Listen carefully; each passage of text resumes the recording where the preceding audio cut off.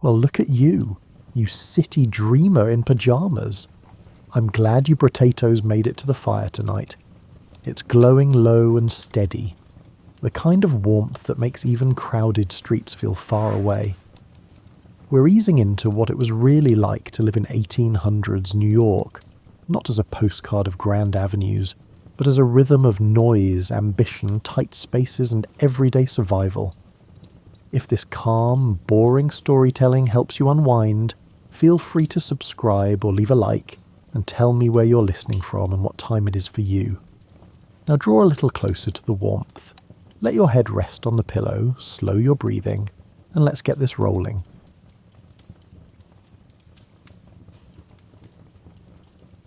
The city you're about to experience exists in a time before electric lights transformed night into day, before automobiles replaced the constant rhythm of horse hooves on stone.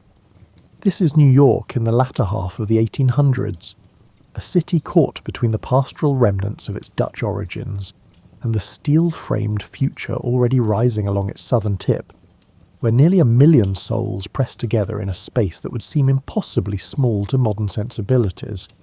You wake before dawn in your third-floor room, and the first sound that reaches you isn't birdsong. It's the low groan of foghorns drifting up from the East River. The sound carries through the pre-dawn darkness like a conversation between giants, each vessel announcing its presence in the soupy mist that settles over the harbour every morning, regardless of season. Your room is cold. The small coal stove in the corner went out sometime around 3 in the morning, and you can see your breath forming small clouds in the dim light seeping through your single window. The glass is old and hand-blown, with imperfections that create strange distortions when you look through it. You've grown fond of these warped views. They make the gaslight on the corner seem to shimmer like a small sun. You swing your legs out from under the wool blankets, your feet finding the cold floorboards. The wood is uneven, worn smooth by decades of feet before yours, and there's a particular board near your bed that creaks in a way that sounds almost conversational. You've learned to step over it when you need to move quietly. The water in your wash basin has a thin skin of ice on it. This is February, and your room, like most rooms in the tenement, has no proper heating beyond what you can provide yourself. You crack the ice with your knuckles, the sound sharp in the quiet morning, and splash the shockingly cold water on your face. It's effective. You're thoroughly awake now. Through your window you can see the harbour beginning to emerge from darkness. The view isn't picturesque in the way that wealthy neighbourhoods might define beauty, but it has its own character. You can see the masts of dozens of ships creating a forest of dark lines against the slowly lightening sky. These aren't the massive steamships that will dominate the harbour in a few decades. Most are still sailing vessels, their rigging as complex as spider webs, though more and more steamers appear each year, their smokestacks adding new vertical elements to the skyline. You dress in layers because that's how you survive winter here. First, the underlinen, which you'll wear for several days before washing. Water is precious when you have to carry it up 3 flights of stairs. Then the wool trousers, slightly scratchy but warm, a shirt, a vest, and finally the coat that's seen better days but still keeps the worst of the wind out. Your fingers are stiff as you work the buttons, and you think, not for the first time, about the people who make these buttons, somewhere in a workshop not unlike the one where you spend your own days. The tenement is beginning to stir around you. You can hear the Martellis below starting their morning, the scrape of their coal scuttle, the low murmur of Italian that you've started to recognise even if you can't understand it. Above you, the Cohen's baby begins to cry, a sound you've learned to sleep through most nights. The walls here are thin enough that you know your neighbour's rhythms as well as your own. You make your way down the stairs, each flight narrow and steep, the banister worn smooth by thousands of hands. The stairwell smells like a combination of cooking, coal smoke, and humanity. Not unpleasant exactly, just densely lived in.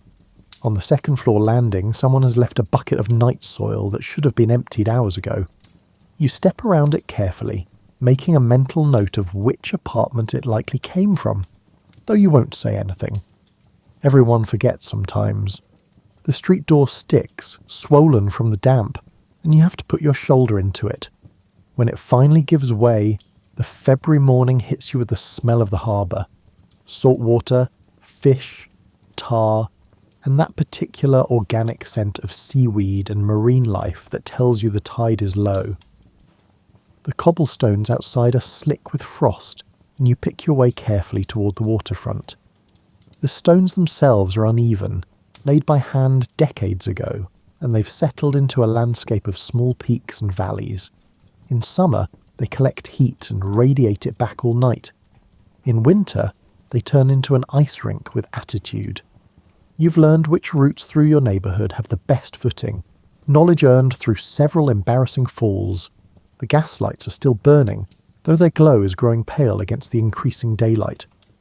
These lights are one of the city's modern marvels, installed over the past 2 decades, and they've changed the rhythm of evening life entirely. Your parents talk about the old days when night meant true darkness, when the city essentially shut down after sunset. Now, the lights create small circles of illumination all along the major streets, and you can walk home from work without feeling like you're navigating by starlight alone. As you approach the waterfront, the activity increases. This is when the harbour truly comes alive. Stevedores are already at work, even in the pre-dawn dimness, loading and unloading ships that arrived overnight or are preparing to catch the morning tide. You stop for a moment to watch them work. There's a rhythm to it that's almost hypnotic. A dozen men moving together, calling out to each other in a mixture of English, German, Irish, and languages you can't identify. The creak of ropes through pulleys, the thud of cargo hitting the dock, and the slap of water against the pilings below. One ship is unloading crates of oranges from somewhere warm. Florida or the Caribbean, you guess. The smell cuts through the fish and tar, bright and sweet, and for a moment you remember that there are places where it isn't February, where people aren't bundled against the cold. The foreman catches you watching and gives you a nod. You've seen him before. Everyone who lives near the waterfront knows everyone else, at least by sight. You continue along the dock, the wooden planks solid under your feet. These piers stretch out into the East River like fingers, and the city has dozens of them now, each one a small industrial ecosystem. There are warehouses that smell of coffee, of tobacco, of spices you've never tasted. There are ship chandlers' shops with windows full of brass instruments and coiled rope. There are taverns that never really close, catering to sailors whose schedules don't match the city's normal hours. A steamship is coming in, its paddle wheels churning the water white, black smoke streaming from its stack. You can feel the vibration through the dock as it approaches, a low thrumming that's nothing like the silent arrival of sailing ships. The crew is already throwing lines to the dock workers, and you watch the complex dance of securing a vessel that size. It's carrying passengers. You can see them lining the rail, pointing at the city, their voices excited even at this early hour. Some of them are immigrants. You can tell. They have that particular look of people seeing New York for the first time, a mixture of hope and uncertainty and exhaustion. You remember your own family's arrival, though you were young enough that the memories are more feeling than fact. Your mother has told you the stories enough times that you're not sure which parts you actually remember and which parts you've constructed from her telling. The city they're seeing is already enormous by any reasonable standard, but it's about to get much larger. You can see construction everywhere along the waterfront. New piers, new warehouses, and new buildings rising on filled land that was underwater just a few years ago. The city is eating the harbour, pushing out into the river itself, and creating new ground where there was only water. You turn away from the harbour and head inland toward the coffee seller who sets up his cart at the corner of Water Street every morning. He's there already, his brazier glowing in the growing light. The smell of coffee cutting through the harbour smells. You fish a few pennies from your pocket. Coffee is a luxury, but one you allow yourself most mornings. The coffee is strong and hot, served in a tin cup that you'll return on your way back. The seller is German, and he nods at you without speaking. You've been buying coffee from him for 6 months now, but you've never exchanged more than a handful of words. That's fine. The coffee speaks for itself. You cup your hands around the warm metal and watch the city continue to wake up. Carts are beginning to appear on the streets, horses' breath steaming in the cold air. A milk wagon rattles past, the bottles clinking against each other in rhythm with the horses' hooves. Someone is sweeping the sidewalk in front of a shop, even though more dirt will accumulate before the doors open. A dog trots past, purposeful, clearly on some important dog business. The sky's fully light now, the sun still below the horizon but painting the clouds in shades of pink and orange. It's going to be a clear day, cold but clear, and you allow yourself a moment of appreciation for this particular morning, this particular cup of coffee, and this particular view of your city beginning its day. You finish your coffee and return the cup to the seller, who's already serving a small crowd of workers heading to the docks. The street you turn onto is typical of this neighbourhood. Narrow, lined with buildings that lean into each other like old friends. The cobblestones creating a rough music as cartwheels pass over them. These cobblestones are the city's skeleton, you sometimes think. They were laid down when the streets were planned, or in some cases when the streets formed themselves from foot traffic and necessity, and they'll probably outlast the buildings that line them. Each stone was placed by hand, fitted against its neighbours, and the result is a surface that's remarkably durable, but spectacularly uncomfortable for anything with wheels. The stones are rounded river rocks for the most part, though some streets have angular quarried stone that's supposedly superior. You can tell where you are in the city sometimes, just by the feel of the cobblestones under your feet. The wealthy neighbourhoods uptown have newer, more uniform stones, laid in neater patterns. Down here the stones are older, more chaotic and settled into their positions by decades of traffic and weather. There's an art to walking on cobblestones in winter. You learn to read the surface, to spot the patches where ice has formed in the gaps between stones, and to know which stones sit higher and provide better traction. Older people sometimes slip, and you've helped more than one person up from these streets, their dignity damaged more than their bodies usually. The street you're on now, Pearl Street, follows the original shoreline of the island from 150 years ago.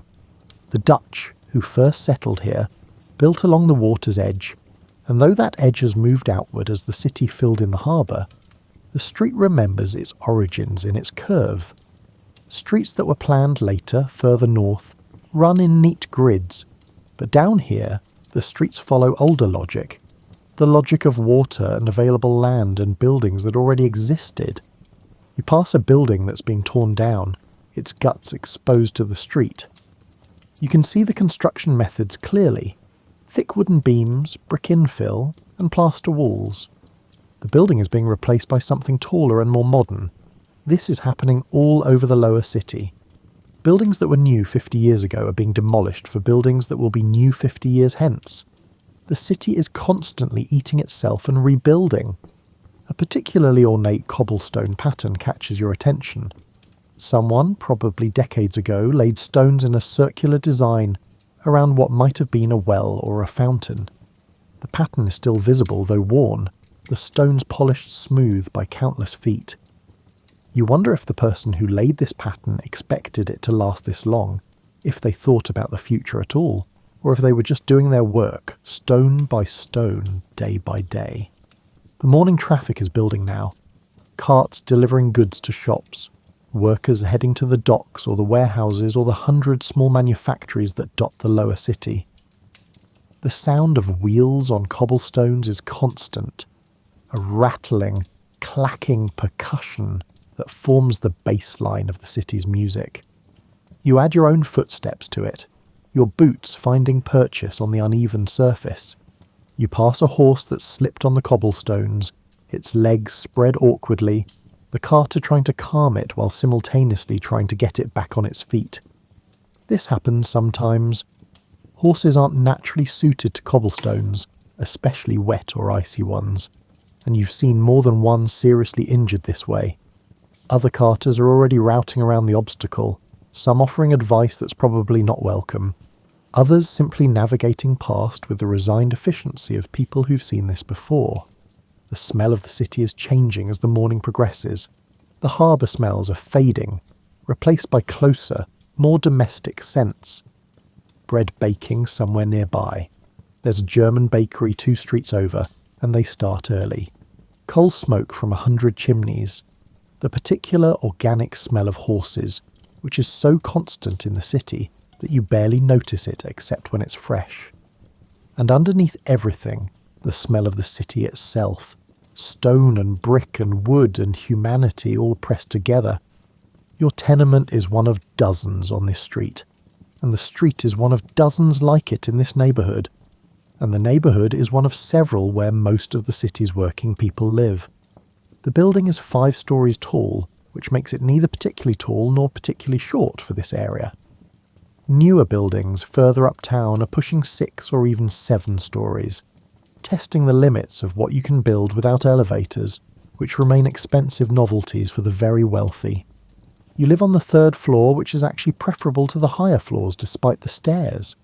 Heat rises, which means the top floors are sweltering in summer, and water pressure, such as it is, weakens the higher you go. The ground floor is commercial space, a small grocery that sells to the building's residents and to the neighbourhood. You can smell it from the street, a mixture of cheese and pickles and the mysterious amalgamation of smells that grocery stores accumulate. Each floor of your building holds 4 apartments, though apartment is perhaps too grand a word. They're rooms, really, or connected rooms for the larger families. Your space is a single room, about 12 feet by 12 feet, with 1 window and a door that doesn't quite fit its frame. You share a toilet in the hallway with the other 3 apartments on your floor, a situation that requires a level of tolerance and schedule coordination that would shock your suburban descendants. The Martellis below you have 3 rooms for 7 people, parents, 4 children, and the grandmother who barely speaks English, but whose cooking fills the stairwell with garlic and tomato smells that make your mouth water. Above you, the Cohens have 2 rooms for themselves and their baby, plus they're expecting another. Next to you is an Irish family whose name you're slightly embarrassed to admit you don't know, despite living 10 feet away from them for 8 months. The walls between apartments are thin. Not paper thin, but thin enough that you know when your neighbours are arguing, when their children are crying, when they're cooking, when they're entertaining visitors. Privacy is a theoretical concept here. You learn to extend a kind of willful ignorance toward your neighbours' lives, to hear but not listen, to know but not acknowledge. It's a skill everyone in the building develops. The building's physical structure tells its own story. The wooden stairs are worn in the middle, creating small valleys where thousands of feet have trod. The banister wobbles at certain points, requiring careful navigation. The walls are plaster over brick, painted in what might have once been a pleasant cream colour, but is now the indeterminate brownish shade that all heavily used buildings eventually achieve. Each landing has a window, though these are often painted shut or don't open anyway.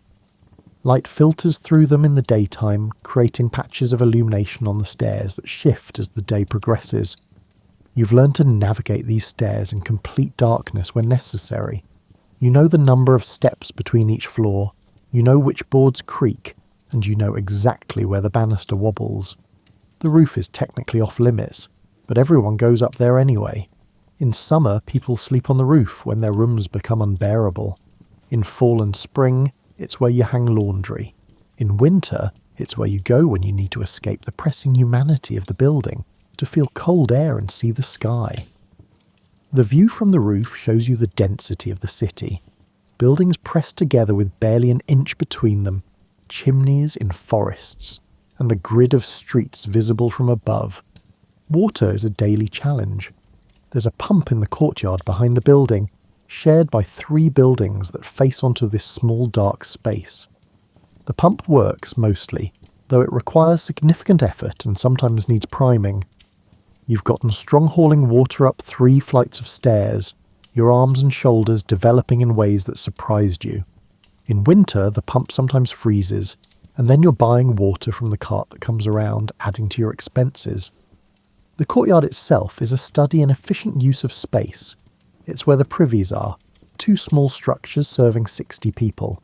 It's where the ash pile is, where everyone dumps their coal ash, which is periodically collected and sold. Ash has uses you've never quite understood. It's where the children play when the streets are too dangerous or too cold. It's where arguments happen, where deals are made, and where life spills out from the crowded apartments. Someone in the building keeps chickens in the courtyard, though this is technically illegal. The chickens provide eggs, which are bartered and sold, and they eat kitchen scraps, which reduces waste. The landlord knows about the chickens but hasn't complained yet, probably because he occasionally receives eggs from the arrangement. The chickens have become something of a mascot for the building, their clucking adding to the general symphony of urban animal sounds. You walk uptown for work, which means you pass through the transition zones where the city changes character. It happens gradually, then all at once. The buildings get taller, the windows get cleaner, and the people on the street are dressed differently. The cobblestones themselves seem smoother, though this might be your imagination giving physical form to economic reality. Broadway is where the change is most obvious. South of Canal Street, it's commercial and crowded and democratic in its chaos.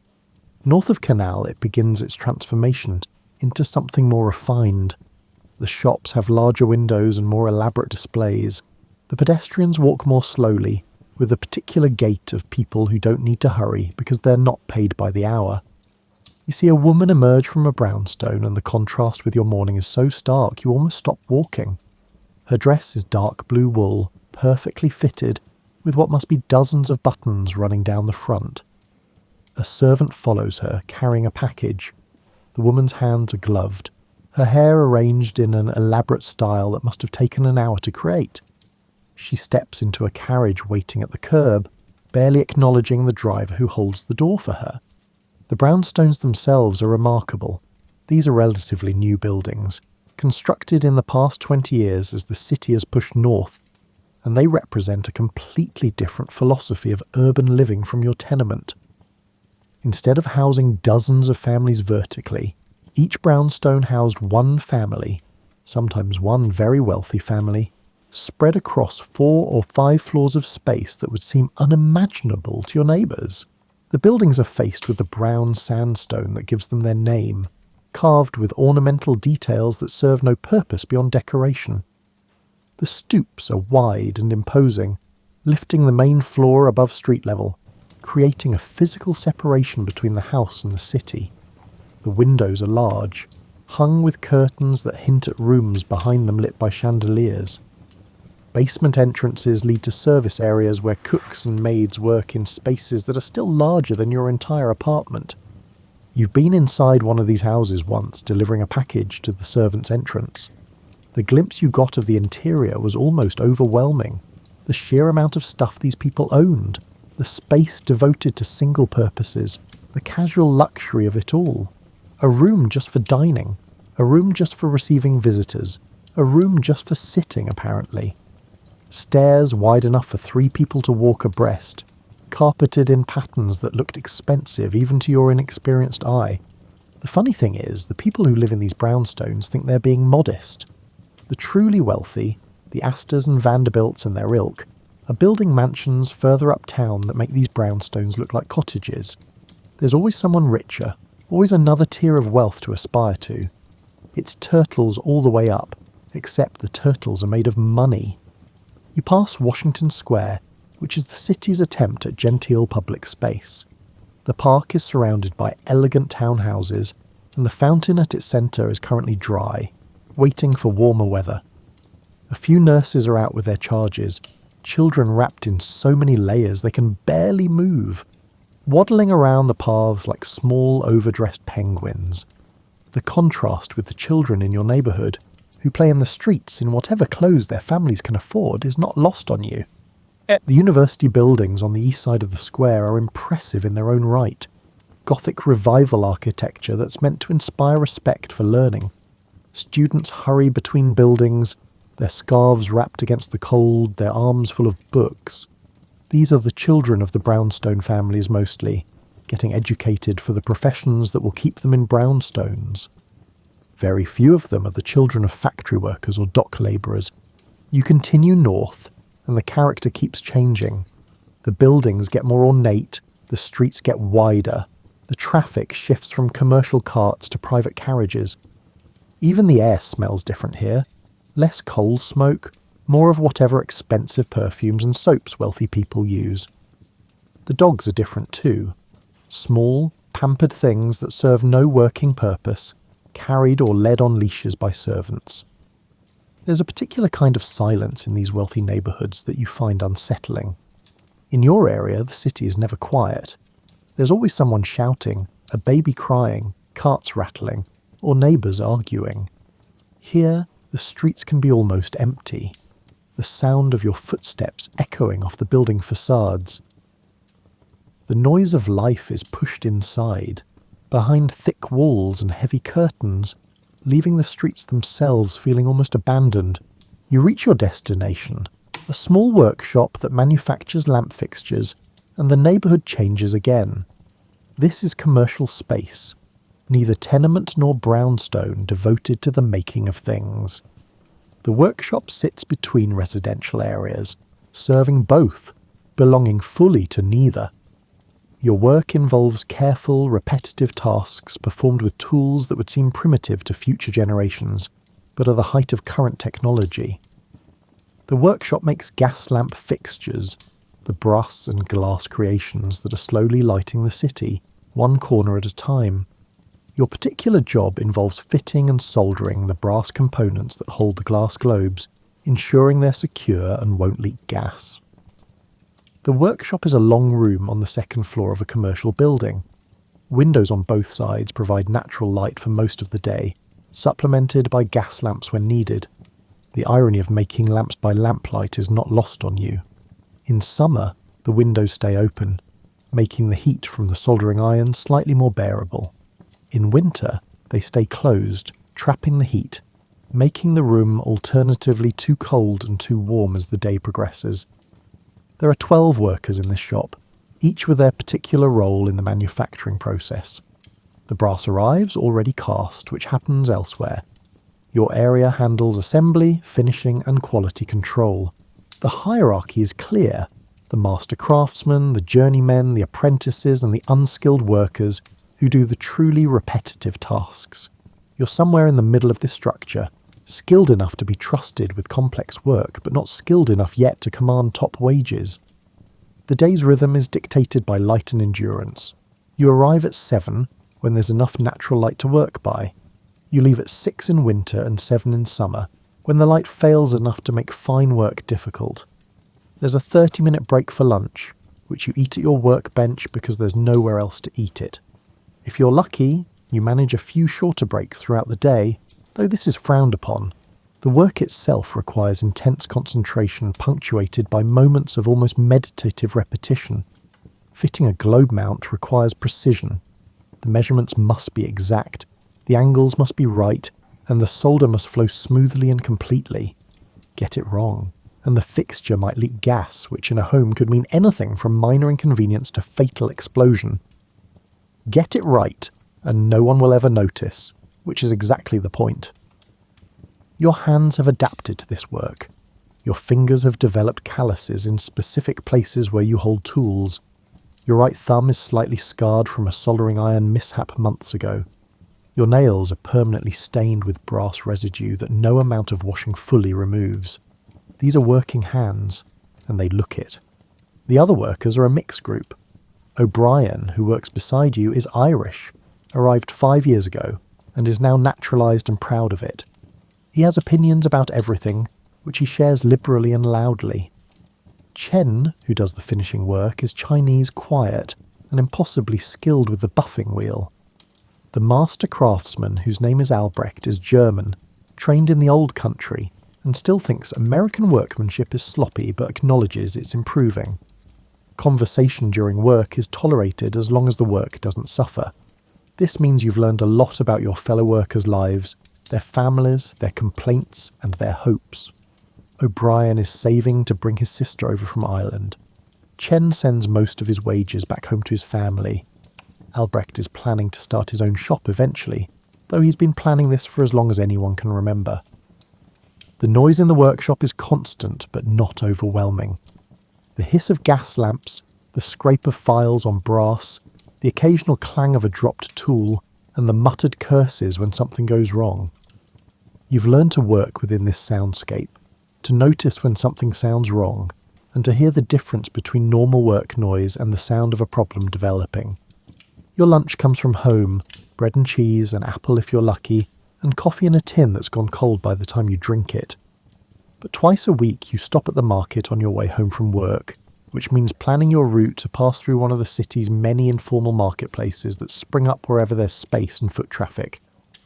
The market you prefer is on Hester Street, a narrow thoroughfare in the Lower East Side that becomes almost impassable, with vendors every evening. The transformation from street to market happens gradually, starting mid-afternoon as carts begin to appear, reaching full chaos by the time you arrive around 7. The street is lined with pushcarts, stalls and blankets spread on the ground, each vendor calling out their wares in a mixture of languages. The sensory experience of the market is intense. Every vendor is competing for attention, which means noise, calling out prices, describing products, and arguing with customers. The smells layer on top of each other. Pickled herring from one cart, fresh bread from another, the sharp tang of cheese, the sweet smell of apples, the earthy scent of potatoes. The visual chaos is almost overwhelming. Piles of goods, hanging meat, vegetables stacked in precarious pyramids, bolts of cloth, used tools, and mysterious objects you can't quite identify. You've learned to navigate this chaos efficiently. First, walk the entire market to see what's available and at what prices. The vendors at the far end often have slightly lower prices because fewer people walk that far. Second, never accept the first price quoted. Haggling is expected, even encouraged. Third, know what things should cost, which comes from experience and observation. Fourth, build relationships with particular vendors, which sometimes results in better deals or first access to quality goods. The fish vendor you prefer is run by a Russian Jewish family with 3 generations working together. The grandfather, who speaks almost no English, handles the fish with practiced efficiency, cleaning them with a knife that's probably older than you are. The daughter handles the money and the conversation, switching between English, Yiddish and Russian depending on the customer. The grandson, who's about 12, does the running and fetching. They recognise you, know your preferences, and sometimes set aside better specimens when they know you're coming. Today you're buying fish, herring specifically, which is cheap and keeps well enough to last several days. The negotiation is brief, almost ceremonial. She quotes a price. You counter with a lower one. She looks offended. You look sceptical. She meets you halfway, and you agree. The entire transaction takes maybe 30 seconds and saves you 2 pennies, which is worth it. Those 2 pennies accumulate. The vegetable cart is run by an Italian family who bring their produce in from farms in New Jersey. February is not a generous month for vegetables, but they have storage apples, winter squash, potatoes, onions, and surprisingly some early greens from a greenhouse somewhere. The greens are expensive, but you've been eating preserved and stored food for months, and the idea of something actually green is appealing. A vendor you don't know is selling eggs, claiming they're fresh from Long Island. This is probably true. Long Island farms supply much of the city's food, brought in by ferry and cart. The eggs are slightly dirty, which is actually a good sign. It means they haven't been sitting around being handled. You buy 6, which the vendor packs carefully in sawdust in a small box. 6 eggs represent protein for most of a week if you're careful. The market is also a social space. You see neighbours here, people from your building and surrounding streets. Information gets exchanged along with goods. Mrs. Novak from the 2nd floor tells you about a job opening at her husband's factory. A woman you recognise but don't know asks if you've heard about the building on Orchard Street that's been condemned. A child selling matches recognises you from your street and asks if you've seen their cat, which has been missing for 2 days. As evening deepens, the gaslights create strange shadows through the market. The vendors' faces are lit from below, giving them almost theatrical appearances. The goods seem to glow and recede depending on where they sit in relation to the lights. The market takes on a different character after dark, slightly mysterious, slightly magical, despite being absolutely mundane. You finish your shopping and begin the walk home, your canvas bag heavier now, the weight reassuring. This is food, security and comfort. The fish will become dinner tonight and lunch tomorrow. The eggs will stretch across the week. The greens will add something fresh to meals that are otherwise monotonously brown and beige. The potatoes are insurance against the future, days when you might not make it to the market. Walking home after dark is a different experience from walking home in daylight. The gaslights have transformed the city in ways that are still being fully realised. 20 years ago, this walk would have required a lantern or the willingness to stumble through near total darkness. Now, you walk from one pool of light to the next, the darkness between them no longer quite so absolute. The lights themselves are marvels of engineering that you've learned not to take for granted. Each street lamp requires regular maintenance. The glass globe must be cleaned, the mantle must be replaced periodically, and the gas supply must be regulated. An army of lamplighters moves through the city each evening, using long poles to turn the gas on and ignite each lamp. The same men return each morning to extinguish them. It's a job that didn't exist a generation ago and might not exist a generation hence, but for now it's stable employment. The quality of light varies. New lamps recently cleaned cast a bright, even glow. Older lamps, or those that need maintenance, provide dimmer, more uneven illumination. You've learned to read these variations, to know which streets are likely to be well lit and which will be murky. The wealthy neighbourhoods have brighter, better maintained lights. Your neighbourhood has lights, at least, which is more than can be said for some areas. The presence of streetlights has changed human behaviour in subtle ways. Shops can stay open later because customers can see to shop. Restaurants and taverns serve customers who might not have ventured out after dark in earlier times. Young people caught in the evening, walking together under the lights in a way that would have been impractical before. Crime hasn't disappeared, the darkness between lights is still dangerous, but the overall feeling of the city after dark has shifted from hostile to merely cautious. You pass a lamplighter at work, his ladder propped against a lamppost, his long pole extending up to the lamp. He's singing something in German, his breath visible in the cold air. It's a lonely job in many ways, walking the same route every evening and every morning, but he seems content with it. He nods at you as you pass, a small acknowledgement of shared humanity in the evening city. The reflection of gaslights on winter ice creates beautiful, treacherous effects. The cobblestones gleam wetly, hiding their true texture. Puddles look like pools of light, tempting you to step into cold water. Windows reflect the lamps, creating false depths and confusing perspectives. It's beautiful in an urban industrial way that you suspect future generations won't fully understand. Inside your building, the lighting is more variable.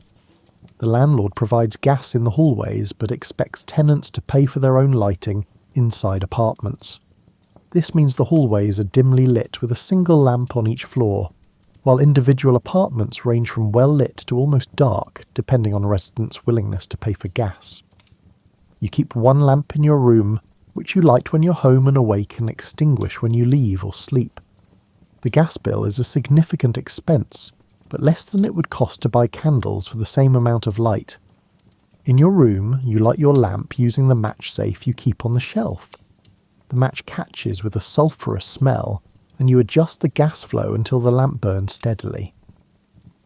The sudden illumination is always slightly startling, the shadows jumping back into corners, the familiar contours of your room becoming visible. You've arranged things so the lamp sits on a small table, its light falling where you need it, on your chair for reading, on the area where you prepare food, and avoiding the bed where bright light would be wasteful. Your evening meal is simple because that's all you have energy for after 10 hours of work. The herring gets fried in a small pan on your room's coal stove, filling the space with a smell that's probably bothering your neighbours but can't be helped. The potatoes are boiled and mashed with a bit of butter you've been hoarding. The greens are wilted in the pan after the fish comes out. It's not fancy, but it's hot and filling and contains actual nutrients. Eating alone is a curious thing that you've gotten used to but still sometimes find strange. In your childhood home, meals were communal, noisy, social events. Now you eat in silence except for the sounds from neighbouring apartments, the Martellis arguing about something, the Cohen baby fussing, and the Irish family's children playing some game that involves a lot of running. You've become comfortable with your own company, but sometimes you miss the chaos of shared meals. After dinner, you have a choice about how to spend your evening. The work week doesn't allow for much recreation, but you have a few hours before bed. Some nights, you read. You've been working through a novel borrowed from the small lending library that operates out of a shop 3 streets over. The lighting isn't ideal for reading, and your eyes get tired, but the escape into someone else's story is worth it. Other nights you go out. There's a beer hall 2 streets over that serves the neighbourhood's working population. It's not fancy. Sawdust on the floor, long tables where strangers sit together, and beer served in heavy glass mugs that have seen better days. But it's warm and social, and only costs a few pennies for a beer and the implicit right to sit at a table for a while. Tonight you decide to go out. You wash your face and hands, change into a slightly cleaner shirt, pull on your coat, and head back down the stairs. The beer hall is busy but not packed. You find a spot at a table and order a beer from the server, who recognises you with a nod. The beer hall serves primarily German immigrants, though it's not exclusively German anymore. The conversations around you are a mixture of German, English, and occasional bits of other languages.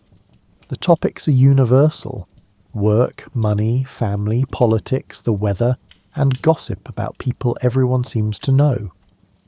You settle into the comfortable anonymity of being in a crowd, listening without necessarily engaging. Someone has brought a newspaper which is being passed around and discussed. The news is typical: political corruption, a fire in Brooklyn, a ship that sank off Long Island, murders, marriages, and mundane bureaucratic happenings. The paper costs 5 cents, which is why it's being shared rather than bought individually. Information is a commodity, and people find ways to access it economically. A group at the far end of the room is singing something German and complicated. They're not particularly good, but they're enthusiastic, and the sound adds to the general atmosphere. Beer halls are democratic spaces in ways that other parts of the city aren't. The man in the worn jacket sitting next to you might be a factory foreman or a day labourer. In here the distinction doesn't matter much. You nurse your beer slowly, making it last. This is rest, this is recreation, and this is the limited leisure that working life allows.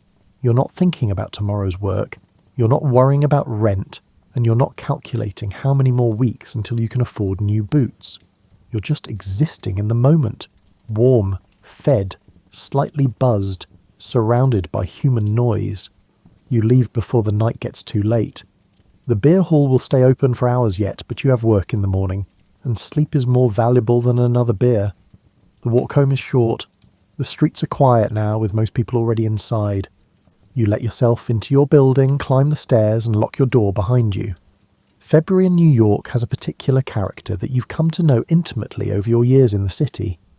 It's the month when winter stops being novel and starts being oppressive, when the cold that seemed bracing in December has become simply exhausting, and when you can't quite remember what warmth feels like and can't quite believe it will ever return. The city in winter is a study in greys and browns. The snow that fell in January has been trampled and mixed with coal dust and horse droppings, until it's a dingy brown slush that lurks in gutters and forms treacherous patches on sidewalks. The sky's often overcast, a uniform grey that makes time feel suspended, neither dawn nor dusk, but some eternal in-between. Even the brick buildings seem greyer somehow, as if the cold has leached their colour. Your room in winter becomes both shelter and prison.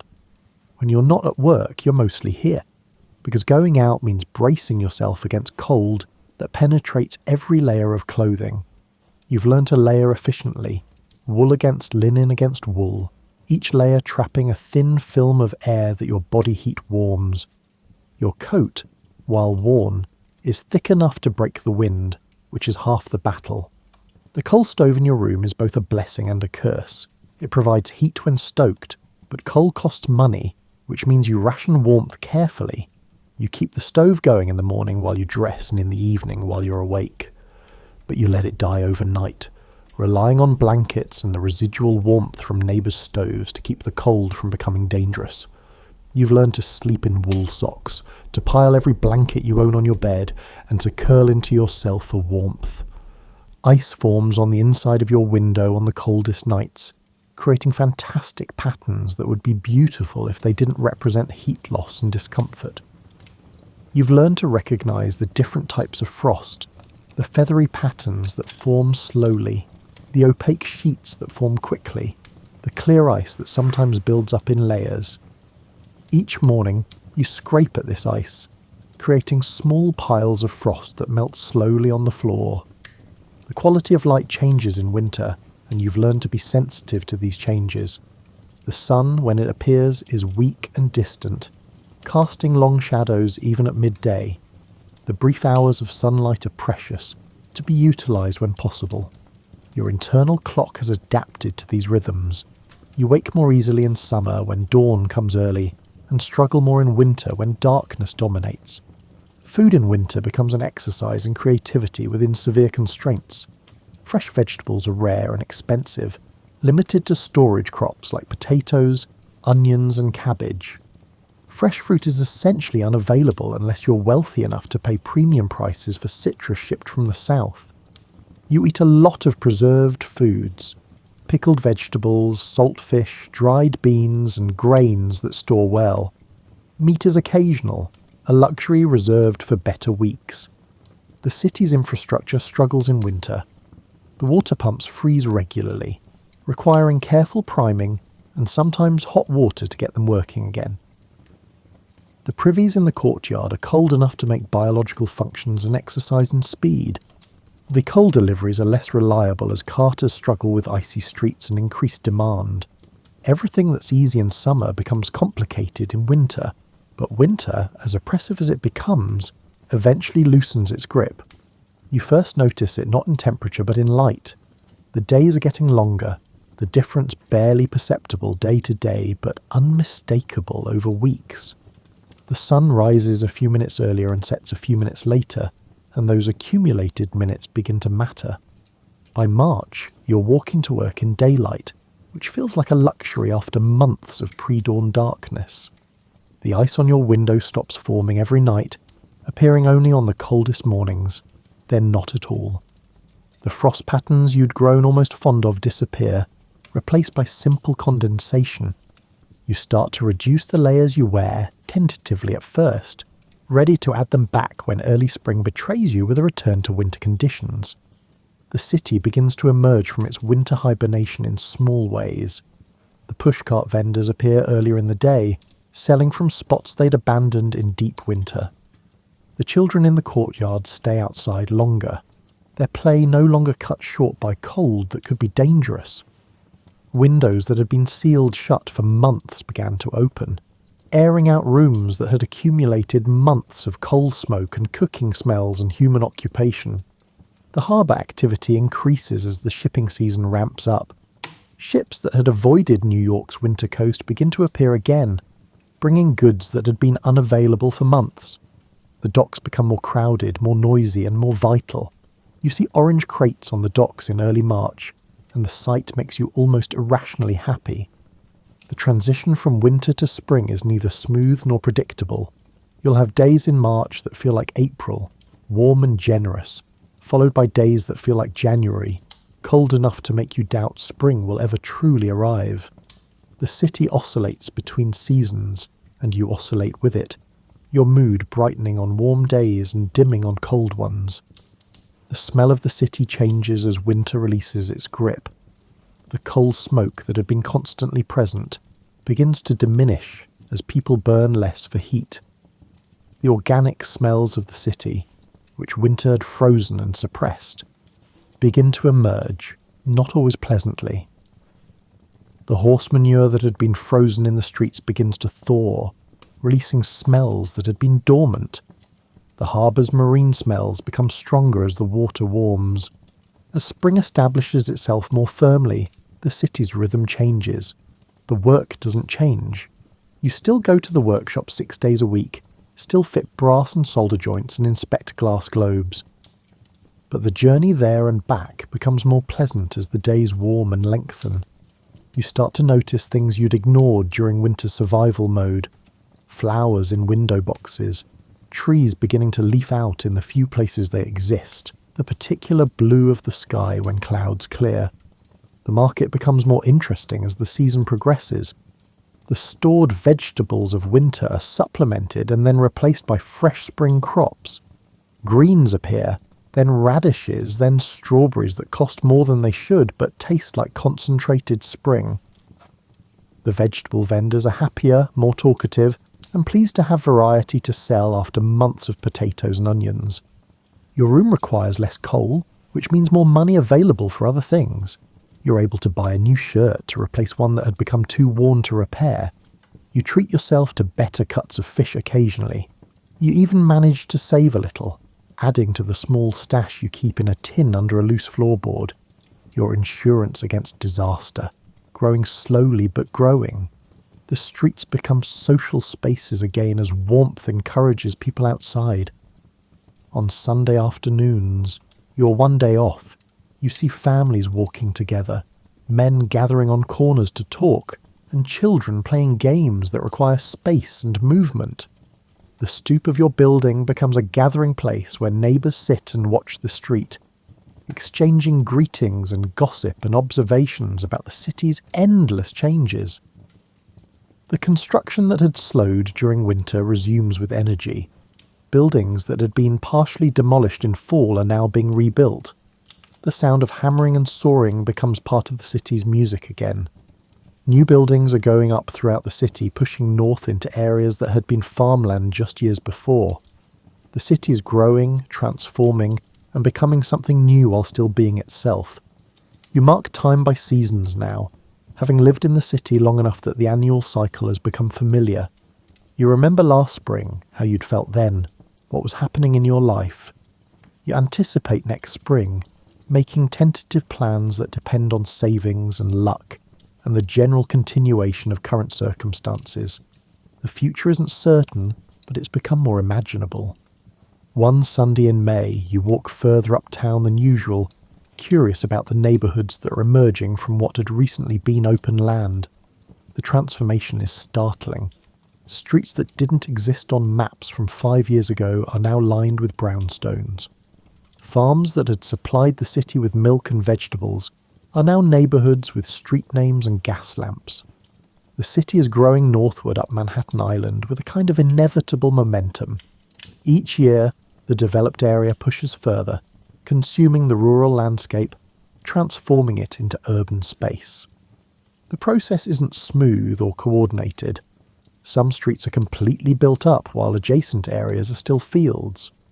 New buildings stand next to old farmhouses, creating temporal collisions that feel almost surreal. You watch a building going up on a corner lot. The construction methods are similar to what you see everywhere: wooden frames, brick infill. But there's something more substantial about these newer buildings. They're taller, more uniform, and built with an eye toward permanence that older buildings sometimes lacked. These neighbourhoods are being built for the long term, for the wealthy families that will occupy them for generations. But even as the city builds and grows, certain rhythms remain constant. The harbour is still the city's heart, bringing in goods and people and news from the wider world. The markets still operate on similar principles of barter and negotiation that have governed commerce for centuries. The working people still rise before dawn and work until dusk, still struggle to afford rent and food, and still build lives in the margins that wealthier people don't see. Your tenement is 40 years old, which makes it old by the city's standards, but not ancient. It will probably stand for another 40 years, housing hundreds of people in its lifetime, each with their own stories, their own struggles, and their own small victories. You're just one of many who will pass through this building, this neighbourhood, this city that transforms around you while somehow remaining itself. The city you're living in is simultaneously ancient and brand new. There are buildings here from Dutch times, structures that predate the revolution, sitting alongside buildings finished last month. There are streets that follow cowpaths from 200 years ago, next to streets laid out last year in perfect grid patterns. The city is constantly becoming and never quite being, always in the process of transformation. You think about your place in this massive organism. You're one of nearly 1 million people now living on this narrow island, each with their own room or apartment or house, each with their own work and worries and hopes. The city would continue without you. You're replaceable in ways that are both freeing and slightly troubling. But while you're here, you're part of it, contributing your small fraction to the whole. The workshop where you work makes lamps that light the city's streets and homes. It's not dramatic work, not the kind that gets remembered in history books, but it matters. Without street lighting, the city's character would be completely different. Without lamps in homes, people's lives would be fundamentally altered. You're part of the infrastructure that makes modern urban life possible, and there's satisfaction in that. As evening approaches, you head back downtown, walking through neighbourhoods as they transition from commercial to residential to commercial again. You pass Chinese groceries and German beer halls and Irish taverns and Italian bakeries and Jewish delis.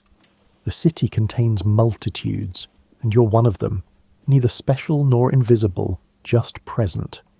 You arrive back at your building as the lamplighters are beginning their evening rounds. You watch one ignite the lamp on your corner, the small flame growing to a steady glow. In an hour or two, the whole city will be dotted with these lights, creating a map of civilization visible from the harbour, from the Brooklyn shore, from anywhere with a view of Manhattan. You climb your stairs for what must be the 1,000th time this year. The creaky board still creaks. The banister still wobbles. The smell of the Martelli's dinner fills the stairwell, making your mouth water. You unlock your door and step into your room, which is exactly as you left it, because nothing here changes without your direct action. You light your lamp, prepare your simple dinner, and eat while watching the last of the daylight fade from your window. Tomorrow will be Monday, the start of another work week, another cycle of mornings and evenings, labour and rest. But tonight, you're here, fed and warm and safe enough, participating in the grand experiment of urban life in the latter half of the 19th century. The city outside your window is settling into its evening routine. Lights are appearing in windows across the neighbourhood. Sounds are shifting from day noise to night noise. Children are being called inside. Workers are returning home. The city is breathing the way it does every evening, has done for decades, and will do for centuries to come. You are here, in this moment, in this place, and while you don't know what the future holds, the city's or your own, you know that both will continue, changing and remaining, becoming and being, the way cities and lives do. And for now, that's enough to settle into sleep, to rest before rising again to meet whatever tomorrow brings in this city that never quite stands still.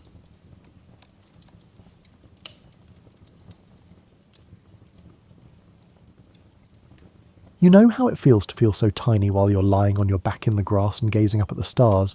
Congratulations! You're experiencing exactly the same thing that, most likely some 40,000 years ago, ignited human astronomy. Imagine that as an early human, your main worries are avoiding being eaten by an animal with larger teeth than you, and determining where you will get your next meal.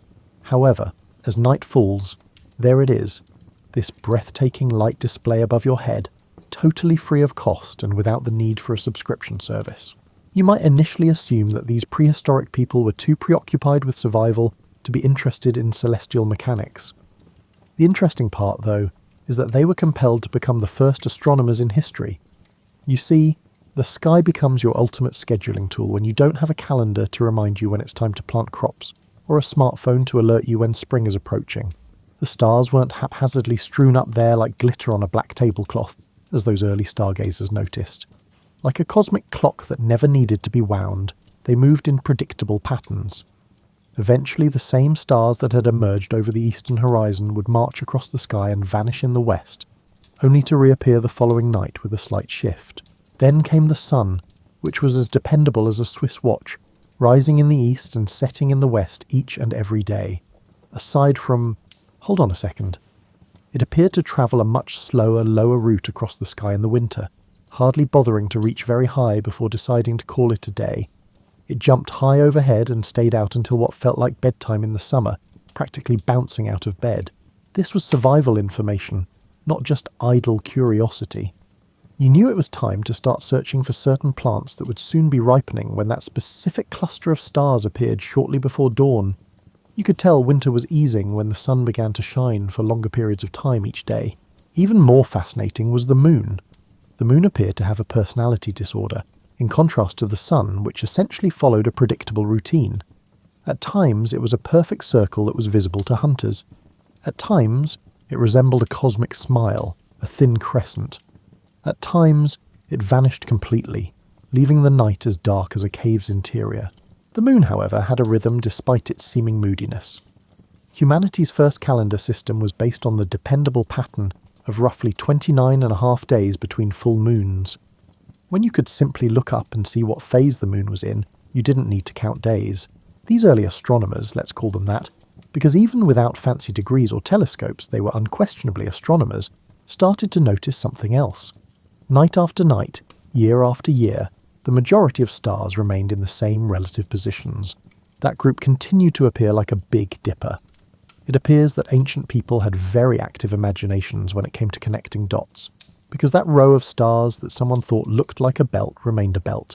The troublemakers, however, were a few luminous objects that roved the sky as if they were unsure of their destination. Later, the Greeks would refer to them as planets, which means wanderers, and that is what we still call them today. 5 of these roving stars, Mercury, Venus, Mars, Jupiter and Saturn, were visible to ancient observers even in the absence of telescopes. Venus was especially perplexing because it seemed to be 2 distinct stars, one that emerged shortly before sunrise and another shortly after sunset. It took a long time for someone to realise that it was the sun playing peekaboo with the same object. These observations weren't merely remembered as fascinating anecdotes as the generations went by. They were assimilated into everyday life and became fundamental knowledge. Seasons were approaching when certain stars rose at particular times.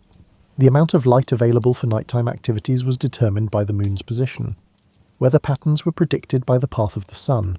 Priests or shamans, who were the community's official timekeepers and weather forecasters, were frequently entrusted with this knowledge because it was so valuable that it became sacred. Not only was it helpful, but it was almost magical to be able to predict with precision when spring or the rains would arrive.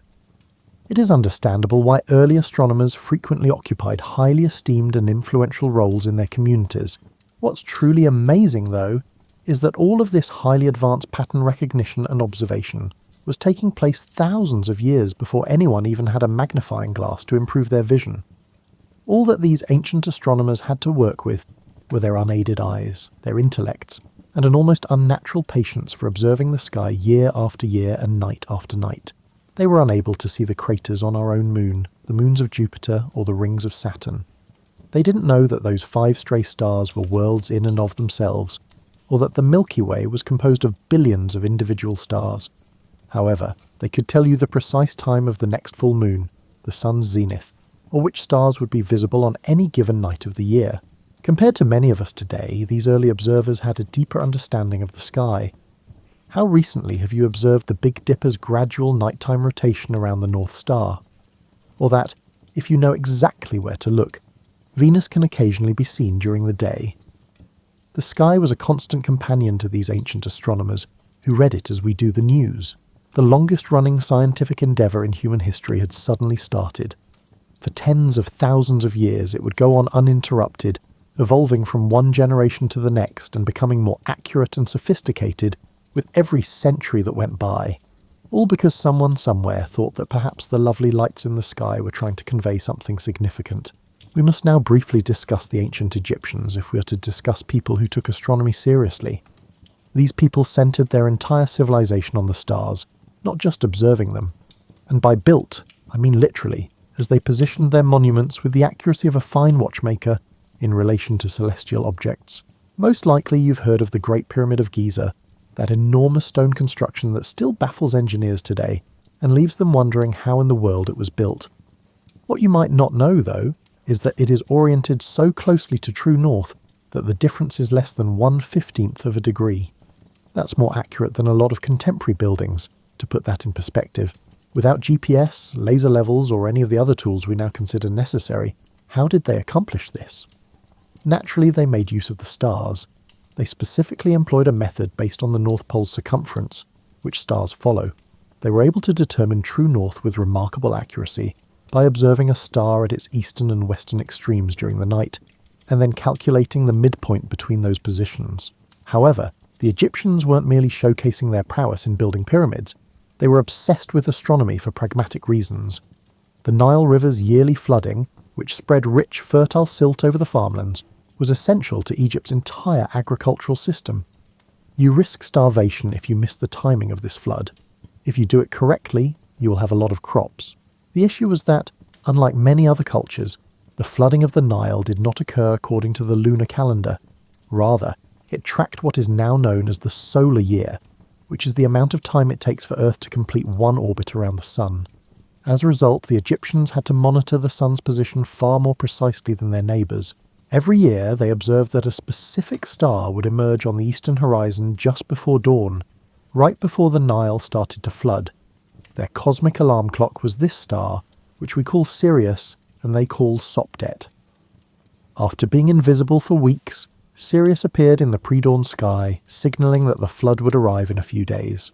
They created one of the most precise calendars in antiquity based on this observation, creating a 365-day year that was only off by roughly a quarter of a day.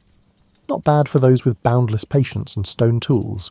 We also have some of the oldest written records of astronomical observations from the Egyptians. They made maps of the stars, monitored the motion of planets, and devised complex techniques for determining the time at night. As each deacon rose above the horizon during the night, it marked the passage of time like a celestial clock. They separated the night sky into 36 sections, each of which was linked to a group of stars known as a deacon. As the official astronomers, their priests developed extraordinary skills in forecasting heavenly occurrences. They could predict precisely when the sun would rise to particular positions in the sky, when the next new moon would occur, and when specific stars would rise. The pharaoh's divine authority, agricultural planning, and religious ceremonies all depended on this knowledge, which was not merely academic. Speaking of pharaohs, the Egyptians considered their rulers to be actual gods with direct ties to the heavens. Their entire approach to astronomy was influenced by this belief. The sun god Ra was frequently equated with the pharaoh's divine nature, and in order to preserve cosmic order, significant rituals had to be timed to coincide with astronomical occurrences. The idea that the solar year differs from the lunar year, which is employed by many other cultures, was also created by the Egyptians. A solar year, which is determined by the sun's apparent position in relation to the background stars, has roughly 365¼ days, whereas a lunar year, which is determined by the moon's phases, has roughly 354 days. Even though this might not seem like much, it adds up over time. Seasons in a society with a lunar calendar alone would progressively become out of sync with the calendar. The Egyptians resolved this issue by concentrating solely on the sun and stars and essentially disregarding the moon for calendar purposes. This was a groundbreaking method that would eventually inform our current calendar system and have an impact on Greek and Roman calendars. However, Egyptian astronomy's record-keeping was arguably its most remarkable feature. They tracked long-term celestial cycles by keeping meticulous records of their observations over centuries. They discovered that Sirius's rising gradually changed in relation to their calendar, completing a full cycle every 1,460 years, rather than simply rising at the same time every year. They came up with the idea of the Sothic cycle, which was named after Sothis, another name for Sirius, as a result of this observation. It's almost unbelievable how accurate their observations are. Year after year, the heliacal rising of Sirius, the planet's first appearance before dawn after a period of invisibility, could be predicted by Egyptian astronomers to within a day or two. They were able to observe that Venus has both morning star and evening star phases, and that Mars has a longer cycle than the other planets that are visible. They even created tools to aid in their observations. They were able to align structures with astronomical accuracy thanks to the Merket, which was basically a sighting tool made from a palm leaf rib. It served as an antiquated surveying tool that could accurately determine angles and directions when used in conjunction with a plumb line. Papyri that explain the motions of celestial bodies and their relevance to earthly events are among the earliest known astronomical writings produced by the Egyptians. These records demonstrate a highly developed knowledge of astronomical cycles and how they relate to pragmatic issues like farming and religious holidays. The way they combine their understanding of astronomy with their religious and philosophical beliefs is especially intriguing. The sky was more than just a group of far-off lights to the Egyptians. It was a blueprint for preserving harmony between heaven and earth, a map of the afterlife, and a roadmap for the pharaoh's journey to join the gods. A mythological framework for comprehending the daily cycle of sunrise and sunset was provided by their goddess Nut, who was said to swallow the sun every evening and give birth to it every morning. Sirius was connected to Isis, his divine consort, and Osiris, the god of the afterlife, to the constellation we now call Orion. These were not merely tales, they were sophisticated attempts to use the conceptual tools at their disposal to make sense of the universe. For millennia to come, civilizations would be influenced by the Egyptian approach to astronomy. They established a model that other cultures would follow and expand upon through their strategies for monitoring astronomical cycles, their methods for exact alignment, and their fusion of astronomical knowledge with real-world applications. That's not bad for a civilization that thrived more than 4,000 years ago, with only their eyes, their minds, and the unwavering conviction that the secrets of the sky were the keys to knowing everything that mattered. The Babylonians were the masters of mathematics, if the Egyptians were the painstaking record keepers of the ancient astronomical world. You know what this needs? Numbers. Lots and lots of numbers, these people thought, after taking a quick look at all those celestial observations. The Babylonians, who inhabited what is now Iraq in Mesopotamia, faced a difficult dilemma. The Babylonians had to contend with the much less dependable Tigris and Euphrates rivers than the Egyptians, who could count on the Nile's consistent flooding. Their ability to comprehend intricate patterns of rainfall, river levels, and seasonal variations, which varied considerably more drastically from year to year, was essential to their agricultural success. They developed an obsession with looking for patterns in everything, particularly the sky, as a result of this uncertainty. Perhaps they could make more accurate predictions about events on Earth if they could only figure out the laws governing celestial movements. As a result, they created what is now regarded as the first authentic mathematical astronomy. The 360-degree circle, which is so essential to mathematics and navigation that we still use it today, was invented by the Babylonians. Because 360 is divisible by so many numbers, 2, 3, 4, 5, 6, 8, 9, 10, 12, 15, 18, 20, 24, 30, 36, 40, 45, 60, 72, 90, 120, and 180. They decided to use it. In a world without computers or calculators, this greatly simplified calculations. In addition, they created the sexagesimal, base 60 system for measuring time and angles, which divides an hour into 60 minutes and a minute into 60 seconds. Why 60? It is extremely helpful for breaking things down into smaller, more manageable parts because, like 360, it has many factors. Here is where the Babylonians truly excelled, however, as they discovered that the planet's ostensibly chaotic movements actually followed mathematical patterns. They found that mathematical formulas could be used to describe the motion of a planet if its position was closely monitored over a period of years. The notion that the heavens functioned in accordance with mathematical laws that people could learn and comprehend was revolutionary. Consider Mars. For centuries, astronomers had been baffled by this planet's seemingly unpredictable behaviour. Like the Sun and Moon, Mars would typically travel steadily from west to east against the background stars. However, it would occasionally slow down, pause, go in the opposite direction for a few weeks, pause once more and then start moving east. This was referred to by the Greeks as retrograde motion, and it appeared to defy any logical notion of how celestial bodies ought to function. Like the mathematical detectives they were, the Babylonians tackled this problem. They accumulated massive tables of data by meticulously monitoring Mars' position night after night, month after month, and year after year. They eventually found that the retrograde loops on Mars had a regular pattern, repeating every 687 days, which is now known to be the orbital period of the planet. In order to forecast precisely when Mars would start its retrograde motion, how long it would last, and where the planet would be at any given point in the future, they created complex mathematical models. They only concentrated on identifying mathematical patterns that worked, not realizing that Mars' apparent motion was actually caused by Earth passing Mars in its orbit around the Sun. The Babylonians treated every planet that was visible in the same way. For Mercury, Venus, Mars, Jupiter, and Saturn, they developed intricate mathematical models that were tailored to take into consideration the unique characteristics and trends of each planet. Surprisingly accurate, these models frequently predicted planetary positions to within a degree or two. They also significantly improved our knowledge of lunar cycles. The Babylonians were able to predict eclipses with remarkable accuracy, after they learned that they follow an 18-year, 11-day cycle known as the Saros. This was not merely academic knowledge. Because eclipses were frequently interpreted as divine omens, Babylonian priests who were able to predict them enjoyed great power and prestige. Given that they operated without telescopes, without access to contemporary mathematical notation, and without any knowledge of the actual solar system structure, it is nearly impossible to comprehend the mathematical sophistication of Babylonian astronomy.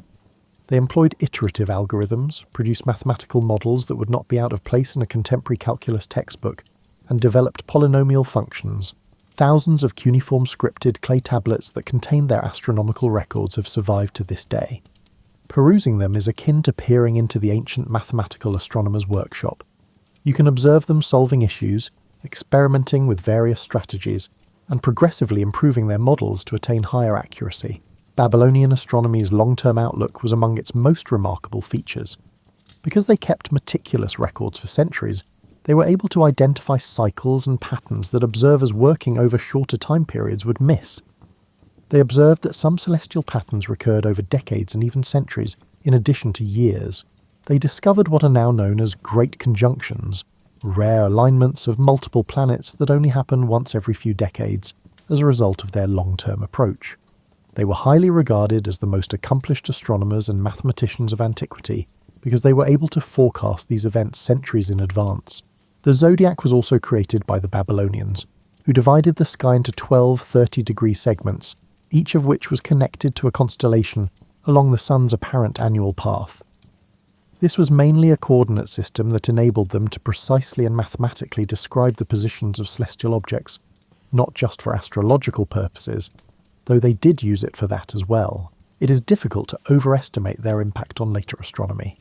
Greek astronomers drew extensively on Babylonian observations and mathematical methods when they started formulating their own theories. Babylonian mathematicians were the original creators of many of the mathematical instruments that astronomers used during the Middle Ages and into the Renaissance. It's especially amazing how they were able to create such complex mathematical models while operating under a totally false understanding of the structure of the solar system. They believed that the Sun, Moon, and planets all orbited the Earth, which they believed to be at the centre of the universe. Their mathematical models were precise enough to make amazing predictions about celestial events in spite of this basic misunderstanding.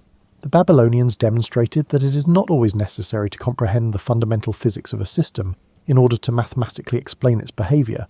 Even when your theoretical framework is entirely incorrect, there are situations when careful observation and mathematical analysis can yield valuable results.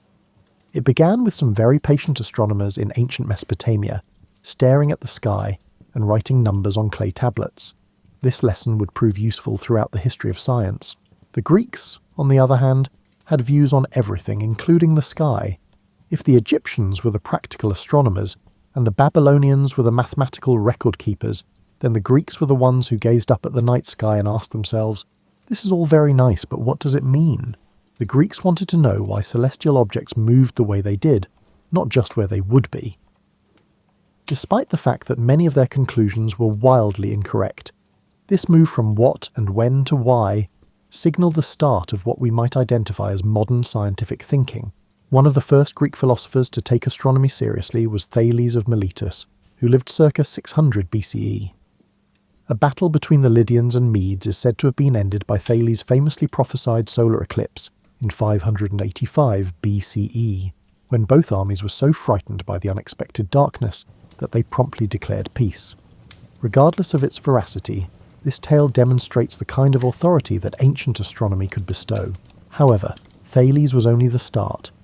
It was the Greeks who dared to pose more ambitious questions that truly revolutionized astronomy. Similar to Anaximander, who postulated that the Earth was free to float in space without any assistance, a radical notion that contradicted the conventional wisdom that the Earth must be supported by something, be it a gigantic elephant, a giant turtle, or some other cosmic foundation. Then came Pythagoras, the man behind the well-known theorem, who made an even more significant contribution to astronomy: the notion that the universe functioned in accordance with mathematical principles. Pythagoras and his adherents held that the fundamental building blocks of reality were numbers, and that profound truths about the nature of existence could be discovered by comprehending the mathematical relationships governing celestial movements.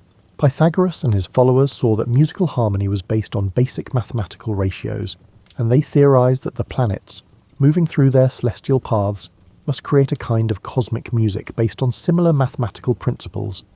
This mathematical approach led to one of the most beautiful errors in the history of astronomy: the idea of the music of the spheres.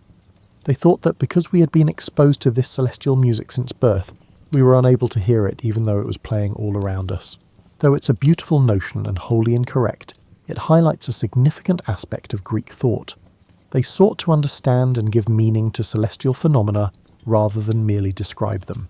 Plato, who wrote his well-known dialogue Timaeus around 380 BCE and offered a thorough theory regarding the universe's creation, marked the pinnacle of this quest for greater meaning.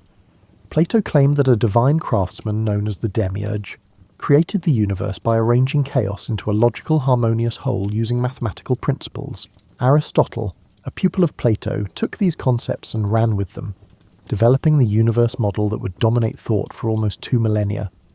According to Aristotle, the universe was made up of a number of nested crystalline spheres, each of which carried a celestial object in its orbit around the Earth, which was stationary at the centre of the universe.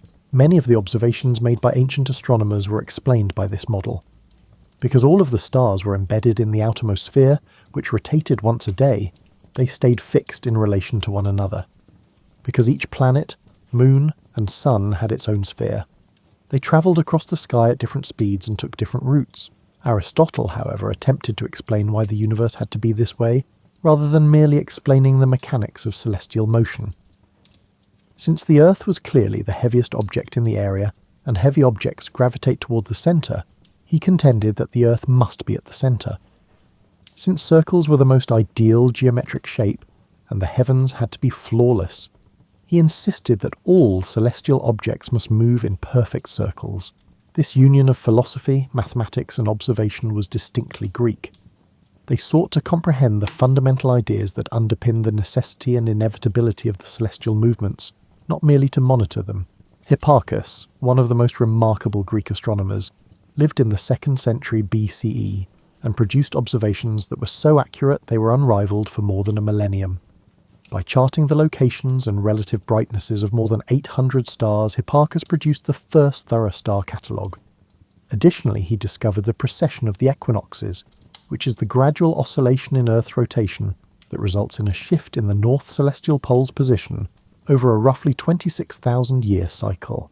Hipparchus made this discovery after noticing minor but consistent variations in star positions, while comparing his own observations with those of previous astronomers. Hipparchus saw these discrepancies as proof of a gradual long-term shift in Earth's orientation with respect to the stars, which a less attentive observer might have mistakenly ascribed to errors in the older records. It takes extraordinary precision to detect precession. Even over the course of a human lifetime, the shift we're discussing, roughly 1 degree every 72 years, is hardly noticeable. Hipparchus, however, was cautious enough in his own measurements and had access to Babylonian records dating back several centuries to pick up on this remarkably subtle effect. Hipparchus also significantly advanced our knowledge of the moon and sun. He estimated the length of the lunar month to be less than 1 second accurate, and he calculated the length of the year to be within roughly 6 minutes of the right value. He even tried using a solar eclipse to calculate the distance to the moon, but his result was only approximately accurate. Aristarchus of Samos, a Greek astronomer who lived in the 3rd century BCE, was arguably the most ambitious. He made a completely novel suggestion that the sun, not the Earth, was the centre of the universe. In order to explain the apparent motion of celestial objects without requiring the entire universe to revolve around the Earth, Aristarchus proposed that the Earth rotated on its axis once daily, and orbited the sun once annually. Other Greek astronomers largely disregarded this extremely audacious notion. Why? because it appeared to go against both careful observation and common sense. Would we not sense the Earth's rotation? Wouldn't the stars seem to change position as we looked at them from various points in our orbit if the Earth were travelling through space? Considering the observational instruments at the Greeks' disposal, these objections were entirely valid. Since they had no reference point outside the rotating system, they were unable to perceive the effects of Earth's rotation and were unable to detect the extremely subtle parallax shifts that would result from stellar motion. Therefore, the majority of Greek astronomers continued to use increasingly intricate versions of the Earth-centered universe, rather than adopting Aristarchus' heliocentric model. Claudius Ptolemy created the most advanced of these in the 2nd century CE. In order to account for the intricate movements of the planets while maintaining the Earth at the centre of everything, Ptolemy's model employed intricate combinations of circles moving on other circles, referred to as epicycles. For more than a millennium, Ptolemy's system was the accepted astronomical model because it was mathematically complex and reasonably accurate in predicting the positions of planets. It also required dozens of meticulously adjusted circles to match observations, making it extremely complex. To keep the model functioning, an increasing number of epicycles had to be added as astronomical observations improved over the centuries. Significant progress was also made by the Greeks in determining the Earth's size and the separations between celestial bodies. Eratosthenes determined the circumference of the Earth in 240 BCE by comparing the angles of shadows in two cities on the same day and at the same time. To within a few percent of the right value, his result was accurate. Eratosthenes' approach was elegantly straightforward. He was aware that at noon on the summer solstice, the sun was directly overhead in the city of Syene, present-day Aswan, Egypt, and shone straight down a deep well.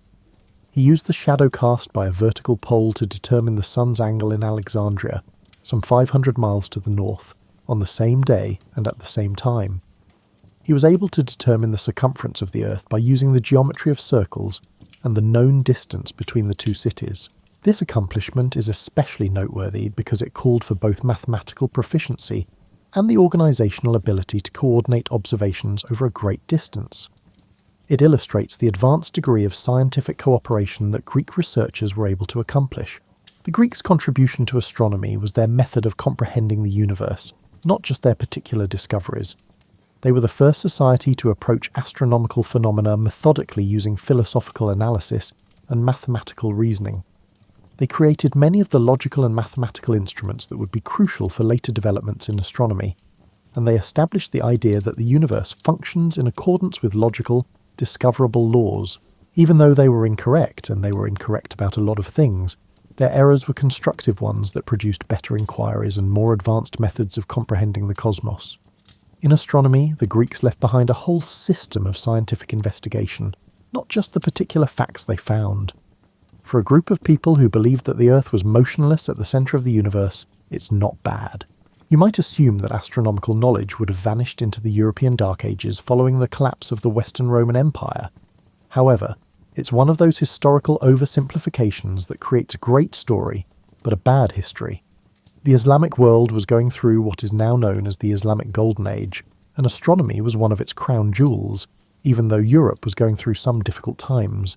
Islamic scholars began to improve, expand, and in many cases, completely transform the astronomical knowledge of the Greeks, Babylonians, and Indians in the 8th century CE.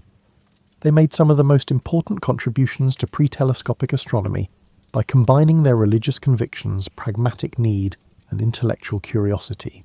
The religious motivation was especially significant. Muslims were required by Islamic law to face Mecca and pray 5 times a day, so wherever you were in the world, you had to find the right direction. Additionally, you had to be aware of the exact times for prayers, which changed throughout the day and year based on the sun's position. You can see why Islamic culture placed such a high value on astronomical accuracy when you combine this with the requirement to determine the start of lunar months for religious observances. However, the Islamic astronomers did much more than merely resolve pragmatic religious issues. They created observatories, studied and translated ancient texts, created new mathematical methods, and made observations with never-before-seen accuracy. In many respects, they were the first astronomers to pursue a career devoted to studying the heavens. During the late 9th and early 10th centuries, al-Battani was one of the most remarkable early Islamic astronomers. After applying rigorous mathematical analysis to Ptolemy's old observations, Albertani found that many of his measurements required substantial corrections.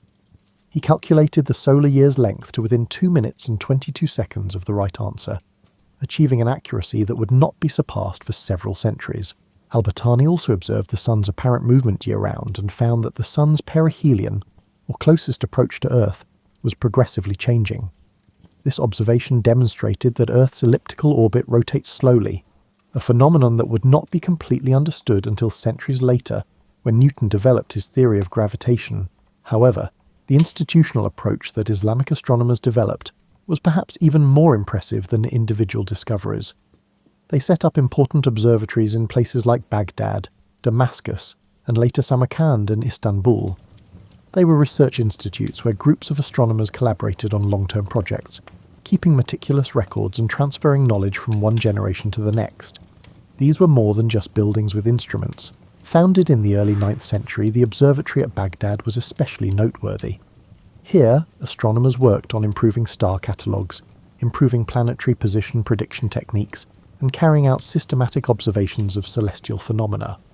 They were able to combine knowledge from all over the world because they had access to libraries that held astronomical texts from Persian, Indian, Chinese, and Greek sources. The development of the Zij, comprehensive astronomical tables that could be used to forecast the positions of the Sun, Moon, and planets at any given time, was one of the most ambitious endeavours carried out by Islamic astronomers. These tables, which frequently reflected decades of labour by teams of astronomers, required a great deal of meticulous observation and mathematical computation. The Zij-i Sultani, which Ulugh Beg and his group produced at the Samarkand Observatory in the 15th century, is the most well-known of these. This work was so accurate that, well into the telescopic age, it continued to be the standard reference for astronomical calculations in many parts of the world. Significant progress was also made by Islamic astronomers in the mathematical methods necessary for astronomy. By developing the sine, cosine, and tangent functions, which remain essential to mathematics today, they elevated trigonometry to a highly advanced mathematical tool. Additionally, they made significant contributions to algebra by creating techniques for resolving challenging equations that were necessary for computations in astronomy. Theoretical astronomy, or the creation of alternative models to explain celestial motions, was the focus of some of the most inventive Islamic astronomers. From a philosophical point of view, the Ptolemaic system had always been a little disappointing due to its intricate epicycle arrangements. Alternative methods were developed by Islamic astronomers such as al-Biruni and Ibn al-Haytham, known as al-Hazan in the West, in an effort to provide more physically plausible explanations for planetary motions. The scientific methodology of al-Biruni, who lived in the 11th century, was especially noteworthy. He rejected explanations that could not be empirically tested and insisted that conclusions be drawn solely from meticulous observations and mathematical analysis. Additionally, he demonstrated a level of intellectual integrity that was uncommon for his era by candidly acknowledging the shortcomings of his techniques and the unpredictability of his measurements. Using a different approach than Eratosthenes, al-Biruni carefully measured the circumference of the Earth, and his results were accurate to within 1% of the right value. In addition, he studied lunar craters in great detail and came to the accurate conclusion that impacts, not volcanic activity, were responsible for their formation. This conclusion would not be accepted by European astronomers for several more centuries. The creation of more precise tools for observing the stars was one of Islamic astronomy's most important contributions. They developed better models of the astrolabe, an advanced instrument that could be used to measure the positions of planets and stars, calculate local time, and resolve a number of astronomical issues. In addition, Islamic instrument makers created the torquetum, the quadrant, and several types of sundials, all of which were intended to more precisely address particular astronomical issues than earlier devices. These tools were frequently both scientific and artistic creations, embellished with calligraphy and elaborate geometric designs. In the hands of Islamic artisans, the astrolabe in particular became so sophisticated that it transformed into a portable analog computer that could solve a variety of navigational and astronomical issues. With a single device small enough to carry in one hand, a competent user could predict the rising and setting times of stars, determine the time of day or night, find the direction of Mecca from any location, and even cast horoscopes. Important observations were also made by Islamic astronomers, They created star catalogues that were more thorough and accurate than any previously published ones. They observed comets, supernovae, and other ephemeral celestial phenomena in great detail. They improved predictive models by tracking planet movements with previously unheard of accuracy. In the 10th century, Abd al-Rahman al-Sufi made one particularly significant discovery. Al-Sufi discovered a fuzzy star-like object that hadn't been in any of the earlier catalogues while he was assembling his star catalogue. He referred to this object as a nebulous star, but in reality it was the Andromeda Galaxy, the first galaxy other than the Milky Way that astronomers had ever observed. It would take another 1,000 years for Al-Sufi to realise that he was staring at a galaxy with hundreds of billions of stars. Islamic astronomy had many uses outside of religious observances. Islamic traders and adventurers required precise navigational techniques because they were traversing great distances by land and sea. Islamic astronomers established the mathematical underpinnings for the ensuing great age of exploration by developing advanced methods for calculating latitude and longitude. They made important contributions to timekeeping as well. Islamic astronomers created increasingly precise sundials, water clocks, and other timepieces. For both practical and religious reasons, they produced comprehensive tables that displayed the sunrise and sunset times for various latitudes throughout the year.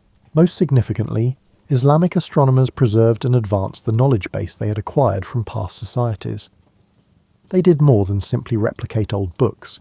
They filled in the blanks, fixed mistakes, and expanded our understanding of the universe. Many of the mysteries that had baffled the ancients had already been resolved by Islamic astronomers when European scholars started to rediscover astronomy during the Renaissance. It is impossible to overestimate the impact of Islamic astronomy on subsequent developments in Europe. Copernicus made extensive use of Islamic astronomers' observations and mathematical methods in the development of his heliocentric model. The Islamic Golden Age produced many of the mathematical instruments that were crucial to the scientific revolution. In addition to scientific advancements, Islamic astronomy has left its mark on the terminology we use to describe the universe. The Arabic origins of many of the modern star names, Aldebaran, Altair, Betelgeuse, and Rigel, reflect the crucial role that Islamic astronomers played in cataloguing and researching the night sky. Chinese astronomers were approaching the study of the universe in a totally different way than Islamic and European astronomers, who were occupied with debating whether the sun or the earth was at the centre of the universe.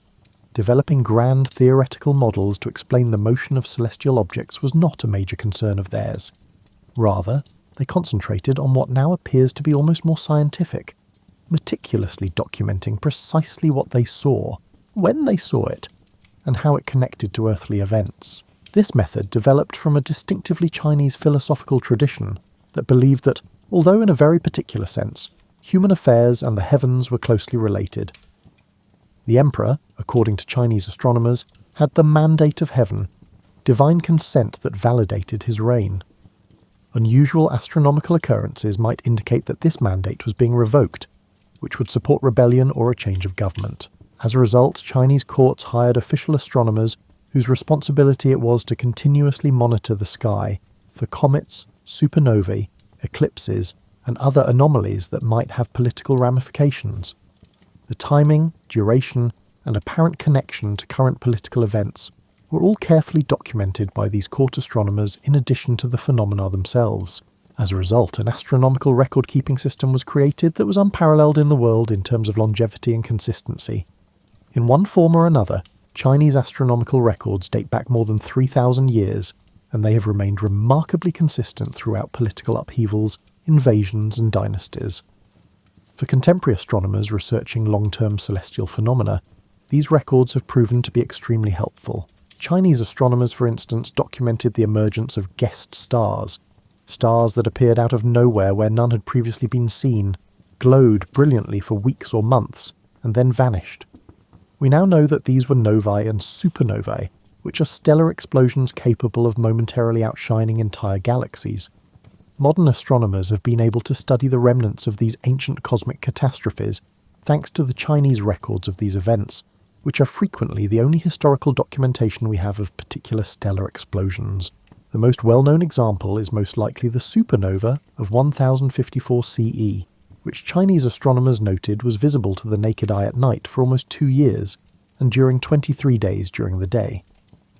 One of the most actively researched objects in the sky is the Crab Nebula, the stellar remnant of this explosion. Comets, which they dubbed broom stars due to their sweeping tails, were also the subject of in-depth observations by Chinese astronomers.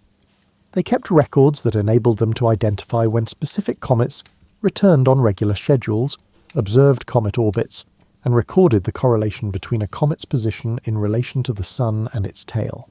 They are the oldest continuous records of this well-known celestial visitor, dating back at least 240 BCE, to what we now refer to as Halley's Comet. Centuries later, when European astronomers were attempting to demonstrate that comets do not appear at random, but rather follow predictable orbital paths, these records were essential. However, Chinese astronomy involved more than merely keeping an eye out for odd occurrences. Along with creating their own complex calendrical systems and eclipse prediction techniques, Chinese astronomers also conducted systematic observations of the regular motions of celestial objects. They created constellations based on Chinese mythological and cultural traditions, dividing the sky into different star groups than Western astronomers did.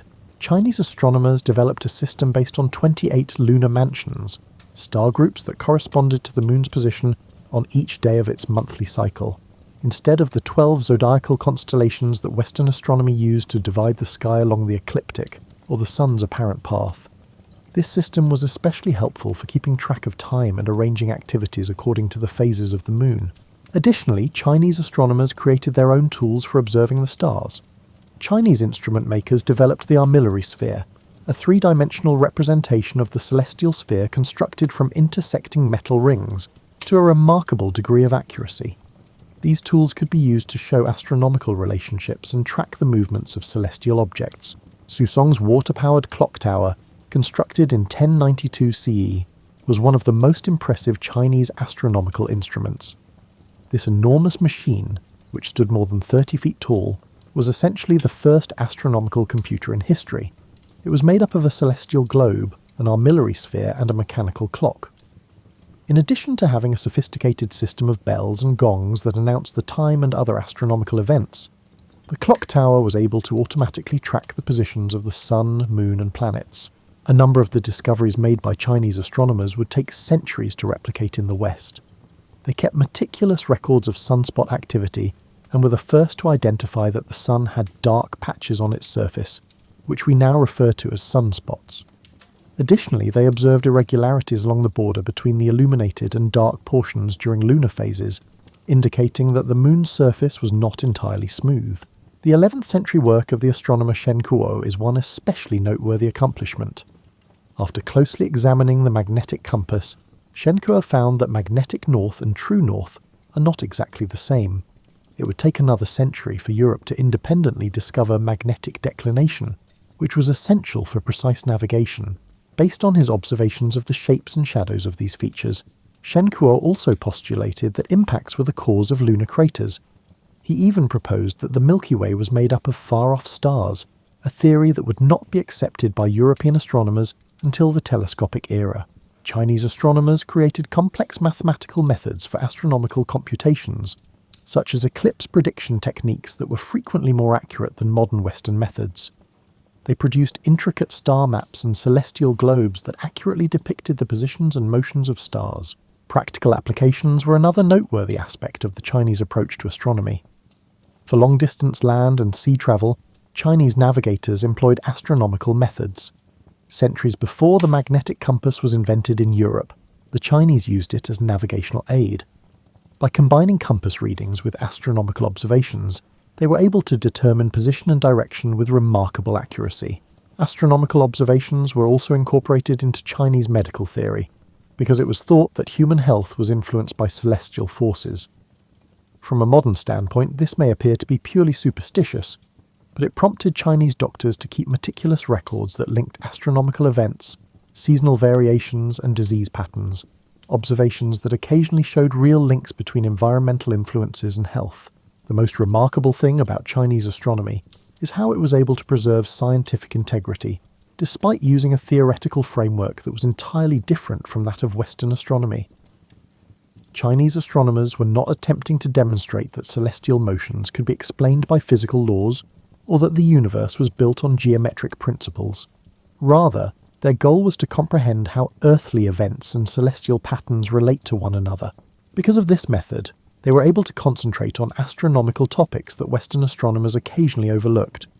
They were more methodical in keeping long-term records, more interested in fleeting phenomena, and more perceptive of minute changes in familiar objects. Although their method may not have resulted in significant theoretical advances, it did build a priceless database of observational data that has been crucial to comprehending long-term astronomical phenomena. Another significant aspect of scientific inquiry is illustrated by the Chinese astronomical tradition. There are multiple scientific approaches to studying the cosmos. The Chinese method, which prioritized meticulous observation and documentation over the development of theoretical models, was equally legitimate as a scientific inquiry method as the more theory-based methods that emerged in other cultures. Compared to modern Western astronomy, it was less speculative and more empirical in many respects. Now, we must discuss the astronomical accomplishments of the pre-Columbian Americas if you truly want to be astounded by what people can achieve when they pool their collective intelligence. Working with stone tools and lacking some of the basic technologies that other cultures took for granted, such as the wheel, iron tools, or written language mathematical notation as we know it today, these civilizations created amazing monuments that matched celestial events and advanced sophisticated astronomical knowledge. Let's begin with the Maya, whose achievements in astronomy are simply astounding. The Maya created what was likely the most precise calendar system in antiquity. In fact, it was more precise than the Julian calendar that was in use in Europe at the time. Their estimates of the solar year's duration were within 17 seconds of the right answer, which is incredibly accurate for any time period, but particularly astounding for those without telescopes or contemporary mathematical instruments. However, the Maya had multiple calendars that operated concurrently and intricately interconnected. There were longer cycles that covered far larger time spans, the 365-day solar calendar and the 260-day sacred calendar. The Maya calendar system tracked several overlapping cycles that would eventually return to their initial positions after incredibly long periods of time, reflecting their belief that time was cyclical rather than linear. The long count, which measured time from a fictitious creation date that corresponds to August 11th, 3114 BCE in our calendar, was the most well-known of these longer cycles. For more than 5,000 years, this system continuously counted days, which is longer than most other cultures' recorded histories. Like the odometer on your car rolling over from 99,999 to 0000, the alleged end of the Maya calendar in 2012 that generated so much excitement wasn't really an end at all, but rather the conclusion of one of these lengthy cycles. Maya astronomers had to make extremely accurate observations of celestial motions in order to maintain such an accurate calendar system. Until well into the Renaissance, they were able to track the motions of the sun, moon, and visible planets with a level of accuracy that was unmatched in Europe.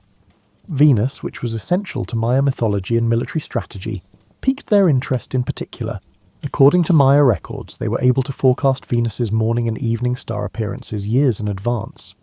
The duration of Venus's synodic period, or the interval between consecutive morning or evening star appearances, was precisely known to them, and they were able to predict when Venus would become invisible as it changed phases.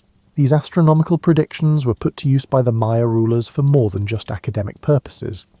They believed that Venus's various phases affected the chances of winning battles, so they planned military campaigns to align with Venus's advantageous positions. Consider yourself a Maya astronomer tasked with informing the king when war should be declared based on astronomy. Amazing architectural monuments that doubled as enormous astronomical instruments were also constructed by the Maya. El Castillo, the pyramid at Chichen Itza, is arguably the most well-known example. The sun's angle during the spring and fall equinoxes cast shadows on the pyramid steps that seem to depict a serpent descending the structure, symbolizing the feathered serpent god Kukulkan's return. However, this is only one instance of the astronomy of Maya architecture. The Maya built structures all over their land that match the sun, moon, and planets' rising and setting times on significant dates in their calendar. These alignments served a practical purpose as well as being symbolic, enabling Maya astronomers to maintain their intricate calendar systems and make accurate observations. The Maya also observed eclipses in great detail and created mathematical techniques to forecast when they would happen. Despite having a totally different theoretical and mathematical foundation, Their eclipse prediction tables were occasionally more accurate than those utilised in medieval Europe. Further north, other Mesoamerican cultures had equally remarkable astronomical accomplishments. Much of the astronomical knowledge of the Aztecs was passed down from earlier cultures, such as the Maya and the enigmatic Teotihuacan builders. Constructed circa 200 CE, the Great Pyramid of Teotihuacan is so closely synchronized with astronomical occurrences that contemporary researchers are still finding new celestial connections incorporated into its design. The connection between astronomical cycles and their complex religious calendar piqued the Aztecs' interest. They held that the universe had undergone several cycles of creation and destruction, each of which corresponded to a distinct astronomical period. Since their world was the fifth sun, they felt that knowledge of astronomical cycles was crucial to preserving cosmic equilibrium and averting the fall of their society. The astronomical knowledge of many indigenous cultures in North America was surprisingly advanced, even further north. Numerous tribes used celestial observations for agricultural and ceremonial purposes, constructed earthwork monuments in accordance with celestial events, and preserved oral traditions that monitored astronomical phenomena. Cahokia, a large settlement close to modern-day St. Louis that thrived between 1000 and 1200 CE, is arguably the most well-known of these. At Cahokia, earthen mounds were placed around the central plaza to commemorate important solar and lunar occurrences. These alignments enabled the inhabitants to track the changing seasons with remarkable accuracy, as archaeoastronomers have found. However, the Bighorn Medicine Wheel in Wyoming is arguably the most fascinating astronomical site in North America. Built by unidentified Native American cultures, this ancient stone structure is made up of a circular arrangement of stones with spokes extending outward towards smaller stone cairns. According to contemporary analysis, the structure's various components correspond to the positions of bright stars as they rise and set throughout the year. These alignments' accuracy indicates that the builders were well versed in precession, the slow wobble in Earth's rotation that causes star positions to gradually change over centuries, and stellar motions. In addition to knowing the current star positions, it would have been necessary to comprehend how those positions were evolving over time in order to create such alignments.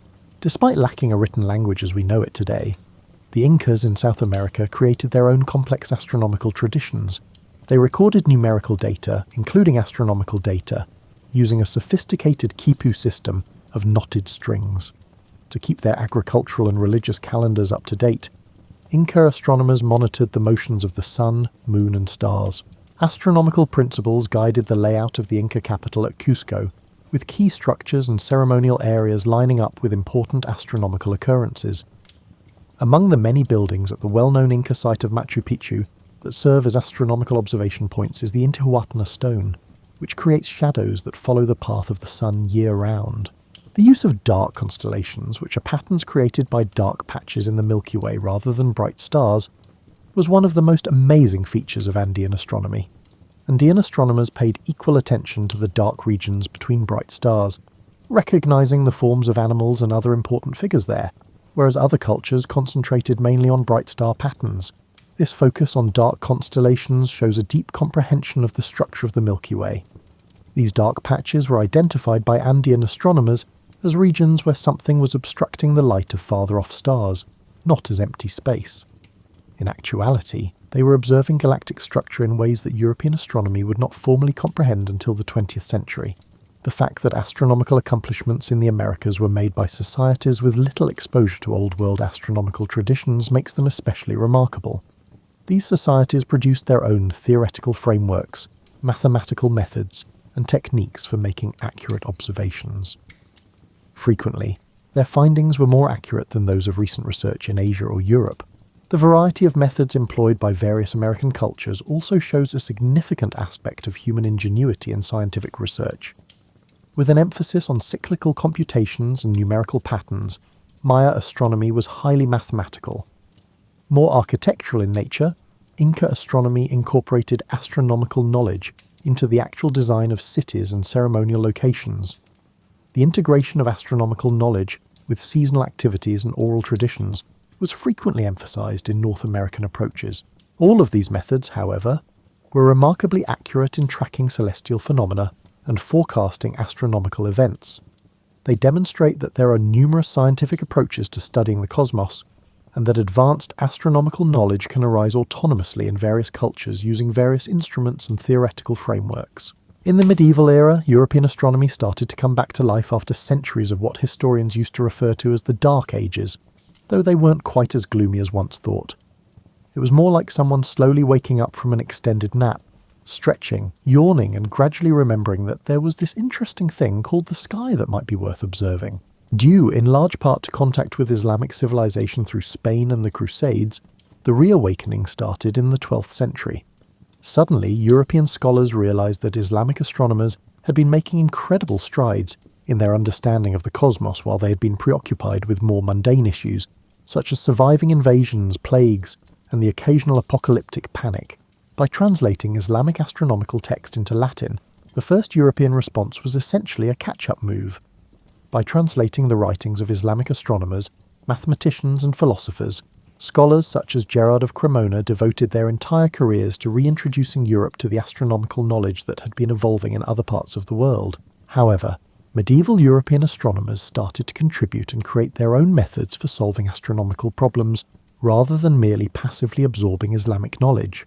Albertus Magnus, a German philosopher and scientist who lived in the 13th century and wrote a great deal about astronomy, in addition to making his own observations of the heavens, was one of the most important early figures. The question of whether Aristotle's antiquated theories about the universe were genuinely supported by rigorous observation piqued Albertus Magnus's interest. He conducted in-depth research on comets and discovered that, in contrast to Aristotelian theories regarding comets as atmospheric phenomena, their tails consistently pointed away from the sun. Although he lacked the telescopic ability to confirm it, he also noted that the Milky Way seemed to be made up of extremely faint stars. The practical requirements of the Catholic Church also influenced medieval European astronomy. Because Easter depended on intricate relationships between solar and lunar cycles, Christian scholars needed precise methods for determining the date. Because it was their primary source of income, even serious medieval astronomers frequently worked as astrologers, so they also needed to comprehend celestial motions for astrological purposes. Significant progress in computational astronomy was made as a result of this pragmatic approach. Improved mathematical methods for determining eclipse dates and predicting planetary positions were created by medieval scholars. They improved techniques for converting between calendar systems and produced calendars that were more accurate. The creation of mechanical astronomical instruments was one of the most significant contributions made during the Middle Ages. European artisans produced ever more advanced quadrants, astrolabes, and other tools for observing the stars. They also started creating mechanical clocks that could record the sun, moon, and planet positions in addition to the time. The astronomical clock, which was constructed in Prague circa 1410 and is still in use today, was arguably the most remarkable of these. This amazing device, which is automatically updated by a complex clockwork mechanism, displays the moon's phases, the sun and moon's positions in the zodiac and other astronomical information. The development of universities in medieval Europe also helped astronomy by establishing institutional frameworks for the advancement and preservation of astronomical knowledge. Universities in Paris, Oxford, Bologna, and other locations developed into hubs for astronomy education and research. Along with mathematics, geometry, and music, astronomy was regarded as one of the core liberal arts at these universities. As a result, educated Europeans were supposed to understand the fundamentals of astronomy. Scholarly discussion of astronomical theories was also fostered by the university setting. Instead of simply accepting the wisdom of the ancients, medieval astronomers debated the merits of various models, suggested changes and enhancements, and sometimes created completely original solutions to astronomical issues. The growing sophistication of observational methods was one significant medieval development. Prominent academics such as John of Holywood, Sacrobosco, authored important textbooks that described how to use basic instruments to make precise astronomical measurements. They created standardized techniques for timing astronomical events, measuring celestial angles and locating stars. Significant progress was also made by medieval astronomers in comprehending the connection between astronomical phenomena and mathematics.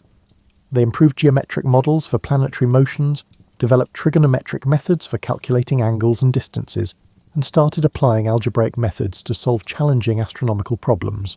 Johannes de Muris, who proposed calendar reforms in the 14th century that were centuries ahead of their time, was likely the most mathematically advanced medieval astronomer. De Muris determined precisely how much correction would be required to correct the Julian calendar, which was then in use, as it was gradually becoming out of sync with the seasons.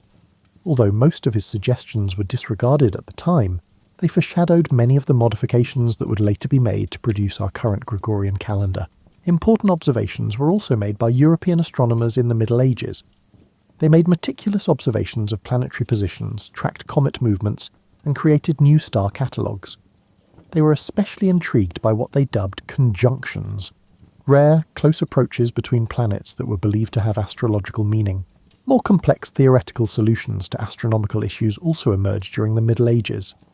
The fundamental tenets of ancient astronomy, especially the requirement that all celestial motions be perfectly round, started to be questioned by academics. They started creating mathematical methods that would later be crucial for more precise explanations of planetary motion, and experimented with different geometric models. Most significantly, medieval European astronomy started to formulate what is now known as a more scientific theory of the universe. The significance of meticulous observation, mathematical analysis, and logical reasoning in astronomical investigations was increasingly stressed by medieval scholars. They were more interested in comparing theoretical predictions to empirical data than they were in blindly accepting ancient authorities. The more significant changes that would occur during the Renaissance were made possible by this change in strategy. By the end of the Middle Ages, European astronomy had transformed from a mainly passive effort to preserve ancient knowledge into a dynamic, innovative field prepared to address some of the most important issues regarding the composition and functioning of the cosmos. Scientific knowledge requires institutions, communities of scholars, and cultural frameworks that support and encourage intellectual inquiry, as the medieval era demonstrated. These circumstances were established in medieval Europe, setting the stage for the astronomical revolutions that would follow. Spend some time reflecting on the amazing journey we've just taken together as you curl up deeper in your blankets. Tens of thousands of years of human curiosity, inventiveness, and perseverance have preceded Galileo's groundbreaking discovery of the sky in the early 1600s, which altered the course of history. Consider what humanity achieved in those millennia before the rings of Saturn and the moons of Jupiter were ever seen. Ancient astronomers used only their eyes, their brains, and an almost supernatural amount of patience to track the intricate movements of planets, predict eclipses, and make calendars precise enough to govern entire civilizations. They calculated the size of the Earth and found it to be round. They charted the positions of hundreds of stars and measured the distances to celestial objects. They created mathematical models that were advanced enough to forecast the locations of planets years in advance, and identified patterns in astronomical motions that recurred over decades and centuries. Most astonishingly, they accomplished all of this while harboring basic misunderstandings about the nature of the universe. Most pre-telescopic astronomers thought that everything revolved around the Earth, which sat still at the centre of the universe. They didn't know that the Milky Way was home to billions of stars, that planets were worlds unto themselves, or that stars were far-off suns. They were remarkably successful in describing and forecasting celestial phenomena in spite of these flawed theoretical frameworks. This illustrates a fundamental aspect of human intelligence. Even when our underlying knowledge is lacking or completely incorrect, we can frequently identify helpful patterns and make precise predictions. The history of pre-telescopic astronomy also demonstrates the value of cross-cultural interaction and cultural continuity. From the Babylonians to the Greeks, from the Greeks to the Islamic world, and from Islamic scholars to medieval Europeans, knowledge was transmitted. Every culture contributed its unique perspectives, fixed past mistakes, and expanded the realm of knowledge. For thousands of years, Chinese astronomers kept records, building a priceless collection of observations that is still used by contemporary researchers. Calendar systems created by Maya mathematicians were more precise than those utilized in medieval Europe. During the darkest centuries of European civilization, Islamic scholars preserved and enhanced Greek knowledge. Science at its best is a truly human endeavour that transcends individual cultures, languages, and historical periods, as demonstrated by this global intergenerational collaboration. The same questions that motivated ancient astronomers still motivate us today. Where are we from? What role do we play in the universe? What is the mechanism of the universe? Many of the basic techniques that science still employs today were also developed by pre-telescopic astronomers. Ancient astronomers, using crude instruments but highly developed minds, invented rigorous observation, mathematical modelling, hypothesis testing, and peer review, all fundamental scientific procedures. They developed the ability to discriminate between what they could see with their own eyes and what they had to deduce from them. They created methods for tracking changes over timescales longer than human lifetimes, measuring seemingly incalculable things and bringing order to seemingly chaotic phenomena. Most significantly, they learned to maintain faith in the capacity of human reasoning while being humble about the limits of human knowledge. The most accomplished pre-telescopic astronomers were cautious to make a distinction between their speculations and their known facts. They were aware that hypotheses needed to be verified by observations, and they were prepared to give up on concepts that didn't work, even if they made sense intuitively. Beyond the particular facts that ancient astronomers found, pre-telescopic astronomy left behind a rich legacy. They created the entire foundation of scientific investigation, the notion that the universe functions in accordance with discoverable laws, that these laws can be expressed mathematically, and that humans are able to understand the workings of the cosmos by means of rigorous observation and reasoned analysis. Galileo was expanding on tens of thousands of years of accumulated knowledge and perfected technique when he eventually pointed his telescope skyward in 1609. Ancient astronomers had formulated the questions he was trying to answer. The mathematical instruments he employed had been created over centuries by academics from a wide range of cultural backgrounds. His observations were even more precise because earlier generations had mastered the use of much simpler instruments to make precise measurements. Pre-telescopic astronomy was extended by the telescope, not replaced. The new astronomy that arose in the 17th century still required all of the basic ideas, mathematical formulas, and observational strategies created prior to the telescopic era. Therefore, keep in mind that you are a part of this long-standing tradition of cosmic curiosity as you go to sleep tonight. You're taking part in the oldest scientific endeavour in human history each time you gaze up at the night sky and wonder what you're seeing. You're reaching out to generations of astronomers who were as awestruck by the cosmos as you are. The same stars that ancient astronomers observed continue to exist today, travelling along the same dependable routes that they have for thousands of years. The Maya astronomers used the moon's phases to time their ceremonies, and we can still see the same face of the moon today. When Babylonian mathematicians first deduced the planet's intricate orbital patterns, they still roam among the constellations. And out there tonight, contemporary astronomers continue to do what their ancient forebears did. Observe the sky with patience, meticulously document their findings, and progressively deepen our understanding of the universe. The basic human desire to comprehend our place in the universe has not changed, despite the fact that the tools have become much more advanced.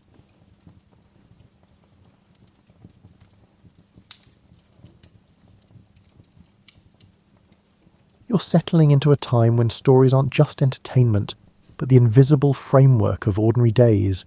In kitchens and fields, workshops and doorways, ancient tales and familiar beliefs guide countless small decisions without fanfare or formality.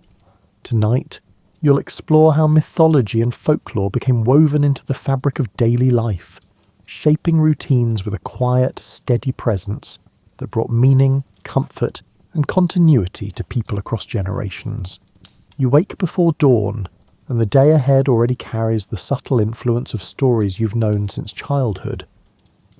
These aren't tales you consciously recall as you move through your morning tasks, but they're present nonetheless, embedded in the way you approach your work, your home, and the land around you.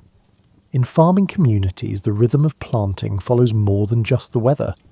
You've learnt that certain days suit certain crops, not only because of soil temperature or moisture, but because inherited wisdom links particular plants to specific moments in the seasonal calendar.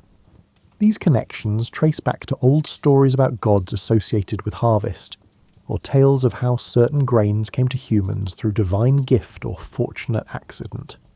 You don't recite these stories each time you scatter seed, but their influence persists in the timing you choose, the methods you prefer, the quiet confidence that comes from following patterns that have worked for countless others before you. When you travel, even short distances carry considerations shaped by traditional beliefs. Certain routes feel more natural than others, not just because they're easier to walk, but because they've accumulated associations over time. A particular grove might be known as a place where travellers pause, linked to an old tale about rest being granted there. A crossroads holds significance beyond mere navigation, connected to stories about choices, journeys, and the meeting of paths. These associations don't dominate your thinking, but they add subtle layers to your movements, creating a landscape enriched with inherited meaning. Your work carries gestures and practices that originated in mythology, without you always recognizing their source. A blacksmith shapes metal with techniques passed down through generations, but also with small habits that trace back to stories about the first smiths, divine or legendary figures whose methods were believed to ensure quality and safety. The order in which you heat, hammer and cool isn't arbitrary. It follows a pattern that feels right because it's been reinforced by countless tellings of how metalwork should proceed.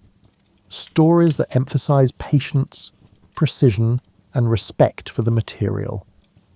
Even simple decisions about when to begin tasks reflect mythological influence. You might start a new project on a day that feels auspicious, not through elaborate calculation, but through a general sense that certain moments suit certain beginnings. This timing comes from old calendars that assigned different qualities to different days, calendars originally organised around divine celebrations or mythical events. The specifics might have blurred over time, but the underlying sense of rightness remains, guiding you toward choices that feel aligned with something larger than immediate practicality. At home, you arrange your space with attention to more than function. Objects occupy particular places because that's where they've always belonged, positions established through tradition rather than mere convenience. The hearth sits at the centre of certain rooms because stories emphasised fire as the heart of the household, a gift from divine sources that required honouring through proper placement. The threshold receives special attention because tales warned that boundaries between inside and outside held significance, marking transitions that deserved acknowledgement. Your approach to animals reflects mythological understanding of their nature. Certain creatures receive particular treatment because stories characterise them in specific ways. Horses are handled with awareness that old tales presented them as noble, sensitive beings connected to powerful gods. Cattle are tended with practices shaped by stories about their value as sacred gifts.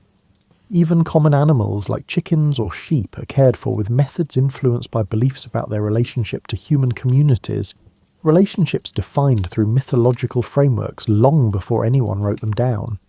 Water sources carry inherited significance. Wells and springs aren't just practical resources, but places linked to stories about their origin or protection. You approach them with habits that show respect, not from fear or superstition, but from genuine regard rooted in tales about how these resources came to be available. A spring might be associated with a particular deity or legendary figure, and while you might not actively worship there, your behaviour reflects the reverence those stories established. Weather observations blend practical experience with mythological interpretation. You read the sky for signs of rain or clear days, using knowledge accumulated over lifetimes. But you also understand storms and sunshine through stories about divine moods or seasonal deities, frameworks that give weather emotional resonance beyond mere meteorology. Thunder isn't frightening when you've grown up with tales that made it comprehensible, part of a larger pattern rather than random chaos. Healing practices draw from both observed effectiveness and mythological origin. Certain herbs work because generations have found them helpful, but they're also chosen because stories connected them to healing gods or legendary physicians. You prepare remedies with methods that combine practical technique and traditional procedure, the latter influenced by tales about how medicines should be gathered, mixed, and administered. The timing of harvest, the direction of stirring, the words spoken during preparation, all carry traces of mythological instruction, woven so deeply into medical practice that they feel inseparable from the treatment itself. Your relationship with the seasons reflects stories that gave them personality and purpose. Spring arrives not as abstract warming, but as the return of life-giving forces described in familiar tales. Summer's abundance connects to stories about generous deities or the triumph of light over darkness. Autumn's cooling links to narratives about withdrawal and preparation, while winter's quiet corresponds to tales about rest, reflection, and dormancy. These mythological frameworks don't replace your practical understanding of seasonal change, but they enrich it, providing emotional context that makes the yearly cycle feel meaningful rather than merely functional. Even conflict resolution draws from mythological models. When disputes arise in your community, the stories everyone knows provide reference points for justice, fairness, and appropriate response. Tales about wise rulers settling arguments or gods establishing proper conduct offer templates that help guide real-world solutions. These aren't rigid laws, but flexible narratives that suggest approaches, emphasize values, and create shared vocabulary for discussing what should happen when people disagree. Your work clothes carry symbolic elements alongside practical design. Colours, patterns, and materials sometimes reflect associations established through mythology. A particular shade might connect to a deity linked with your trade. A specific weaving pattern might echo designs described in stories about legendary craftspeople. These elements don't dominate your appearance, but they add layers of meaning that connect you to your occupation's mythological heritage, creating continuity between present work and ancient narrative. Tools receive treatment shaped by stories about their importance. You maintain your implements carefully, storing them properly, repairing them promptly, regarding them as partners in your labour rather than mere objects. This attitude traces to tales that emphasise the relationship between worker and tools, sometimes personifying implements or describing them as gifts from teaching deities. The care you show isn't superstition, but learned respect, passed down through generations who understood that good work required both skill and proper regard for the means of production. You preserve customs without always knowing their complete history, but their persistence testifies to their value across generations. These traditions aren't maintained through formal instruction or written rules. Instead, they pass from older hands to younger ones through observation, repetition, and the quiet satisfaction of participating in something larger than individual experience. Morning routines carry gestures inherited from mythology. The way you begin your day, whether with particular movements, brief acknowledgements, or simple preparations, follows patterns established long ago. You might face a certain direction when you first step outside, a habit that originated in stories about proper orientation to welcome the sun or align yourself with beneficial forces. You don't perform this as ritual, but as natural action, the way things have always been done, the way that feels right. Greetings incorporate elements traced to mythological understanding of language's power. The specific phrases you use when meeting others, the manner of your address, the formality or warmth of your tone, all reflect beliefs about how words should move between people. Stories emphasize that speech carried weight, that certain utterances promoted harmony while others disrupted it. Your greeting customs embody this wisdom without requiring you to consciously remember its source. Mealtime practices preserve traditions rooted in mythological teachings about hospitality and proper conduct. The order in which food is served, the acknowledgement made before eating, the way plates are arranged or portions distributed, all follow patterns connected to old stories about dining as sacred or significant activity. These aren't elaborate ceremonies, but comfortable habits, ways of eating that feel civilized and respectful, maintaining standards passed down through countless family meals. Seasonal transitions receive attention through traditional preparations that blend practicality with symbolic meaning.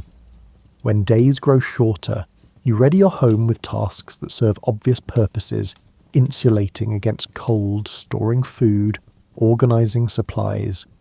But the thoroughness with which you perform these tasks also reflects mythological emphasis on the importance of such transitions. Stories about seasonal change stressed the need for careful preparation, for honouring shifts in the natural world through appropriate human response. Children learn traditions through participation rather than formal teaching. They observe how adults handle certain situations and gradually adopt the same approaches. A child watches as elders make particular gestures at doorways, show specific courtesies to guests, or perform seasonal tasks in established sequences. These observations accumulate into knowledge, passed without lectures or explanations, absorbed through the simple power of consistent example. Sayings preserve mythological wisdom in compressed form. The phrases you use to comment on everyday situations often originate in longer stories now abbreviated into memorable lines. When you observe that patience brings its own rewards, you're echoing tales about figures who succeeded through steadiness rather than haste. When you note that balance matters more than extremes, you're reflecting stories that illustrated this principle through characters who suffered from excess or neglect. Gestures carry meanings established through narrative tradition. The way you acknowledge someone's good fortune, the movement you make to ward off ill luck, the sign you offer to show respect or agreement, these small motions connect to stories that gave them significance. A hand raised in a particular manner might reference a legendary figure's blessing. A slight bow might recall tales about proper deference. These gestures feel natural because they've been normalized through repetition, becoming part of your community's physical vocabulary. Artisans maintain traditions specific to their crafts, practices that blend technique with mythological precedent. A potter shapes clay following methods that trace back to stories about the first potters, whose techniques were believed to have been divinely inspired or carefully developed through trial and generations. The specific movements, the progression of steps, the attention to particular details, all reflect this inherited wisdom, preserved not just because it works, but because it connects present creation to ancient making. Singers and storytellers preserve tales that everyone knows, but each telling adds subtle variation that keeps the tradition alive rather than static. You've heard the same stories many times, yet each performance brings slight differences in emphasis. New details that reflect current relevance, small adaptations that help old narratives speak to present circumstances. This flexibility allows mythology to remain meaningful rather than becoming fossilized, maintaining its role as living tradition rather than dead history. Elders serve as keepers of traditional knowledge, not through formal authority, but through the natural respect their experience commands. When questions arise about proper procedure or the origin of certain customs, you turn to those who remember more, who learned these things in their youth and have practiced them throughout their lives. Their guidance isn't commandment but gentle correction, patient explanation, shared wisdom offered to help younger generations understand what matters and why. Celebrations preserve mythological commemorations even as their religious intensity fades into cultural practice. The festivals you observe mark moments significant in old stories, times when gods acted or legendary events occurred. But for you, these occasions function more as community gatherings than worship services. You participate because everyone does, because the celebrations provide welcome breaks in routine work, and because they create opportunities for shared enjoyment and renewed connection with your neighbours. Textile patterns preserve designs connected to mythological symbolism. The weaving you create or wear incorporates motifs that originated in stories about divine beings, legendary creatures, or important narrative moments. A spiral might represent cycles described in creation myths. Geometric arrangements might echo patterns associated with particular deities. These designs persist because they're beautiful and traditional, passed through families and communities as visual language that maintains its appeal even as specific mythological reference fades from conscious awareness. Building methods reflect traditions shaped by stories about proper construction. The way you orient a structure, the sequence in which you raise walls, the placement of openings for light and air, all follow inherited patterns influenced by mythological teachings about architecture. Tales emphasize that buildings should align with natural forces, that certain configurations promoted harmony and stability. Your construction practices embody this wisdom without requiring you to analyse its mythological roots. Marriage customs preserve rituals originating in stories about partnership and union. The ceremonies you observe when people join their lives together incorporate gestures, words, and sequences connected to mythological models of marriage.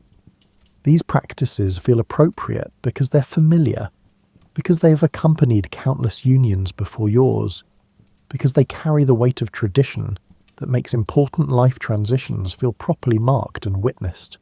Farming calendars maintain observances tied to mythological agricultural deities or legendary first farmers. You plant and harvest according to schedules that blend practical experience with traditional timing originally established through stories about when gods blessed certain activities or when legendary figures achieved success. The calendar feels natural because it works, because it's been followed successfully for generations, creating a rhythm that serves both practical and cultural purposes. Gift-giving practices reflect mythological teachings about generosity and reciprocity.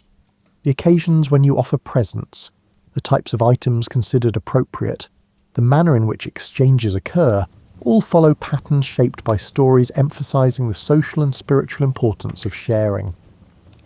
These customs aren't burdensome obligations, but pleasant traditions that strengthen relationships and create networks of mutual care and consideration. You live within a framework of understanding that everyone around you shares, a common language of symbols, associations, and assumptions that makes communication easier and creates bonds of mutual comprehension. These shared beliefs don't require constant affirmation or discussion. They simply exist as the background against which daily life unfolds. Stories provide reference points that help explain complex situations through familiar narratives. When something unexpected happens, you and your neighbours often make sense of it by comparing it to known tales. A sudden reversal of fortune might be discussed in terms of stories about pride or humility. An unexpected kindness might recall tales about disguised benefactors or the rewards of compassion. These comparisons don't explain everything, but they offer comfortable frameworks for understanding, ways of contextualizing experience that make it feel less chaotic and more comprehensible. Symbols function as shared vocabulary. A particular plant or animal carries associations everyone recognizes, connections established through mythology that make these natural elements mean more than their physical presence.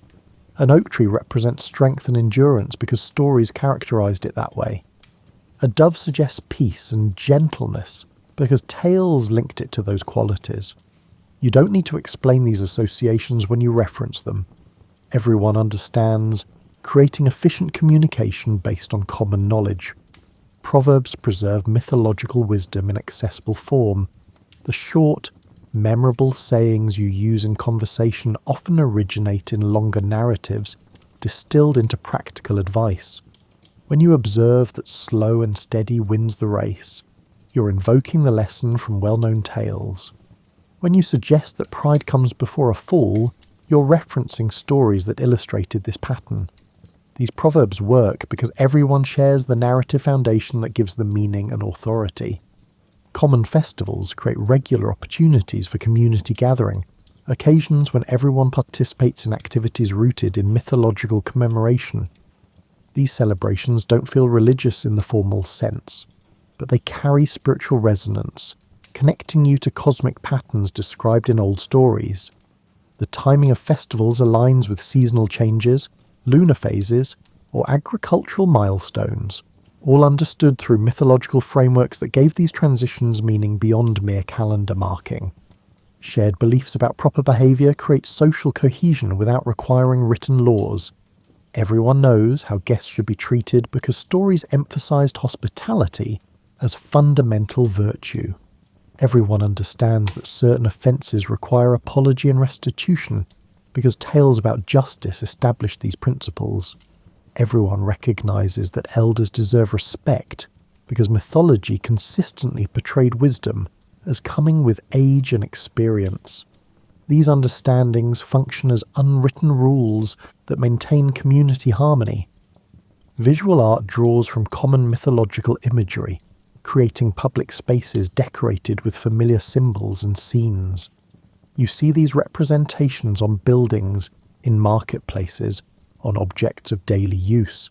They don't require explanation because everyone knows the stories they reference. A depiction of a particular god reminds you of associated values or attributes. A scene from a famous tale reinforces lessons about courage, wisdom, or caution. This shared visual language enriches your environment with layers of meaning. Music incorporates melodies and rhythms associated with specific occasions or emotions. Associations often trace to mythological contexts. Certain songs feel appropriate for celebrations because they've always accompanied such events, linked to stories about joyful gods or legendary festivities.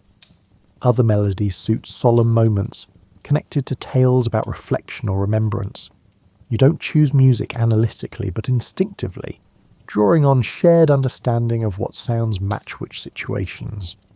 Place names preserve mythological memory, connecting your landscape to old stories. The hill where you graze sheep carries the name of a deity or legendary event. The river you cross daily references a tale about its origin or important occurrence there. These names aren't just labels but reminders, keeping mythology present in your everyday geography, ensuring that stories remain connected to actual places you see and use regularly. Occupational identities draw meaning from mythological associations. Your work isn't just a job, but a role connected to larger narratives about the importance and nature of different activities. Farmers see themselves as partners with life-giving forces described in agricultural myths. Healers understand their work as continuing traditions established by legendary physicians or healing deities. Builders connect their craft to stories about the first structures or divine architecture. These connections give your work dignity and purpose beyond mere livelihood. Conflict resolution benefits from shared understanding of justice and fairness derived from mythological models. When disputes arise, you and your neighbours can reference stories that everyone knows, tales that illustrated proper responses to various wrongs or disagreements. These narratives don't provide rigid rules but suggest principles, emphasise values, and create common ground for discussion. You can appeal to shared stories as evidence for your position, knowing others will recognise and consider these references. Trust within your community rests partly on shared participation in traditional practices. When everyone observes the same customs, follows similar routines, and respects common values derived from mythology, it creates bonds of mutual understanding. You know how your neighbours will likely respond in various situations because you share the same cultural foundation. This predictability doesn't mean uniformity, but creates baseline expectations that make cooperation easier and social life more comfortable. Children grow up with the same stories you learned, creating generational continuity that strengthens community identity. When you see young ones listening to familiar tales, practicing traditional gestures or participating in seasonal observances, you recognise yourself in their experience. This continuity ensures that the shared beliefs shaping your community won't disappear but will persist, connecting future generations to the same mythological foundations that have organised social life for so long. Healing practices gain additional effectiveness through shared belief in their power. When a remedy comes recommended by traditional wisdom, supported by stories about its legendary efficacy, you approach treatment with confidence that aids recovery. Your community's collective trust in these methods creates an environment where healing feels not just possible, but expected, supported by centuries of mythological validation alongside practical experience. Artistic expression draws from common mythological themes, ensuring that created works resonate with broad audiences. A poet composes verses that reference familiar tales, knowing listeners will catch the allusions and appreciate the connections. A sculptor creates figures that recall legendary characters, confident observers will recognise them. A painter depicts scenes from well-known stories, certain viewers will understand and respond to the symbolic content. This shared foundation makes art more accessible and meaningful. You move through the year guided by a calendar that marks time through both practical necessity and mythological significance. These pauses in regular work, these moments of celebration or reflection, aren't arbitrary breaks, but rhythms established through stories that gave seasons and cycles deeper meaning than mere chronological progression. Winter's quiet months carry associations with rest and renewal, concepts drawn from stories about dormancy as necessary preparation for rebirth. You slow your pace not just because weather limits outdoor work, but because traditional understanding frames this season as time for stillness. Tales about winter emphasized patience, conservation, and inward focus. Your activities reflect these values, your days organized around indoor tasks, maintenance of tools and spaces, time spent in home comfort rather than field labour. Midwinter celebrations break the darkest period with gatherings that recall mythological events associated with light's return or the sun's renewal. These festivals don't feel religious in the formal sense, but provide welcome warmth and community connection during cold, dim days. You prepare special foods, share stories, exchange simple gifts, all practices rooted in tales about the importance of maintaining hope and fellowship during the hardest season. Spring's arrival receives attention through observances connected to stories about awakening life and returning warmth. You notice changes in the natural world and respond with traditional activities that mark this transition. Cleaning your home thoroughly follows customs linked to mythological emphasis on fresh starts and clearing away winter's heaviness. Planting early crops occurs according to timing established through agricultural stories that connected specific moments to divine blessing or favourable conditions. Spring festivals celebrate renewal with customs drawn from tales about fertility gods or legendary plantings. These celebrations feel joyful and optimistic, reflecting the season's promise. You participate in communal activities, perhaps processing through fields or gathering at significant locations, actions that originated in religious practice but persist as cultural tradition. The specific mythological content may have faded, but the emotional tone remains, marking spring as time of hope and new beginning. Summer's abundance finds expression in festivals of gratitude and enjoyment, occasions rooted in stories about generous deities or the triumph of light and warmth. You take breaks from intense agricultural work to gather with your community, sharing food from early harvests, enjoying long daylight hours, engaging in games or performances that celebrate the season's gifts. These festivals don't interrupt necessary work but provide rhythmic relief, creating balance between labour and leisure. Midsummer holds special significance, associated with tales about the sun's peak power or important divine events occurring at the year's brightest point. Your observance might include staying awake through the short night, lighting fires that echo solar associations, or gathering particular plants believed to hold special properties at this moment. These activities blend practical tradition with mythological meaning, creating experiences that feel both festive and significant. Autumn's cooling brings preparations that follow patterns established through stories about the need for careful transition from abundance to scarcity. You harvest with attention to proper timing, store food using traditional methods, ready your home for colder months ahead. These practical tasks carry extra weight because mythology emphasized autumn as a crucial period requiring diligence and respect for natural cycles. Harvest festivals provide occasions to acknowledge the year's yield through customs rooted in agricultural mythology. You might make offerings of first fruits, a practice that originated in religious ceremony but continues as cultural habit. You certainly gather with neighbours to share the work of final harvests and celebrate successful crops, activities that feel appropriate because stories consistently portrayed harvest as community achievement deserving recognition and thanksgiving. Equinoxes and solstices mark time according to frameworks established through mythological attention to celestial patterns. These astronomical moments receive notice not just as calendar dates, but as significant transitions, times when the balance between light and dark shifts in ways that old stories characterized as cosmically important. Your observance might be simple, but it connects you to ancient attention to these rhythms. Weekly rest days provide regular pauses in work, breaks that trace origins to mythological teachings about the importance of rhythmic renewal. You don't just stop working because you're tired, but because tradition established particular days as appropriate for rest.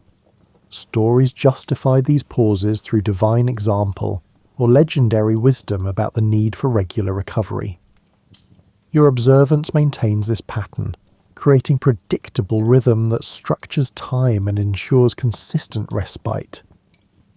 Evening practices mark daily transitions with customs influenced by mythological understanding of day's end.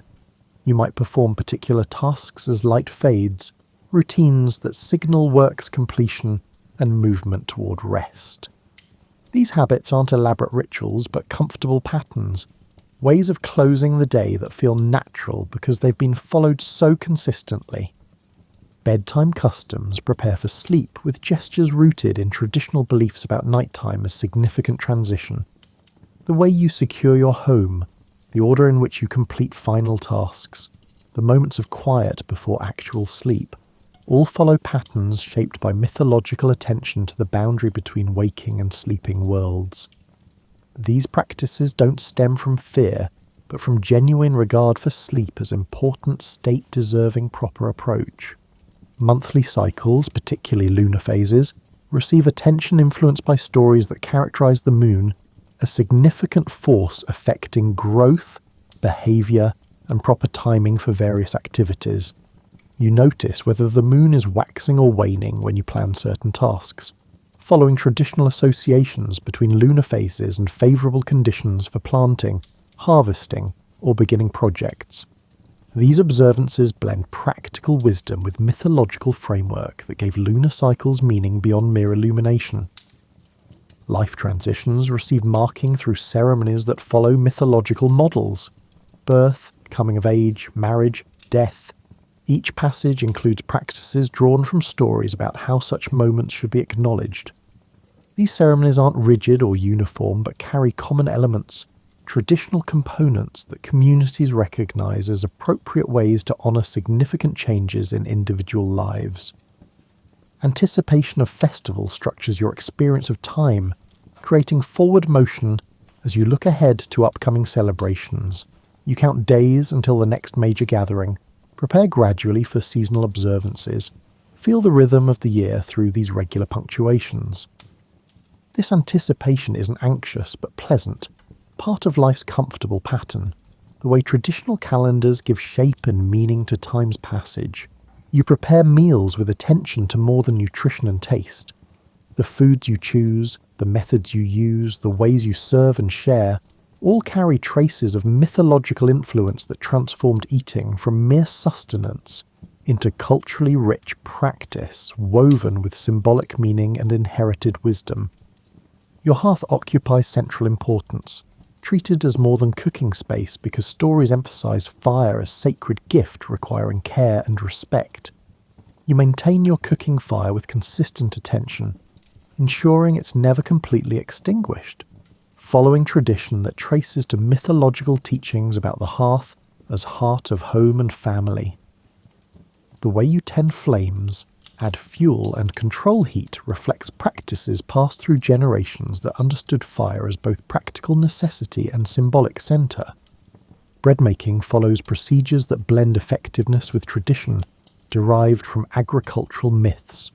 The way you mix ingredients, the order of steps, the timing of rising and baking, all incorporate wisdom from stories about the first bakers or grain as divine gift. You handle dough with particular movements, shape loaves in established forms, patterns that connect your daily baking to ancient practice and mythological significance assigned to bread as fundamental food. Herbs and seasonings receive selection based on both flavour and traditional associations, established through healing myths and stories about plant properties. You add particular herbs to certain dishes not just for taste, but because inherited wisdom connected those plants to health, protection, or symbolic meaning. A pinch of one herb might represent purification, while another suggests blessing or good fortune. These additions subtly layer meals with mythological significance. Feast days require special foods, dishes prepared according to recipes preserved because they suit specific celebrations rooted in mythological events. You make particular items for spring festivals, different preparations for autumn gatherings, specialised foods for midwinter celebrations. These dishes carry associations with the occasions they commemorate, their ingredients and preparation methods reflecting stories about what should be eaten when honouring particular deities or legendary moments. Table customs follow rules derived from mythological teachings about hospitality and proper conduct. The way you arrange seating, the order in which people are served, the courtesies extended to guests, all reflect stories that emphasise dining as socially significant activity, deserving careful attention to etiquette and fairness. You follow these customs without conscious analysis, but they shape your meals into occasions that feel civilised and respectful. Water deserves particular regard based on stories that characterised it as precious resource connected to specific deities or legendary sources. You use water carefully, waste it rarely, treat wells and springs with respect rooted in mythological emphasis on water's life-giving importance. The way you draw water, carry it, use it in cooking and cleaning, follows practices influenced by tales about proper relationship with this essential element. Preservation methods combine practical technique with traditional wisdom, traced to stories about how food should be stored. Smoking, drying, salting, all follow procedures passed through generations that learned these processes partly through trial and partly through mythological instruction about proper preservation.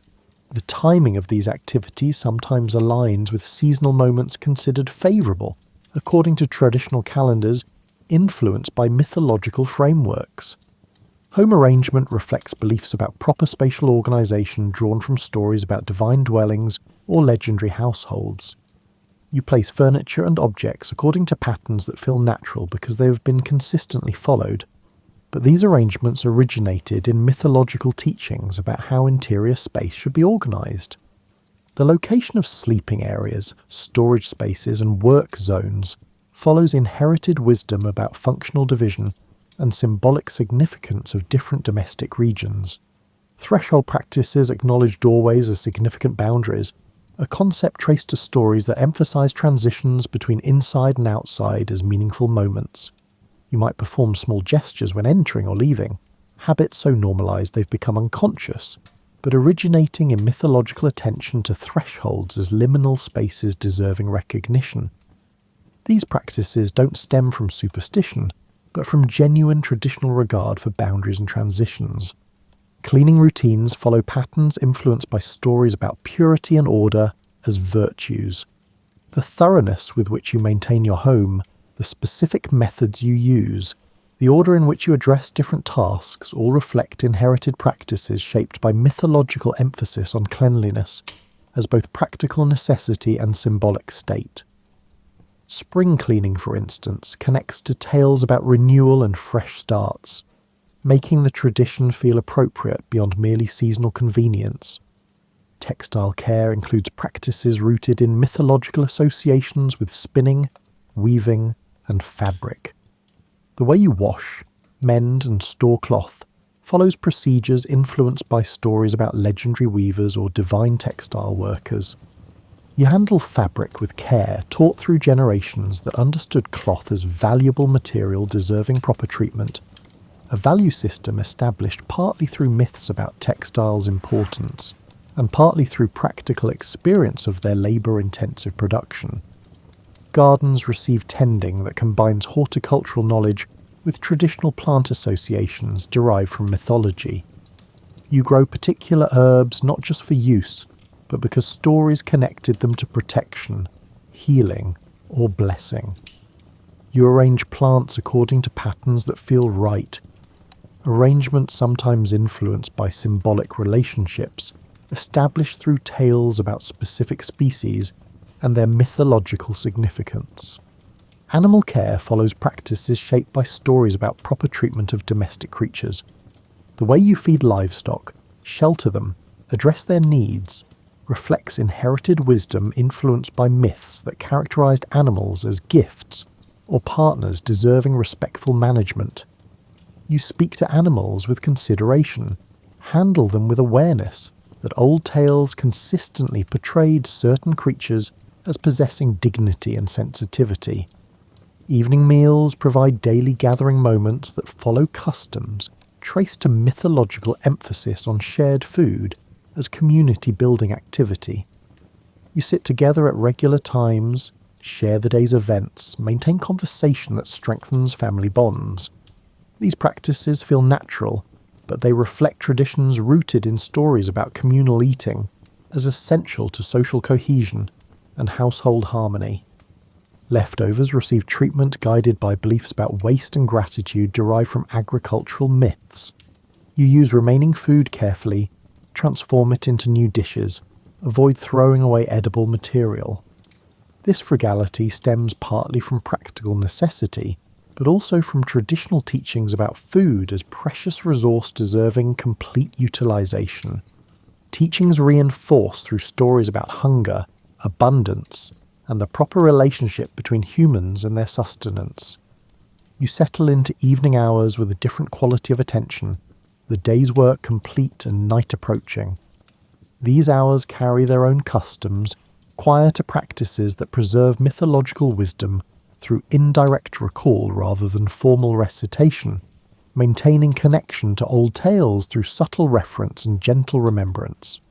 Twilight brings natural slowing, a shift from active labour to restful occupation.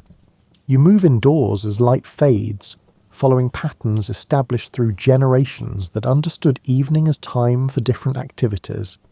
The transition isn't abrupt but gradual, your body responding to dimming light with instinctive adjustment, influenced by countless stories that characterize dusk as boundary time between day's clarity and night's mystery, though mystery here means rest and renewal rather than anything concerning. Lamplight creates atmosphere distinct from daylight, softer and more intimate. You gather in illuminated spaces that feel contained and secure, enclosed by darkness but not threatened by it. This experience of evening connects to mythological understanding of home as protected place, concepts reinforced through tales that emphasize the hearth's warmth as centre of safety and the house as boundary that kept comfort within while simply acknowledging the vast world beyond. Older family members or neighbours sometimes share memories that carry fragments of traditional tales without formal storytelling. A comment about weather might reference an old saying rooted in seasonal myths. An observation about someone's character might echo legendary examples. These references aren't performances but natural conversation, ways that mythology persists in everyday speech, keeping stories present without requiring deliberate recitation. Children absorb these references through regular exposure, learning mythological frameworks without realizing they're receiving instruction.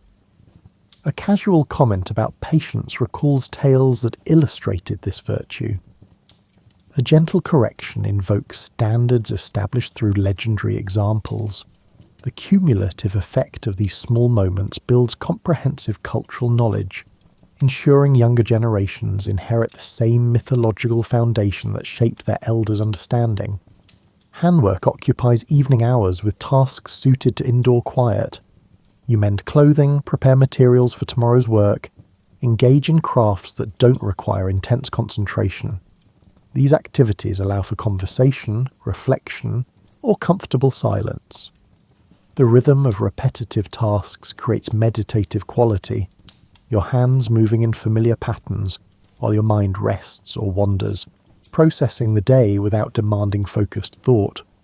Songs remembered from childhood sometimes accompany evening tasks, melodies associated with particular activities, or simply pleasant to hum while working. These songs often originated in longer mythological narratives, now abbreviated to refrains or choruses that maintain emotional content without requiring full story recall. You might not remember when you learned these tunes, but they feel inseparable from the activities they accompany, creating soundtrack for domestic evening routine. Preparation for the next day follows established sequences, ways of readying tools, materials, and spaces that trace to traditional wisdom about proper closure of one day and anticipation of the next. You check that everything is in order, that nothing essential has been forgotten, that tomorrow's work can begin smoothly. These practices reflect mythological emphasis on cycles and continuity, ensuring each day connect properly to those before and after. Quiet moments before actual bedtime provide time for reflection without requiring structured meditation. You simply sit noticing the day's completion, feeling your body's tiredness, acknowledging small satisfactions or minor concerns without making them larger than appropriate. This brief pause mirrors mythological patterns of closure and transition, honouring the movement from waking activity towards sleeping rest. The order in which you complete final tasks follows customary progression learned through observation rather than instruction. You secure the house, check the fire, put away day's implements, each action in comfortable sequence that signals movement toward rest. These patterns feel natural because they've been repeated so often, but they originated in traditional teachings about proper evening routine and the importance of orderly transition from day to night. Family members exchange simple acknowledgements that maintain connection as everyone prepares for separate sleep. These brief words carry warmth without demanding conversation, ways of affirming relationship while respecting approaching rest. The practice reflects mythological emphasis on household harmony and the bonds that sustain community, maintaining those connections even in quiet moments. Objects in your evening space carry familiar associations, items you've seen and used countless times. A particular chair, a worn blanket, a favourite cup. These things provide comfort through their reliable presence. Your attachment to them reflects traditional understanding of homes as accumulations of meaningful objects, each piece carrying memories and associations that make your dwelling feel specifically yours, secured by familiarity. Darkness outside doesn't concern you because your evening routine has created secure transition from day's openness to night's enclosure. You trust your prepared space, your established patterns, your sense that everything needed is within reach. This confidence stems from practices rooted in mythological teachings about home, a sanctuary, and proper evening routine as foundation for peaceful night. Stories remain present even when not actively told, their influence felt in the comfortable rhythms you follow, the associations that give ordinary objects symbolic weight, the sayings that punctuate casual conversation. Mythology persists not through formal recitation, but through complete integration into daily life, so thoroughly woven into ordinary practice that you carry these old tales with you, even when thinking about entirely different things. The evening's piece reflects successful completion of day's responsibilities and proper preparation for tomorrow's renewal. You followed patterns established through countless generations, patterns shaped by mythological wisdom about balance between work and rest, activity and stillness, engagement and withdrawal. This balance creates sustainable rhythm that makes life feel manageable rather than overwhelming. You approach sleep with confidence rooted in practices that transform night from concerning unknown into natural restoration. These customs don't stem from fear, but from positive tradition, ways of making darkness comfortable through familiar routine and inherited wisdom about creating conditions for peaceful rest. Your sleeping space receives attention that makes it specifically suited for rest. The arrangement of bedding, the placement of furniture, the orientation of your bed, all follow patterns influenced by traditional teachings about proper sleep environment.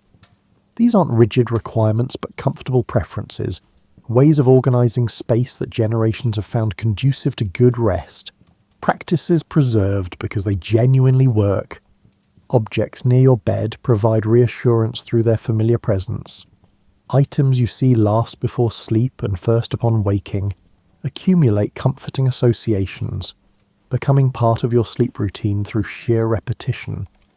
A particular blanket, a trusted lamp, personal belongings arranged in accustomed order. These things create reliable environment that makes sleep feel safe and natural rather than vulnerable.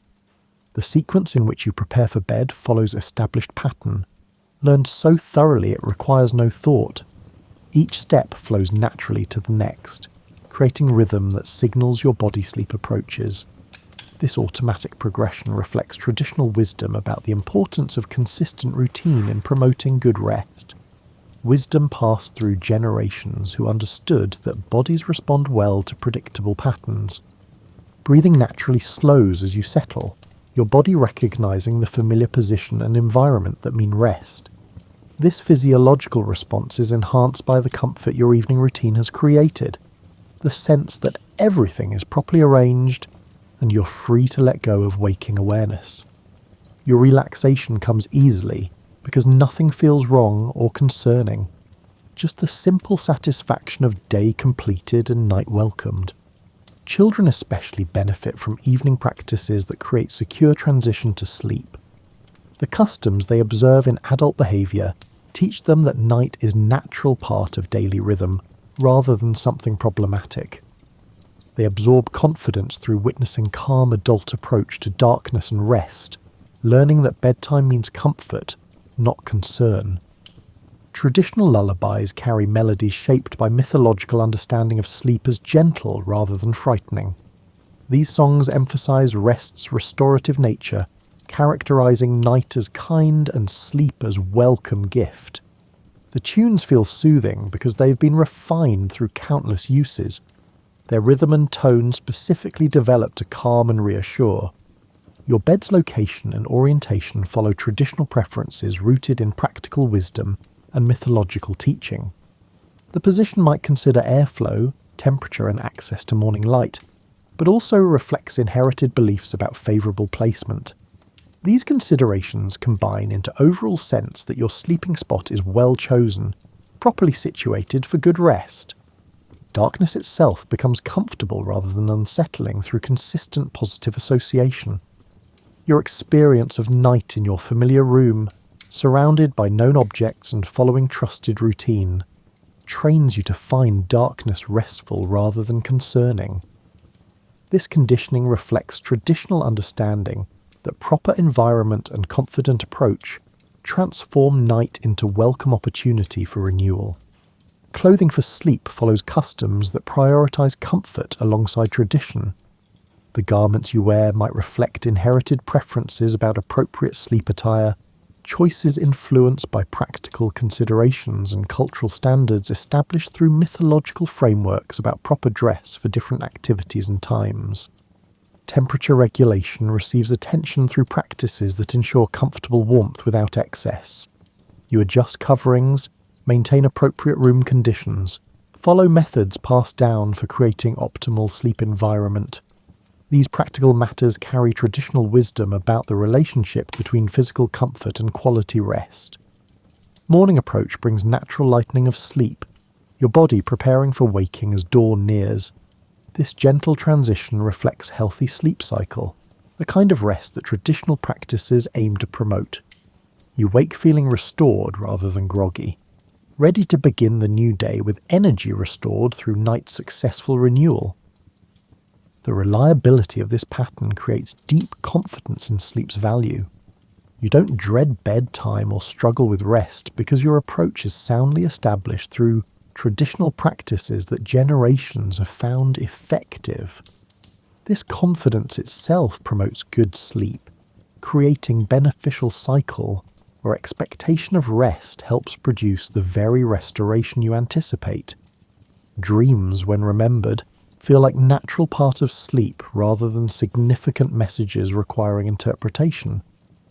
Your relaxed attitude toward dreaming reflects cultural context where sleep is primarily understood as restoration rather than mystical experience. Dreams are interesting when they occur but not concerning, just another aspect of night's natural processes. You carry forward traditions you learned from those before you, and in your daily practice, you're preparing to pass these same patterns to those who come after. This continuity doesn't require conscious effort or deliberate teaching. but occurs naturally through the simple power of consistent example and shared life. Morning begins with gestures you absorb through watching others, movements now so automatic you rarely notice performing them. These small habits connect you to countless previous generations who started their days the same way, creating chain of practice stretching back through time. You're one link in this chain, both receiver and transmitter of inherited wisdom. Your work methods preserve techniques refined through centuries of trial and adjustment. The particular way you hold tools, the sequence in which you perform tasks, the subtle judgments you make about timing and approach, all incorporate accumulated knowledge passed person to person rather than written down. Each time you work, you're practicing traditions while simultaneously adapting them to present circumstances. Children watch your actions with attention you might not realize. They notice how you respond to situations, which customs you observe, what matters to you in daily life. Without formal lessons, they are absorbing the same cultural knowledge you received, preparing to carry it forward into their own adulthood.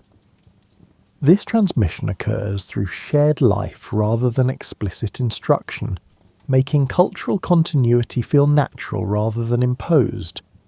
Seasonal rhythms continue their reliable pattern, each year bringing the same progression of changes you've witnessed throughout your life. Your response to these cycles follows established tradition, while remaining flexible enough to address present conditions. This balance between consistency and adaptation characterizes how mythology persists, maintaining core patterns while allowing variation that keeps practices relevant. Stories remain present in casual references, brief mentions that assume shared knowledge. You don't need to tell complete tales because everyone knows them, allowing quick allusions to convey complex meanings efficiently. This shared foundation makes communication richer, every conversation potentially drawing on deep well of common mythological understanding. Objects you use daily carry associations accumulated through long use and traditional significance. Tools aren't just implements, but partners in work, deserving care and respect learned through generations who understood proper relationship between worker and equipment. This attitude transforms ordinary objects into meaningful presences, enriching daily life with layers of symbolic significance. Meals continue providing occasions for gathering and sharing, maintaining social bonds through simple practice of eating together. The customs you follow at table aren't burdensome formalities but comfortable habits, ways of making meals civilized and pleasant. These practices persist because they genuinely enhance experience, making eating more than mere refueling. Evening routines close each day with reliable patterns that create satisfying sense of completion. You follow these customs without analysing them, but their effect is real, helping you transition from day's activity to night's rest with ease born of long practice. This smooth transition reflects traditional wisdom about the importance of rhythmic alternation between engagement and withdrawal. Your home represents accumulated decisions shaped by traditional preferences, the way you've arranged space, chosen objects, maintained standards of order and cleanliness, all reflect inherited understanding of how domestic life should be organised. Your dwelling isn't just shelter, but expression of cultural values passed through generations. Community gatherings maintain connection between neighbours, creating occasions for shared experience that strengthen social fabric. The festivals and celebrations you observe together follow traditional patterns while remaining alive and meaningful, adapted as needed to serve present community while honouring past practice. Language carries mythology in sayings, phrases and associations so integrated into speech they feel natural rather than borrowed. You express complex ideas through brief references to known stories, communicate values through proverbs rooted in legendary examples, create shared understanding through common symbolic vocabulary. Your understanding of time reflects mythological frameworks that organise cycles and patterns. Days, weeks, months, seasons, years all carry meanings beyond mere chronology. Significance derived from stories that characterise these divisions as important rather than arbitrary. This enriched sense of time makes life feel more meaningful, connected to larger patterns beyond individual experience. Respect for tradition doesn't mean rigidity, but rather appreciation for wisdom accumulated over time. You follow inherited practices not from blind obedience, but from recognition that methods preserved through countless generations have proven their value. This respect coexists with practical flexibility, allowing adaptation when circumstances require, while maintaining core patterns that continue serving their purposes well. The mythology that shapes your life persists not through religious devotion or formal study, but through complete integration into ordinary practice. Every action you take carries traces of ancient stories. Every custom you observe maintains connections to legendary origins. This thorough embedding ensures mythology's survival across generations without requiring conscious preservation efforts. Your satisfaction with daily life reflects this rich foundation. The patterns you follow provide structure without constraint, meaning without burden, connection without obligation. You live within frameworks established by countless others before you, frameworks that continue serving their purpose of making life comprehensible, manageable, and meaningful. As you settle into evening, you're participating in rhythms as old as human community itself. The comfort you feel stems partly from physical rest, but also from the deeper satisfaction of living aligned with traditional wisdom, of participating in patterns that connect you to past generations and prepare you to pass these same gifts forward to those who follow. Tonight, as darkness settles and your home grows quiet, you rest in the knowledge that tomorrow will follow familiar patterns, that seasons will continue their reliable progression, that community will gather at appointed times, that stories will persist in subtle references and gentle reminders. This continuity creates profound security, the sense that you're part of something larger and more enduring than individual life. Your breathing deepens as sleep approaches, your body trusting the darkness because tradition has made night comfortable. The customs you've followed today connect you to countless others who live similarly, guided by the same mythological wisdom that shapes your choices without requiring constant awareness. As you drift toward rest, these ancient patterns continue their quiet work, sustaining you through darkness and preparing tomorrow's renewal.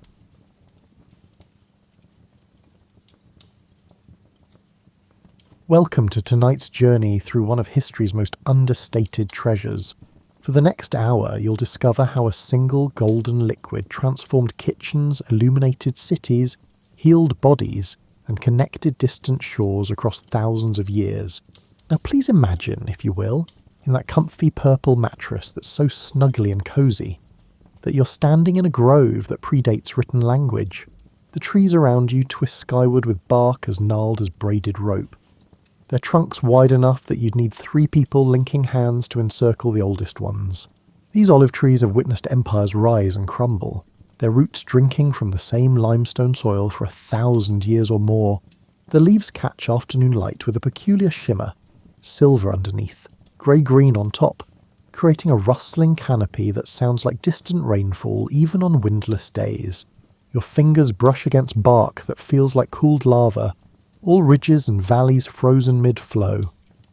The tree doesn't grow straight. It spirals, corkscrews, and splits into multiple trunks that rejoin higher up, as if the wood itself can't decide which direction leads to sunlight. Some branches look dead until you notice the small green shoots emerging from what appeared to be driftwood. Olive trees, you've learned, refuse to die easily. Cut one down to a stump, and it sends up new growth within seasons. Set fire to an entire grove and the roots wait patiently underground, ready to sprout again when conditions improve. The fruit hanging before you looks nothing like the glossy black olives in jars. These are small, hard, green things about the size of a large marble, with a waxy coating that repels morning dew. You pick one and bite down without thinking, then immediately regret it. The bitterness floods your mouth like you've licked a battery, a chemical tang so intense it makes your jaw ache. You spit it out quickly, understanding now why these olives need processing, need time, and need human intervention to become edible. Raw olives contain oleuropein, a compound so bitter it serves as the tree's defense mechanism against animals who might otherwise devour the fruit before seeds can spread. Around you, other harvesters work with the patience of people who've performed this task since childhood. An older woman spreads wide nets beneath a particularly heavy-laden tree, securing the corners with stones so wind won't disturb them. Two younger people carry wooden ladders worn smooth by decades of hands, positioning them carefully against branches as thick as their torsos. There's minimal talking. Everyone knows their role in this harvest that's been repeated the same way for generations, stretching back before anyone bothered recording such things. The traditional harvest happens in late autumn when the olives transition from green to purple to black, though your village prefers picking them young and green. This timing affects the oil's flavour. Earlier harvests produce oil with more bitterness and pepper, and later harvests bring sweetness and buttery notes. You watch as someone uses a hand rake to comb through branches, encouraging olives to drop into nets below without damaging the wood. The sound of fruit hitting fabric creates a gentle percussion, hundreds of small impacts that blend into white noise after a while. A few trees over, someone has climbed high into the canopy, visible only as shifting branches and the occasional glimpse of a tunic. Olives rain down in small clusters, bouncing off nets and rolling toward the edges where children wait to gather escapees. The kids compete to see who can collect the most strays, turning tedious labour into a game the way children always manage. Their laughter carries across the grove, breaking the meditative silence for a moment before being absorbed back into the rustle of silver leaves. You bend to help gather olives from a full net, scooping handfuls into a woven basket that smells of earth and previous harvests. Each olive feels cool and firm, with a weight that belies its size. The basket grows heavy quickly. Olive wood is dense, and even the fruit carries substantial mass. Your back reminds you of its presence as you hoist the full basket and carry it toward collection carts, waiting at the grove's edge. The path between trees is worn smooth by countless feet walking this exact route, autumn after autumn, carrying baskets just like yours. At the collection point, baskets get emptied into larger containers, creating small avalanches of green-purple fruit that click against wood like hail on a roof. Someone tallies the harvest in marks on a clay tablet, tracking which families contributed which amounts. The accounting matters less than you'd expect. Most of the oil will be pressed and shared communally anyway, with extra jars going to families who contributed the most labour. It's an economy based on effort rather than ownership, on collective understanding rather than written contracts. The grove extends farther than you can see from ground level, hundreds of trees marching up hillsides too rocky and steep for grain crops. This is the olive's gift to Mediterranean peoples. It thrives where wheat and barley fail, asking only for limestone soil, hot dry summers, and mild wet winters. The trees need almost no care once established. No irrigation, no fertilizer, minimal pruning. They simply exist, producing fruit year after year with a reliability that sustained civilizations through droughts that would have killed any other crop. As sunset approaches, the harvesting slows. People roll up nets, secure ladders, and cover collection baskets with fabric to protect them from dew and opportunistic birds. Tomorrow you'll begin the pressing, but tonight the olives will rest, and so will you. Walking home through dimming light, you notice how the silver undersides of olive leaves seem to glow faintly, catching the last rays of sun and holding them a moment longer than other trees. It's a small magic, this luminescence, but appropriate for a tree whose fruit will eventually become light itself. The pressing room smells of crushed vegetation and stone dust, with undertones of fermentation that aren't unpleasant once you adjust.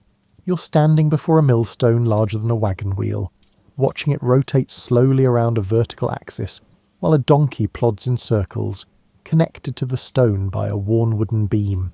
The donkey knows this work intimately, requiring no guidance, placing each hoof with the careful precision of someone who's traced this exact circle thousands of times. Its eyes hold that distant look animals develop when performing tasks that require presence but not attention. Beneath the rolling stone, olives gradually transform from individual fruits into a purple-brown paste.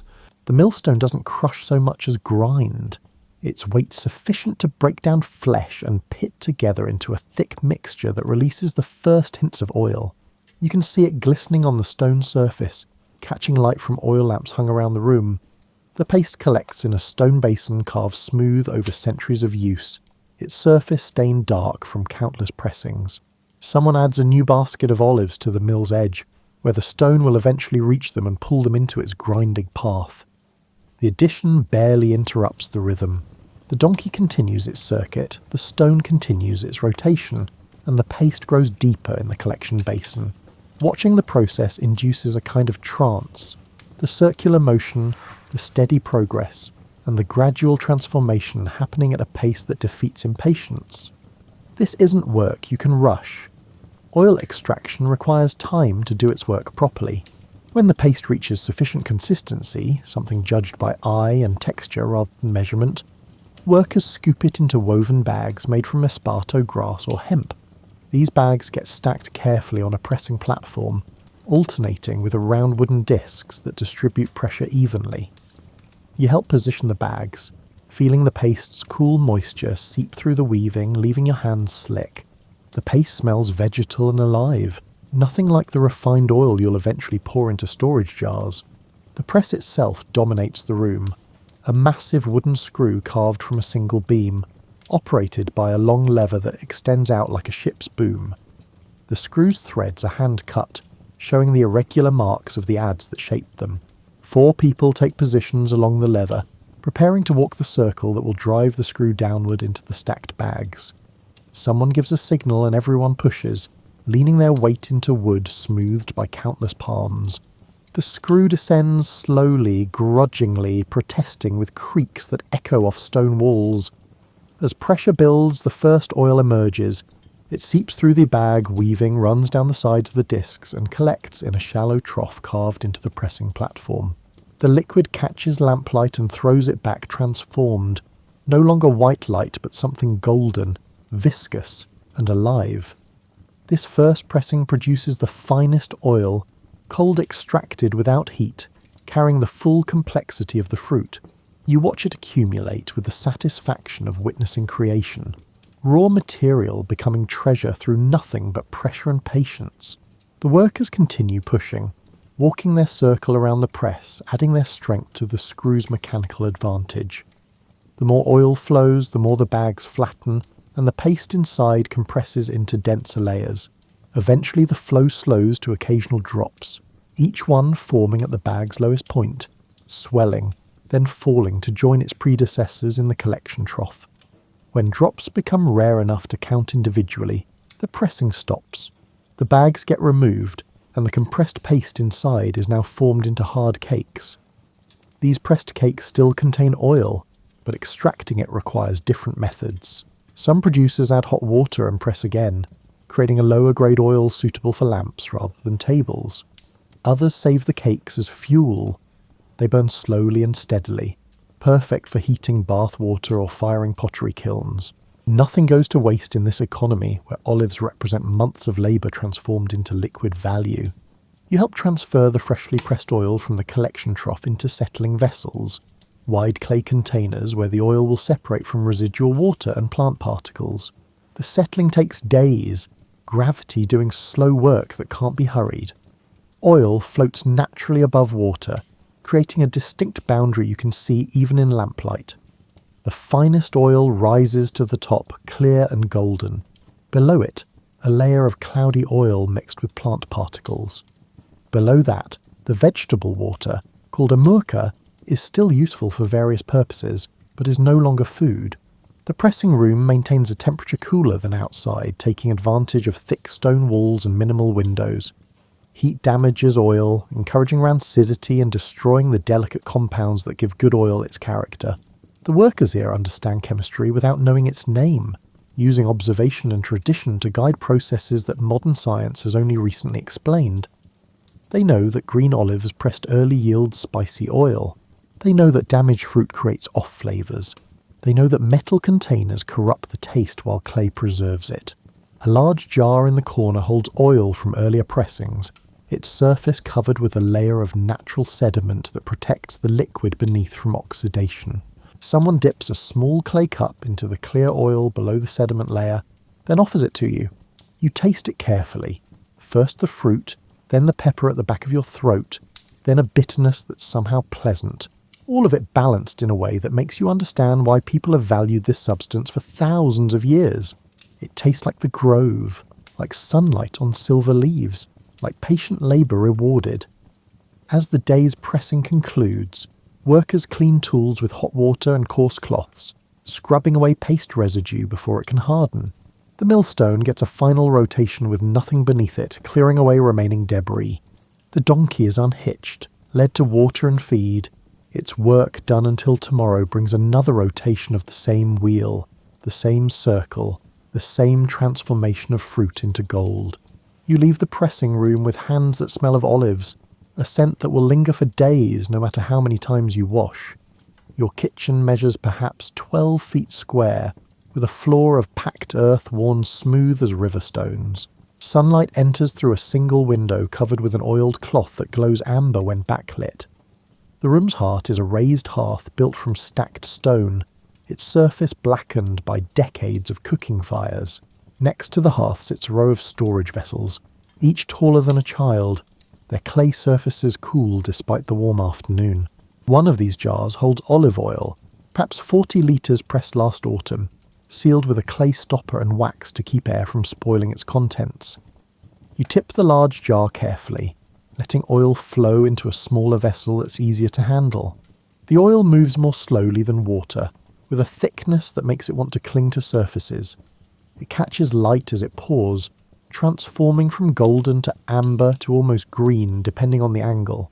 This oil will flavour tonight's meal and tomorrow's and the day after that. A constant presence in cooking as fundamental as fire itself. Without it, your cuisine would lose half its identity, becoming something unrecognisable to anyone raised on the Mediterranean shores. On a wooden cutting board, you arrange vegetables for tonight's meal. Leeks, onions, some early greens, and lentils that have been soaking since morning. The knife in your hand is bronze, its edge requiring regular sharpening but holding a keenness that iron tools will later struggle to match. You chop the leeks into rounds and the onions into rough chunks, working with the casual efficiency of someone who's prepared thousands of meals. Each piece falls into a clay bowl already slicked with olive oil, the vegetables beginning their transformation even before heat arrives. The cooking pot is ceramic, its inside surface darkened by use but still sound, free of cracks that would let liquid seep through. You pour olive oil into the pot first, enough to coat the bottom generously, perhaps a quarter cup by modern measurements, though you judge by eye and habit rather than precise amounts. The oil spreads across the pot's interior, finding every curve and depression, creating a golden pool that will prevent food from sticking and contribute its own flavour to whatever cooks within. Coals from the morning's fire still glow red beneath white ash. You brush away the ash with a bundle of straw, exposing the heat beneath, then position the pot carefully over the hottest section. The oil begins warming immediately, its surface developing the faintest shimmer as convection currents move through it. You test the temperature by dropping a small piece of onion into the oil. It should sizzle gently without immediately browning, creating a sustained hiss that tells you the heat is right. The vegetables go in next, tumbling from bowl to pot with sounds that satisfy on some primal level. The hiss of moisture meeting hot oil, the crackle as sugars begin to caramelize, and the aromatic steam that rises to fill the kitchen with promise. You stir with a wooden spoon worn smooth by years of use, its handle permanently stained with oil that seeped into the wood grain. The vegetables soften gradually, their colours intensifying rather than fading, olive oil preserving the bright greens and deep purples in ways that water-based cooking never could. A small jug on the shelf holds oil reserved for finishing dishes, the finest pressing, kept separate for drizzling over food just before serving. This oil never sees heat, preserving all the delicate compounds that make it special. You'll use it tonight to dress lentils after they finish cooking, adding a final layer of flavour that heat-treated oil can't provide. The difference between cooking oil and finishing oil matters enormously, though explaining exactly why requires vocabulary your culture hasn't yet developed. While the vegetables cook, you prepare flatbread dough. Flour, water, a pinch of salt and olive oil work together until the mixture stops sticking to your hands. The oil makes the dough more forgiving, easier to handle and less likely to tear when you stretch it thin. You let it rest while the lentils simmer, the dough developing texture through time rather than effort. Later you'll form it into circles, cooking them directly on a hot stone at the hearth's edge, brushing each finished bread with olive oil to keep it soft. In the corner, a smaller jar holds olive oil infused with herbs. Rosemary, thyme and bay leaves submerged in oil for weeks until their essences permeate the liquid. You use this for special occasions, but even ordinary days might see it appear if meals feel too plain. The herbs add complexity, yes, but more importantly they preserve the oil's freshness, their natural antibacterial properties extending shelf life in ways that seem almost magical. You understand this works without knowing why, following practices handed down through generations of cooks who discovered through trial and error what science will later explain. The lentils need another addition of oil midway through cooking, not for flavour this time, but to prevent them from foaming over. A thin stream poured across the pot's surface calms the bubbling immediately, the oil spreading to trap and collapse foam before it can escape. This trick works so reliably you barely think about it anymore, just as you barely think about breathing. Olive oil isn't an ingredient you add to cooking, it's the medium within which cooking happens, as essential as the pot itself. As evening deepens, you light lamps throughout the house. These are simple clay vessels with a spout for the wick and a hole for pouring fuel. Olive oil fills each lamp the same oil you cook with, though perhaps an older pressing or a lower grade that's developed a slight bitterness. The wicks are twisted flax, trimmed regularly to prevent smoking. You light them one by one, watching small flames appear and settle into steady burning. The light they cast is warmer than later petroleum products will provide, with a slight golden quality that makes skin look healthier and food more appetizing. The meal finishes cooking as full darkness arrives. You ladle lentils into shallow bowls, vegetables into a communal dish, and bread onto a wooden board. The final touch, that reserved finishing oil, gets drizzled over everything with a practiced hand, creating glossy pools that sink slowly into the hot food. The aroma is extraordinary, all the meal's elements unified by this single ingredient that's touched every component from raw to finished. You eat with bread torn by hand, using pieces to scoop up lentils and vegetables, the bread's oil-brush surface making each bite rich enough to satisfy without overwhelming. After the meal, you save the oil that remains in serving dishes, pouring it back into storage rather than discarding it. This oil has taken on flavours from the food it touched, making it perfect for tomorrow's cooking, where those flavours will contribute to new dishes. Nothing goes to waste in a household where olive oil represents stored labour, stored sunlight, and stored wealth in its most fungible form. The jars in your kitchen hold more than food. They hold security, knowing that even if grain harvests fail, these sealed vessels contain enough calories to see your family through lean months. You're walking through the city after sunset, navigating streets that would be treacherous without illumination. Light spills from every window and doorway, each building contributing its share to the collective effort of holding darkness at bay. The primary source of all this light hangs from brackets, sits in niches, and rests on ledges. Thousands of small clay lamps, each burning olive oil with a steadiness that candles will later struggle to match.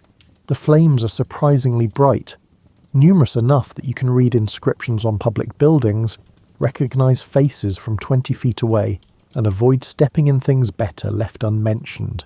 The city's main street features elaborate lampstands taller than a person, designed to illuminate public spaces where citizens gather after daylight ends. These stands hold multiple lamps arranged in tiers, creating islands of brightness that push back shadows. Someone maintains these lamps, refilling oil, trimming wicks, and ensuring flames don't fail during the night hours when their absence would be most keenly felt. It's a public service as important as maintaining wells or repairing roads, paid for by wealthy citizens who understand that dark streets discourage commerce and encourage crimes. You pass a merchant shop where lamplight streams through an open doorway, revealing customers examining goods despite the late hour.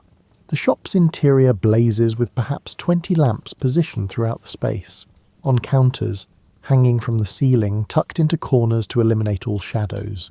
This abundance of light represents significant expense, with olive oil consumed by the litre each night, but the merchant considers it essential.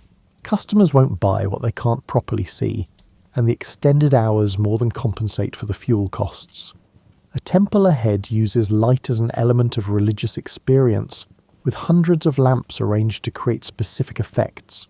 Flames reflect off polished marble, multiply in bronze mirrors, and cast shadows of columns that seem to dance as air currents make the flames flicker. The priests understand lighting design intuitively, positioning lamps to emphasize divine statues while leaving other areas in mysterious dimness. The interplay of the light and shadow transforms architecture into theatre, making the sacred space feel separate from the mundane world outside. At a corner, you notice someone refilling street lamps from a large jug, moving from bracket to bracket with practiced efficiency. The lamplighter pours oil through a small funnel, careful not to spill or overfill, knowing exactly how much each lamp needs to burn through the night. When one lamp shows a weak flame, the lamplighter adjusts the wick, pulling it slightly higher to draw more oil, increasing brightness. This work continues every evening, a routine as regular as sunrise, ensuring the city never returns to the vulnerability of total darkness. You turn down a residential street where light is more modest but still present. Each household maintains at least one lamp visible from the street, a contribution to collective safety that custom demands even from the poorest families. Some windows show the warm glow of multiple lamps inside, suggesting households wealthy enough for evening activities beyond sleep. Others display single flames, sufficient for basic tasks but leaving much of the interior in darkness. You can map the neighbourhood's economic geography by counting visible flames.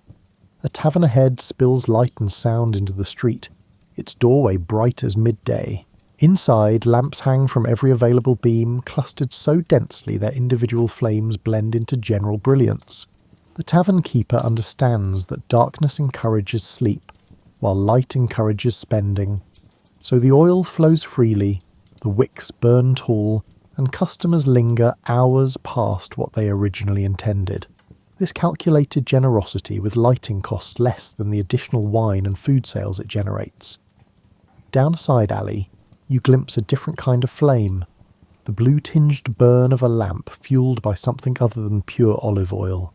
Lower-grade pressings, vegetable water with residual oil content, and even fish oil in coastal cities.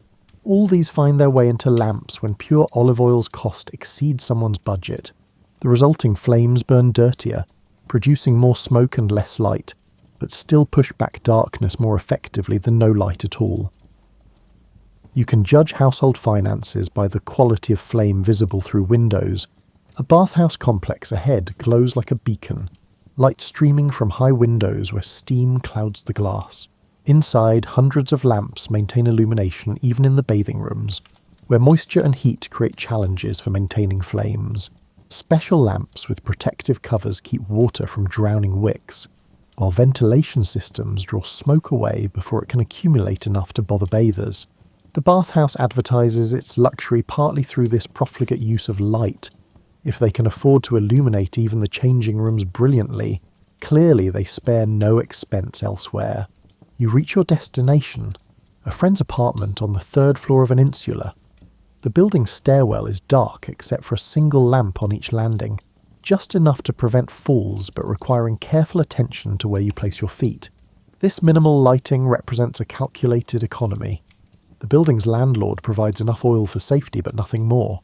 Residents who want brighter stairwells bring their own lamps, carrying them up and down like the portable light sources that they are.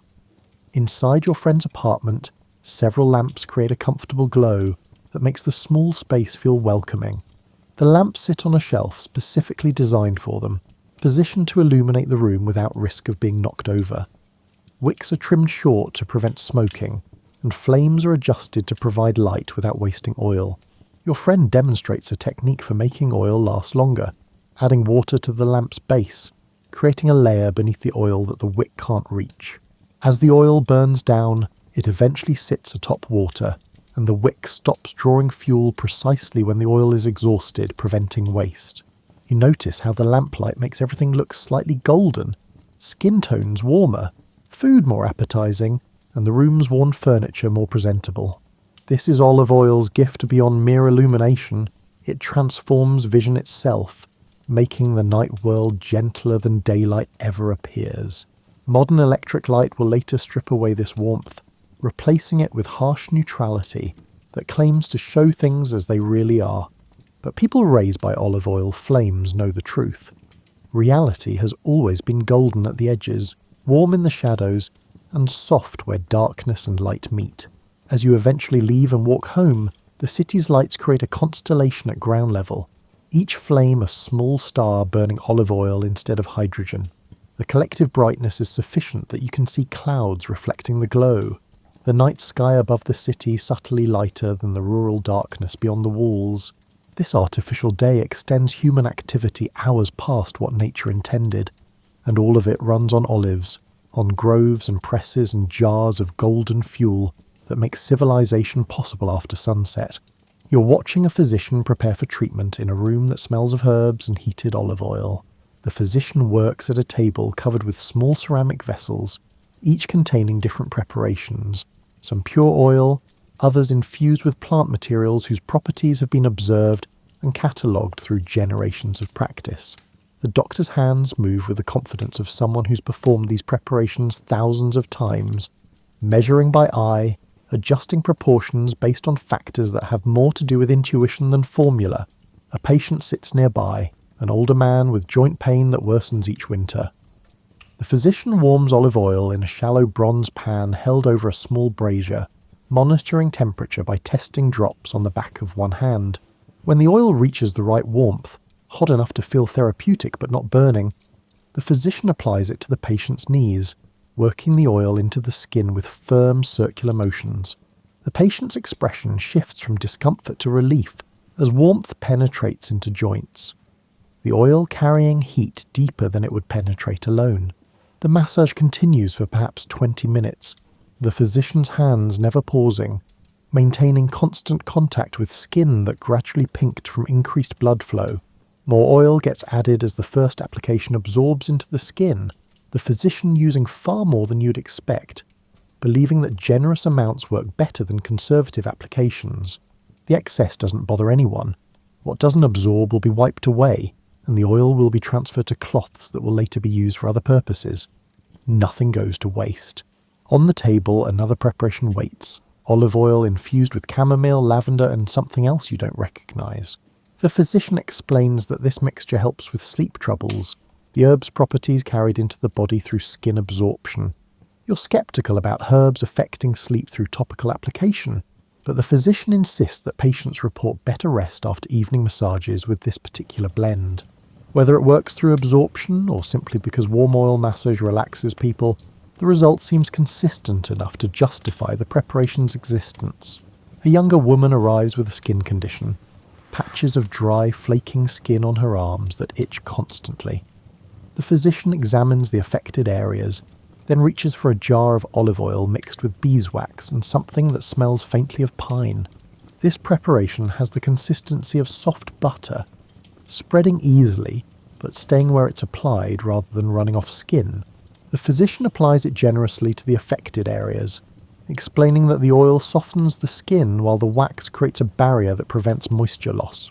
The pine component, collected as resin from local trees, helps reduce inflammation through mechanisms the physician doesn't fully understand but has observed countless times. You watch the physician prepare a wound dressing for someone who burned their hand in a cooking fire. A clean cloth gets soaked in olive oil and then wrapped around the injury after cleaning. The oil-soaked bandage keeps air from reaching the burned skin, reducing pain and preventing the wound from drying into hard scabs that might crack and reopen. The physician changes the dressing daily, each time applying fresh oil, maintaining the wound in a moist environment that promotes healing. Modern medicine will eventually prove this treatment effective, though the physician's great-great-grandchildren won't live long enough to see that validation. In the corner, large storage jars hold olive oil reserved specifically for medical use. Not necessarily the finest pressing, but clean oil from healthy fruit, free of the rancidity that develops in poorly stored supplies. The physician checks these stores regularly, ensuring sufficient quantity to handle the regular stream of patients. who arrive seeking treatment for ailments ranging from minor skin irritations to serious injuries. During epidemic years, oil consumption increases dramatically as the physician treats more patients than usual, applying oil to fever-hot skin, mixing it with medicines that need a carrier base, and using it to prevent bed sores in patients too weak. To move, a shelf holds specialised tools, bronze instruments for scraping oil from skin after massages, small cups for mixing preparations, mortars for grinding herbs that will be infused into oil, and delicate measuring spoons that allow precise dosing when patients need specific amounts of medicated preparations. Each tool shows the wear of regular use, bronze surfaces polished by countless cleanings, and ceramic mortars stained from hundreds of different herb mixtures. This is a working space, not decorative. Every item is present because it serves a practical purpose. The physician prepares an oil mixture for you to take home, explaining its use for minor cuts and scrapes. The base is pure olive oil, with small amounts of crushed garlic for its antibacterial properties and honey for wound sealing. The mixture smells pungent but not unpleasant, and the physician assures you it prevents the festering that turns minor injuries into serious problems. You'll use it whenever someone in your household suffers a cut, applying it twice daily until healing completes. The preparation will last months if stored properly. The olive oil preventing bacterial growth in the honey-garlic mixture through mechanisms nobody will understand for another 2,000 years. Before leaving, you notice the physician's own hands, smooth, supple, and showing none of the roughness you'd expect from someone who works constantly. The physician catches your glance and holds up both hands, demonstrating skin that seems younger than the face above it. The secret is simple. Constant contact with olive oil, hands soaking in it daily through the work of treating others. The oil penetrates so deeply and so regularly that the physician's skin maintains flexibility that people decades younger might envy. It's an occupational benefit, unintended but welcome, that makes the physician's hands themselves an advertisement for oil's properties. You head to the public baths next, a routine that's as much about social connection as hygiene. The bath complex's entrance area smells powerfully of olive oil, the scent intensified by heat and humidity drifting from the bathing rooms beyond. Attendants stand ready with bronze implements and ceramic vessels, prepared to perform the scraping ritual that's become central to bathing culture. You pass through to the changing room, storing clothes in a cubby while trying to remember which number your belongings occupy. The warm room comes first, with a temperature comfortable enough to begin sweating without shocking the system. An attendant approaches with a ceramic vessel of olive oil, offering to perform the full cleansing ritual. You agree, and the attendant begins applying oil generously across your skin, arms, legs, back, chest, using enough that it runs in small rivulets before being spread more evenly. The oil sits on skin without immediately absorbing, creating a slick barrier between you and the world. The warm room's heat increases your skin's temperature gradually, opening pores and encouraging perspiration that mixes with the olive oil coating your body. After perhaps 15 minutes, when sweat has begun flowing freely, the attendant returns with a strigil, a curved bronze blade with a handle designed specifically for scraping oil and dirt from skin. The scraping process looks violent, but feels surprisingly pleasant. The blade removing oil, dead skin cells, sweat, and accumulated grime in long strokes that leave clean skin behind. You watch the mixture of oil and remove material collect at the strigil's edge, forming a grey-brown substance that's promptly wiped onto a cloth after each pass. The attendant works methodically, covering every accessible area, occasionally adding more oil where skin seems dry. The scraping removes far more than you expected, revealing skin that looks brighter, feels smoother, and seems to glow with health that wasn't visible before.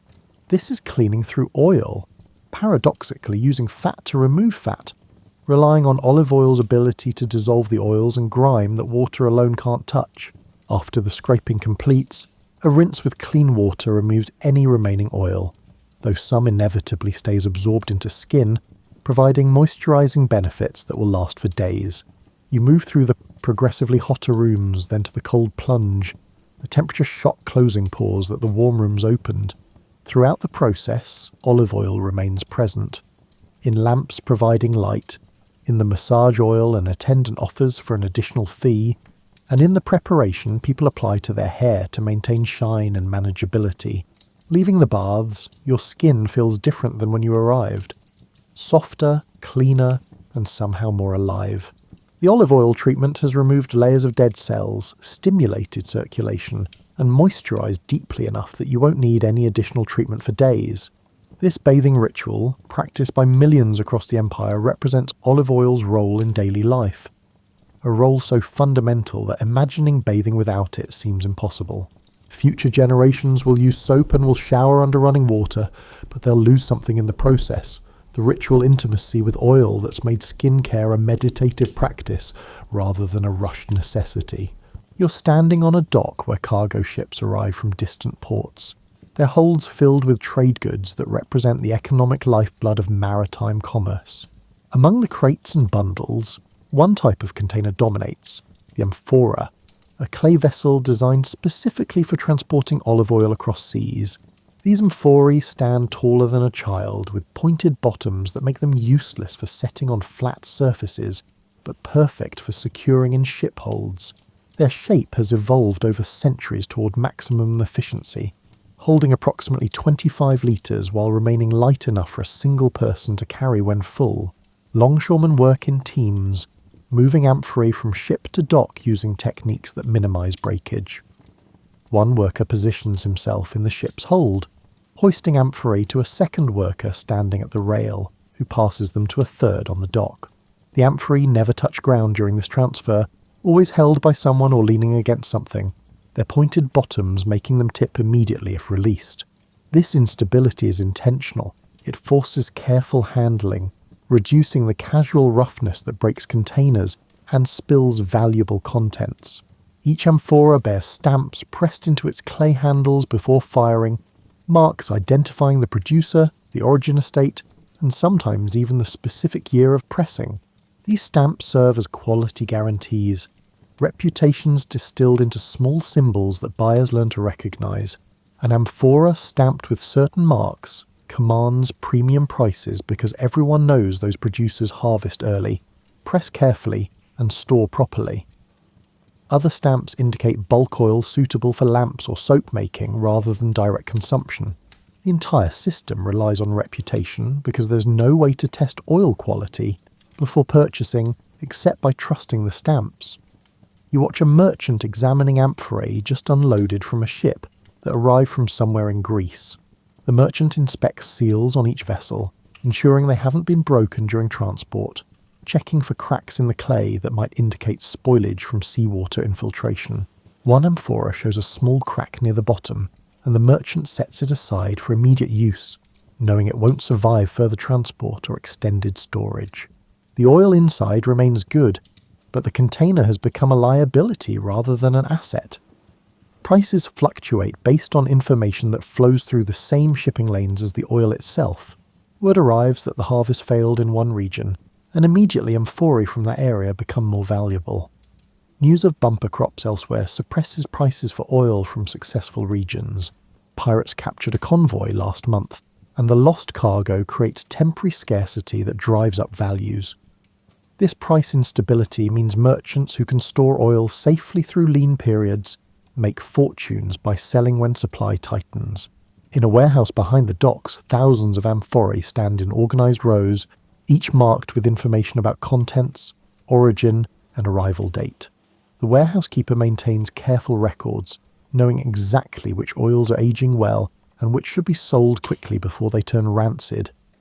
Some oils improve with time, developing complexity that young pressing lacks. Others peak immediately and decline steadily. The warehouse keeper's expertise lies in understanding these differences, in knowing which amphorae to hold and which to liquidate. You follow a convoy of carts loaded with amphorae heading inland from the port. The carts move slowly, drivers careful to avoid jolts that might crack clay vessels. The road itself is surprisingly smooth. Maintaining trade routes benefits everyone, so communities along major roads dedicate substantial resources to repairs and improvements. Without good roads, amphora transport becomes prohibitively expensive due to breakage, so road quality directly affects olive oil prices in inland markets. At a way station, you observe the careful process of unloading amphorae for overnight storage. Each vessel gets checked for leaks, then positioned upright in sand-filled boxes that hold them steady. The sand absorbs any seepage while providing cushioning against accidental impacts. This attention to detail throughout the supply chain represents the difference between profitable and unprofitable trade. Oil that reaches markets in good condition sells well. Oil that arrives rancid or leaked away represents pure loss. A merchant you're travelling with explains the economics. An amphora of premium oil cost them 40 denarii at the port. Transport inland will cost another 10.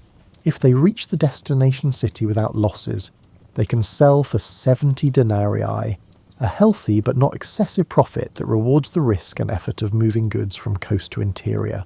But if half the amphorae break during transport, the profitable venture becomes a disaster. This calculation drives every decision about which roads to take, how fast to travel, and how much to pay for quality carts and experienced drivers. You pass a broken amphora by the roadside, its contents long since soaked into the earth, leaving only pottery shards and a dark stain. The merchant points to it as a cautionary tale. Someone tried to save money with cheaper containers or faster travel, and this is the result.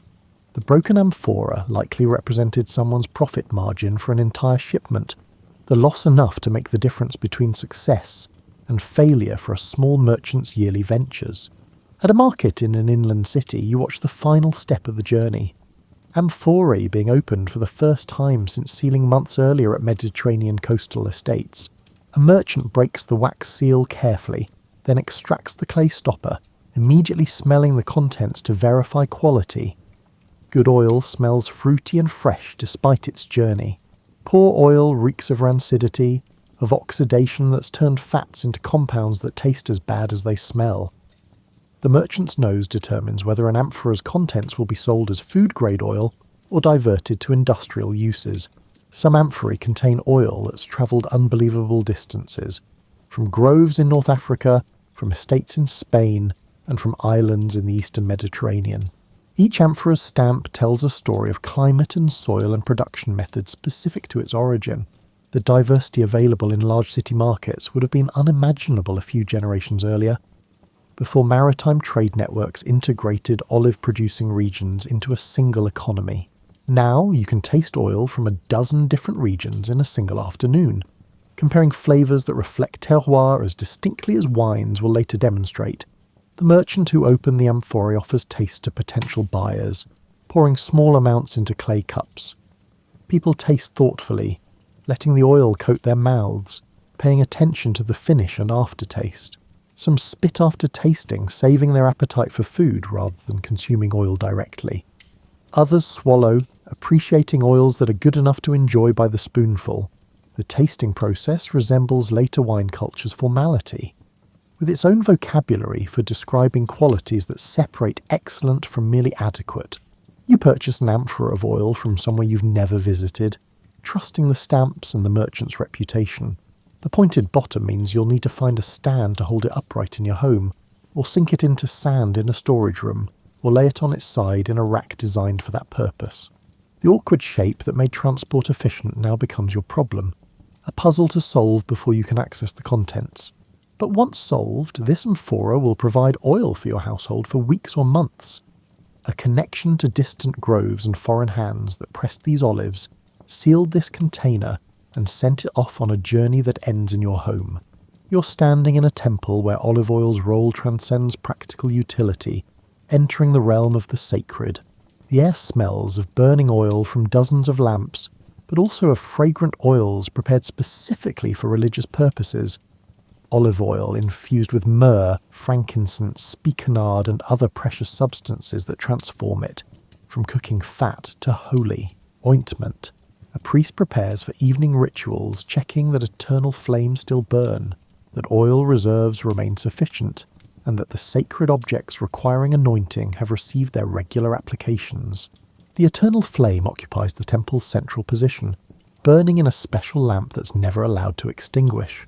This lamp holds the finest olive oil, changed daily to ensure purity, tended by priests whose primary duty is maintaining its flame.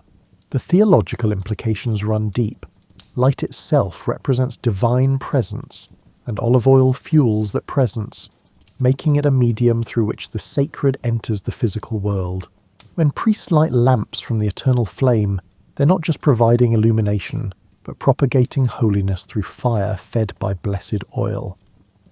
A ceremony begins as a family arrives with their infant for dedication rituals. The priest brings out a small golden vessel containing anointing oil. Olive oil blessed through prayers and mixed with aromatic compounds worth more per ounce than gold. Using a thumb, the priest marks the infant's forehead with a small cross of oil, speaking words that connect this child to generations of ancestors who received identical marks. The oil sits visibly on the infant's skin, slowly absorbing, carrying with it whatever properties the blessing supposedly imparted. You watch as the priest anoints other objects, a new altar cloth, a restored section of temple wall, and a bronze shield dedicated by a successful general. Each receives oil applied with specific prayers, the liquid itself becoming a vehicle for making common things holy. The oil doesn't change physically from this treatment, but in everyone's understanding it changes essentially, becoming something more than pressed olives, even while remaining exactly that. This dual nature, simultaneously mundane and sacred, makes olive oil uniquely suited for religious purposes. In a preparation room you see the process of making sacred oil. The base is pure olive oil from the first pressing, chosen for quality that reflects the importance of its intended use. To this base, priests add ground cinnamon, cassia, myrrh and other aromatic plants, mixing carefully while reciting prayers meant to infuse the blend with spiritual properties. The resulting oil smells overwhelming and complex, unlike anything used in daily life. Its cost per litre would feed a family for months, making lavish use of it a genuine sacrifice, resources directed toward divine purposes rather than human comfort. A storage room holds amphorae of sacred oil, sealed and marked with symbols indicating their consecrated status. These oils are never used for cooking or lamps or any mundane purpose. To do so would be blasphemy, a mixing of categories that must remain separate. Yet they're still olive oil, chemically identical to what fills kitchen jars throughout the city. The difference exists entirely in human intention and social agreement. No test could distinguish sacred from profane oil. This fact bothers no one. The distinction feels as real as the oil itself. During a wedding ceremony, you watch the priest use oil to bless the couple, marking their hands with fragrant oil while pronouncing them joined. The oil's presence in this ceremony isn't decorative. It represents prosperity, divine favour, and the hope that their union will prove as fruitful as olive trees and as enduring as groves that outlive the humans who plant them. Later, the couple will take home a small vessel of blessed oil, keeping it in their household as protection, and a reminder of vows spoken before witnesses human and divine. A funeral procession arrives, and olive oil plays yet another role in this transition. The body has been anointed with oil as part of preparation for burial, the oil preserving the flesh, while symbolising care and respect for the deceased. Oil-soaked cloths wrap the body, maintaining moisture and preventing the accelerated decomposition that would occur in dry air. Some of these oils are expensive, with families spending significant portions of their savings to ensure proper treatment of their dead. The smell of aromatic oils mixed with human death creates an odour both pleasant and disturbing, beauty and decay intermingled. In a private room, the priest teaches an initiate how to mix sacred oils, explaining proportions and prayers that must accompany the work. This knowledge passes through oral tradition, master to student, creating lineages of specialists who understand both the practical chemistry and ritual requirements of sacred oil production. The initiate watches carefully, memorizing not just what the priest does, but how, the specific gestures and words that supposedly transform mixing into blessing. Years from now, this initiate will teach another, and the tradition will continue, olive oil linking generations through unbroken chains of practice. You notice how much olive oil the temple consumes. Hundreds of litres monthly just for lamps, dozens more for anointing and blessing, and special reserves for major ceremonies. Maintaining this consumption requires dedicated olive groves, estates that exist solely to supply religious institutions. These sacred groves are managed no differently than commercial ones. They're pruned, harvested, and pressed using identical methods. Yet their oil goes directly to temples, never entering normal commerce, creating a parallel economy of divine provision that mirrors but never touches the secular oil trade. As evening prayers conclude, priests circulate through the temple lighting additional lamps, each flame representing a prayer, a hope, and a connection between worshipper and divine. The practice creates a constellation of small lights, hundreds of flames burning olive oil while people kneel or stand in prayer. The visual effect is powerful, darkness pushed back by collective effort, each lamp an individual contribution to communal brightness. Without olive oil, this display would be impossible. Without olive groves, these temples would stand dark and silent. Walking home through darkness held at bay by oil lamps lining the streets, you reflect on how completely olive oil has woven itself into every aspect of life. It lights your path, flavours your food, heals your injuries, cleanses your body, connects distant regions through trade, and links you to the divine through sacred rituals. No other substance touches so many domains, serves so many purposes, and proves so essential while remaining so humble. The olive tree itself seems unremarkable, gnarled, slow-growing, and demanding little. Yet from its fruit flows civilization's golden thread, binding together all the separate elements that make human life more than mere survival. You're standing in a grove that's witnessed the rise and fall of entire civilizations, its oldest trees planted so long ago that no records document their origins. These ancient olives have felt the footsteps of peoples who spoke languages now lost, who worshipped gods whose names nobody remembers, and who built cities that have eroded back into the hillsides they once crowned. The trees remain, still producing fruit indifferent to the human dramas that have played out beneath their branches.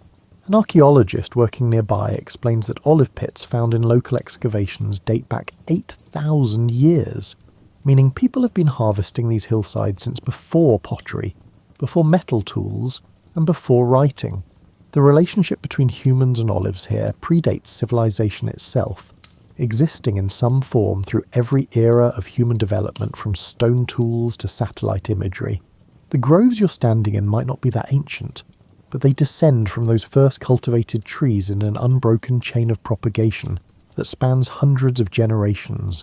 You run your hand along bark that feels like frozen time, ridges and valleys recording decades of growth in patterns as unique as fingerprints.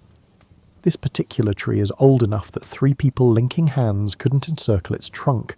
Its hollow interior could shelter several children during rainstorms, yet it produces fruit as reliably as trees a tenth its age. Olive trees don't age like other plants. They don't gradually weaken and die, but simply grow thicker, more gnarled, and more impossible looking while maintaining vitality that seems to contradict everything you understand about mortality. The archaeologist points out ancient stone terraces built to prevent soil erosion. Their construction so solid they still function centuries after the civilization that built them vanished. These terraces create level planting areas on slopes too steep for agriculture, catching rainwater and preserving topsoil that would otherwise wash away during winter storms. The labour involved in building them was enormous. Thousands of hours moving stones, levelling ground, and creating the infrastructure necessary for olive cultivation in challenging terrain. Yet the investment proved worthwhile over time frames that dwarf human lifespans. You notice evidence of ancient pressing operations, circular depressions carved into bedrock where millstones once turned, channels that guided oil from pressing platforms to collection vessels, and anchoring points for press beams. These installations functioned for generations before being abandoned when economic conditions shifted or populations declined. Now they're covered with moss and leaves, slowly eroding, their purpose obvious only to trained observers. The groves they served continue producing, indifferent to whether humans still press their fruit or leave it to fall and rot. Climate patterns recorded in ice cores and lake sediments reveal that this region has experienced dramatic changes during the olive grove's existence. Periods of extreme drought should have killed these trees, yet somehow they endured, their deep roots finding moisture other plants couldn't access. Invasions swept through repeatedly, armies burning farms and slaughtering populations, but olive trees survived because they're nearly impossible to kill completely. Even if trunk and branches burn to ash, roots send up new growth, rebuilding from below ground with patience that makes human urgency seem absurd. An ancient olive tree nearby shows clear signs of having been cut down, then regrowing from the stump, creating multiple new trunks that fuse together over time. The practice of coppicing olives for wood while preserving their root systems allowed farmers to harvest the trees themselves without ending production. The regrown trunks might take 20 years to begin bearing fruit again, but in the olive's timeline, 20 years is nothing, barely worth noticing. This one tree has probably been cut and regrown 5 or 6 times over its existence, each cycle producing decades of firewood while the roots waited patiently for their chance to rebuild. You sit beneath a massive olive and try to imagine the lives it's witnessed. People have sat exactly here for centuries, seeking shade from Mediterranean heat, perhaps eating olives from this very tree. Children have climbed its branches. Lovers have carved initials into bark that later grew over and obscured their declarations.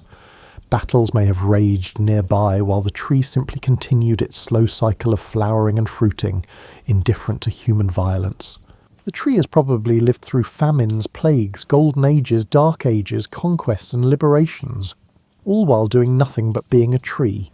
The archaeologist mentions that olive trees can effectively live forever through a process of continuous renewal.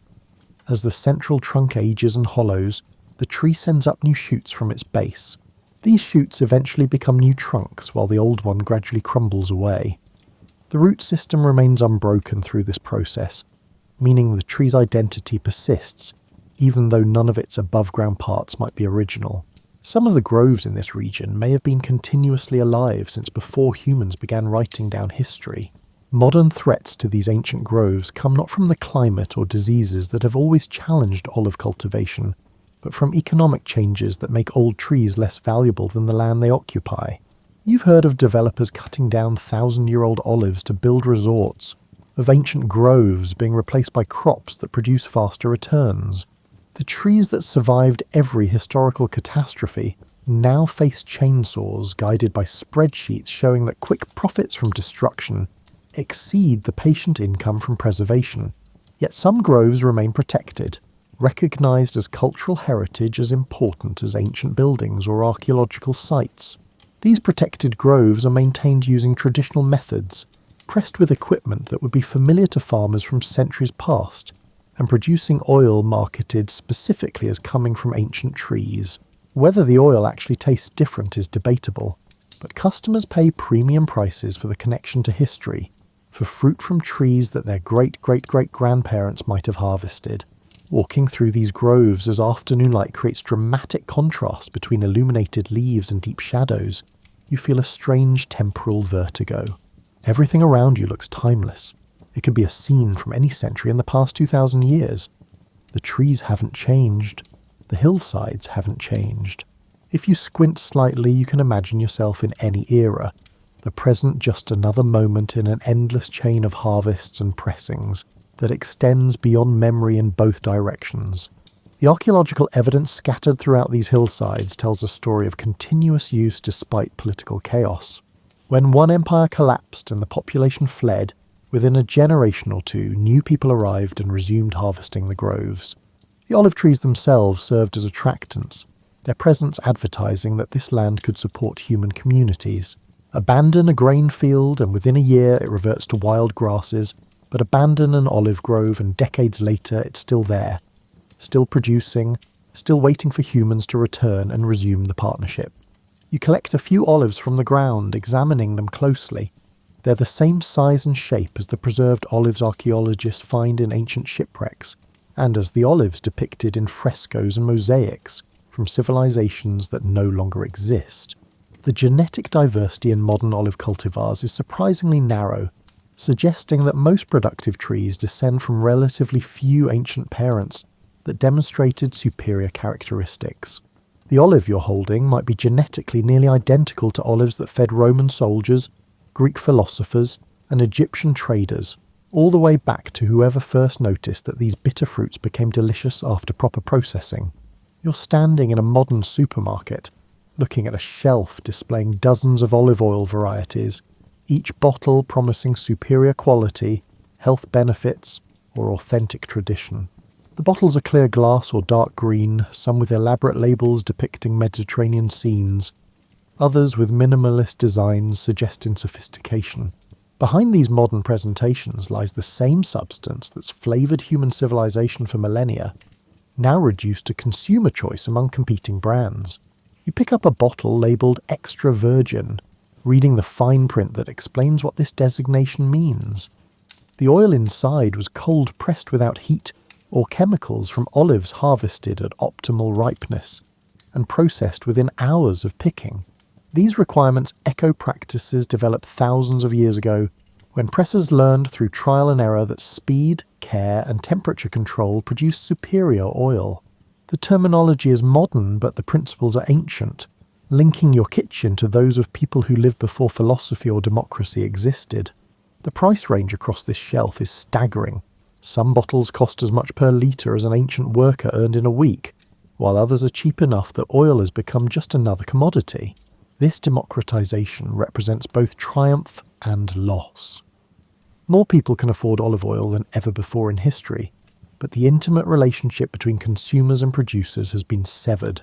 You don't know which grove produced this oil, whose hands harvested these olives, or how many generations their family has been pressing fruit from these specific trees. A cooking show plays on a screen near the checkout. A chef drizzling olive oil over vegetables while explaining how it's healthier than butter or other fats. The health claims are accurate. Olive oil does contain monounsaturated fats that improve cardiovascular health, antioxidants that protect cells, and compounds that reduce inflammation. But ancient peoples who built their cuisines around olive oil knew none of this, using it not because it was healthy, but because it was available, delicious, and versatile. They stumbled into good health through culinary tradition, their bodies benefiting from choices made for entirely different reasons. You notice organic options. Oil from olives grown without synthetic pesticides or fertilizers. This marketing implies that non-organic methods are standard now, representing a fundamental shift from traditional olive cultivation that used no chemicals because they didn't exist. The modern organic movement is actually a return to ancient practices, charging premium prices for what was once universal. The irony seems lost on most shoppers filling their carts without considering the historical arc that brought these bottles to this shelf. At home, you drizzle oil over a salad, the action so casual that you don't pause to think about it. Yet this simple gesture connects you to every cook throughout history who performed the same motion. The oil catches light streaming through your window, exactly as it caught lamplight in ancient kitchens. It coats the vegetables with the same golden sheen that made food look appetizing to people whose names nobody remembers. The chemistry of fat interacting with plant cells hasn't changed, meaning the salad tastes similar to versions eaten 2,000 years ago. Your bathroom contains olive oil-based soaps and cosmetics, products marketed as natural alternatives to synthetic options. Soap itself was invented partly to replace the oil scraping method used in ancient baths. Yet now olive oil soap represents a return to more authentic cleansing. The circular motion of hygiene history suggests that human needs remain constant, while technologies cycle between complexity and simplicity, each generation rediscovering benefits that previous generations took for granted.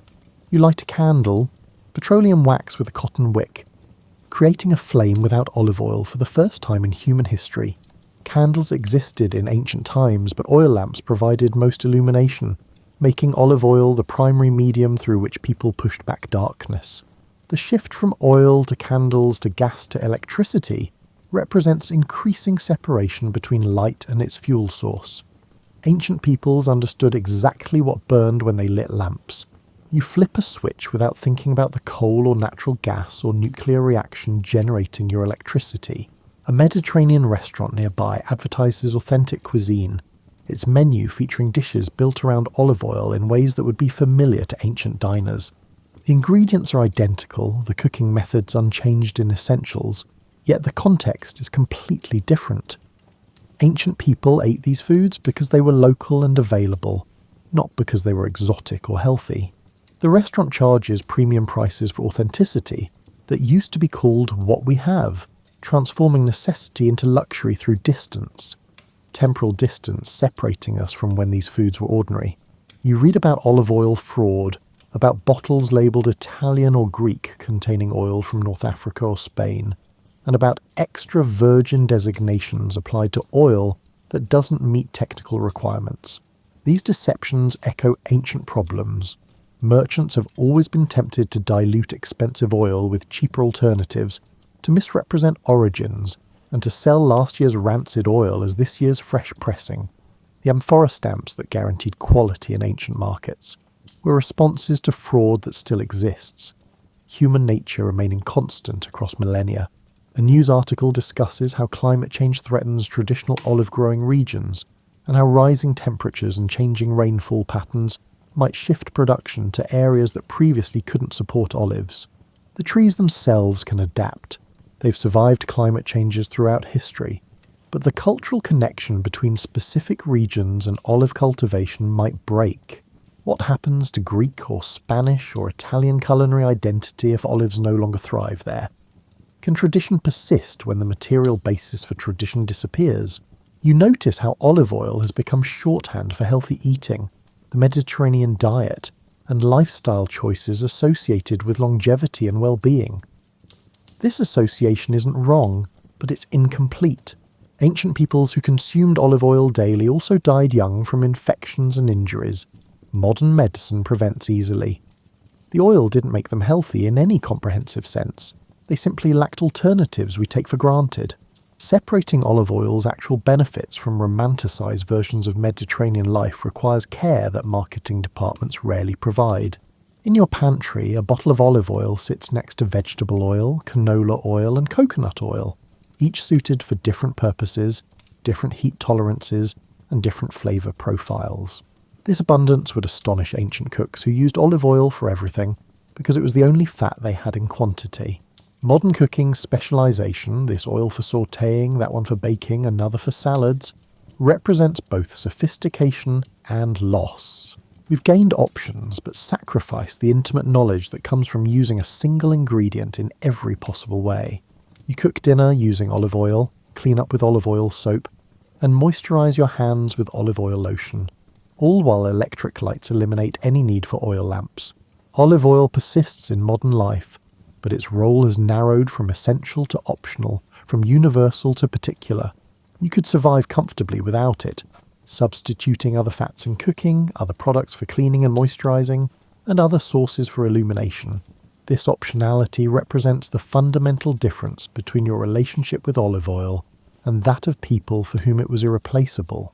Yet walking through the supermarket or cooking dinner, you occasionally feel a strange temporal connection, a sense that you're performing actions that link you to an unbroken chain of human activity, stretching back to before recorded history. When you drizzle olive oil over food, you're doing exactly what countless humans have done in the same way for the same reasons. The bottle is different, the kitchen is different, and the context is different, but the action itself is unchanged. In this small gesture, you briefly touch the deep past, performing a ritual so ancient that its origins predate the concept of ritual itself. The olive trees in distant groves continue their patient work, flowering each spring, fruiting each autumn, and producing the same golden liquid that fueled civilizations now studied only by archaeologists. Some of those trees might be the direct descendants, literally through root propagation, of trees that witnessed events recorded in histories you've read. They connect past to present through living continuity, biology preserving what human memory cannot. As long as those trees survive, as long as someone harvests their fruit and presses it into oil, the ancient world isn't entirely lost. It flows forward, year by year, harvest by harvest, a golden thread that refuses to break.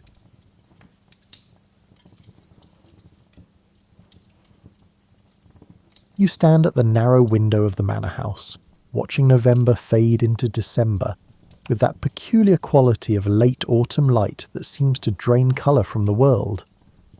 The landscape beyond the thick glass, expensive glass, a point of pride for your household, has transformed into something spare and honest. The fields that were gold with harvest 2 months ago now lie dark and furrowed, waiting for spring like a held breath. This is the time of year when your ancestors believed the boundary between worlds grew thin, when the old gods, though you'd never speak such thoughts aloud with the priest nearby, walked the frozen earth alongside Christian saints. The trees stand bare against the sky, their branches making patterns like the veins in an oak leaf pressed flat in a manuscript.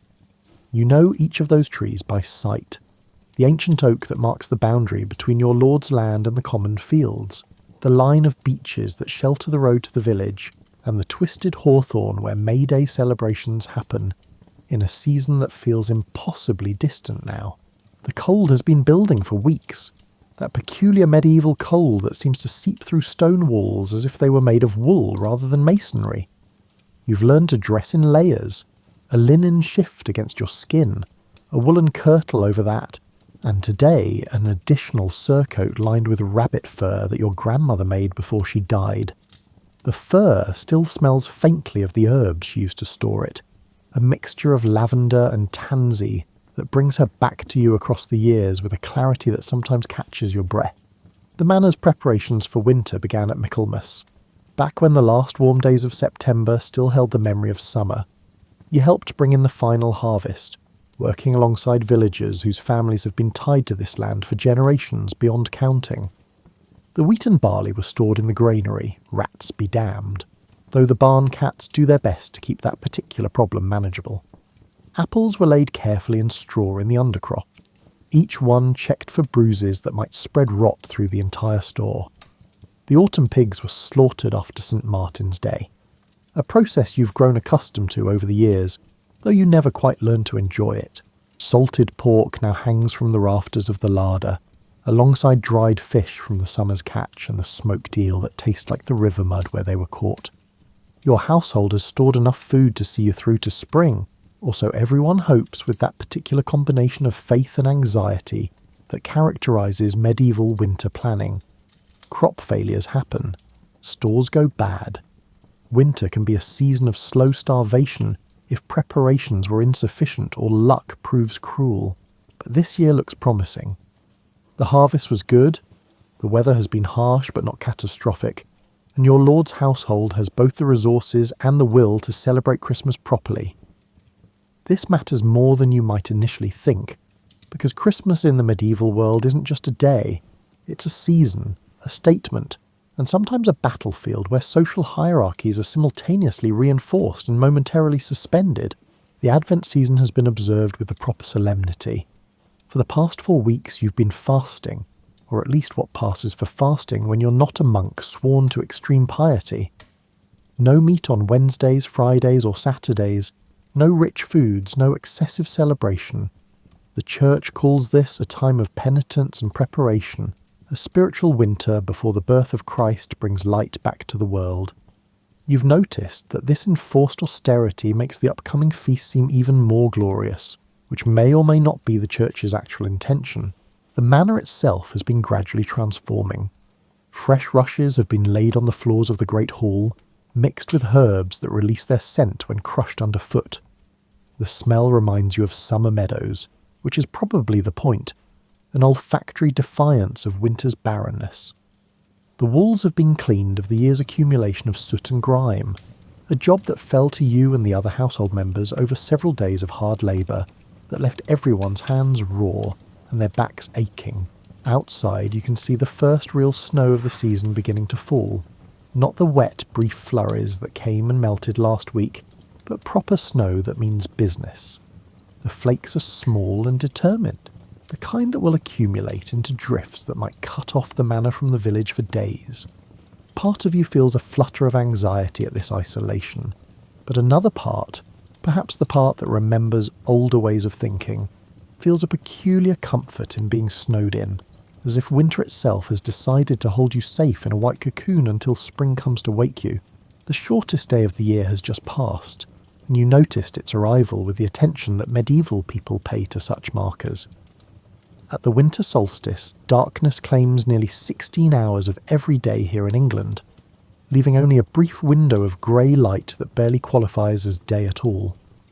Your ancestors, the truly ancient ones before Christianity came to these islands, lit great fires at the solstice to encourage the sun to return. The Church calls such practices pagan superstition, but you notice that the Advent wreath with its progressive lighting of candles follows a suspiciously similar pattern. The The village church bell rings, marking the hour of none, what we would call 3 in the afternoon, though the medieval reckoning of time is less precise than you might prefer. The sound carries clearly through the cold air, that particular quality of bell tone in winter that seems to travel further and ring longer than it does in summer. You recognise the bell's voice the way you might recognise a neighbour's knock, having heard it mark the hours and call to prayer for your entire life. Christmas Eve is tomorrow, and the manor has reached that state of barely contained energy that precedes any major event. There's still work to be done. There's always work to be done in a medieval household. But the essential preparations are complete. The ale has been brewed and is properly strong, which you confirmed through the time-honoured method of sampling it, possibly more often than strictly necessary for quality control purposes. The bread has been baked in quantities that seem excessive until you remember how many people will need to be fed over the coming days. Your role in tomorrow's festivities is both simple and complex. You are neither nobility nor servant, but something in between, what later centuries will call yeoman or franklin, a person of some substance who belongs to the manor household without being of the aristocratic class. This means you'll eat at the great feast, but not at the high table. You'll participate in the celebrations, but not lead them. You'll observe the social theatre of medieval Christmas from a position that's simultaneously inside and outside the performance. The light is failing now, that early winter dusk that makes you feel the day has been stolen from you. Candles will need to be lit soon, carefully rationed because beeswax is expensive, and tallow candles smell like rendered fat, which is exactly what they are. You've grown accustomed to doing as much as possible by daylight, planning your activities around the sun's brief appearance like a farmer planning around rain. But tomorrow the Christmas season truly begins, and with it comes a temporary suspension of the normal order of things. The darkness of winter will be pushed back by fire and celebration. The usual hierarchies will be playfully inverted. For 12 days the manor will exist in a kind of sanctioned carnival, where the rules that govern the rest of the year become flexible, negotiable, and almost dreamlike. You turn from the window and head toward the great hall where the evening meal is being prepared. The smell of pottage, that eternal medieval stew that contains whatever vegetables and grains are available, drifts up from the kitchen. It's a humble meal, this last supper before the feast, but it tastes of comfort and anticipation. Tomorrow, you think, smiling to yourself. Tomorrow the celebration begins. Christmas Eve morning arrives with the kind of cold that makes the water in the wash basin develop a thin skin of ice overnight. You break through it with your fingers, the shock of cold water on your face serving as a more effective wake-up than any amount of coffee could provide. Not that you have coffee anyway, since it won't be common in England for another 200 years. You make do with weak ale, which is safer to drink than water, and has the additional benefit of making early morning chores seem slightly less miserable. The manor is already awake and working when you emerge from your chamber. The household operates on a schedule that treats dawn as already late morning, a function of winter's short days and the amount of work that needs to be accomplished before the evening's festivities. In the kitchen, a separate building because of fire danger, connected to the main hall by a covered walkway that never quite keeps the food as hot as the cooks would like. Preparations began before first light. You make your way there now, partly to see if you can help, and partly because the kitchen is reliably the warmest place in the entire manor. The great hearth dominates one wall, large enough that you could stand upright inside it if the fire wasn't currently roaring at a temperature that would melt lead. The cook, a woman of indeterminate age whose face has been reddened by years of working over flames, directs the controlled chaos with the authority of a military commander. The Christmas feast requires days of preparation, and today represents the culmination of planning that began weeks ago. A wild boar, brought down by your lord's hunting party 3 days previous, hangs in the cold room, ready for roasting. You saw the hunt, participated in it actually, and remember the precise moment when the boar turned at bay, its tusks catching the winter light before the spears found their mark. Medieval hunting is less sport and more dangerous necessity, a fact that the boar made emphatically clear before it died. The boar will be the feast's centrepiece, roasted whole and brought into the hall with appropriate ceremony. But it's only one element of a meal that will include dishes both familiar and strange to modern sensibilities. You watch as kitchen servants prepare peacock. Yes, peacock, which will be roasted and then carefully reassembled with its iridescent feathers to create a display that values spectacle as much as flavour. Medieval feasting is performance art that happens to be edible. Pies are being assembled, but not the sweet desserts that later centuries will associate with the word. Medieval pies are massive affairs, some large enough that you need both arms to carry them, filled with combinations that would puzzle modern cooks. Venison and dried fruits, pork and apples, fish and spices that came all the way from the Orient via Venetian traders who charged prices that made your lord wince even as he paid them. These pies serve partly as food and partly as storage containers. Their thick pastry crusts more structural engineering than cuisine. The spices themselves represent wealth in a form that later ages will find hard to comprehend. The pepper, cinnamon, ginger, and cloves that the cook uses with what seems like abandon actually cost more per pound than some of the servants earn in a year. But Christmas demands lavish display, and properly spiced dishes announce to everyone present that this household has both prosperity and access to the far-reaching trade networks that connect medieval England to the wider world. You're assigned to help with the marchpane, that medieval precursor to marzipan that combines ground almonds with sugar and rosewater into something that's shaped into elaborate decorations. The almonds came from Spain, the sugar from Cyprus, and the rosewater from someone's careful distillation of this summer's roses. You're shaping the sweet paste into forms, flowers and animals and geometric patterns that would make a mathematician happy. While around you the kitchen's work continues at a pace that would exhaust a modern caterer. Bread baking happens in waves, with loaves emerging from the clay oven in the bakehouse at intervals timed by experience rather than clocks.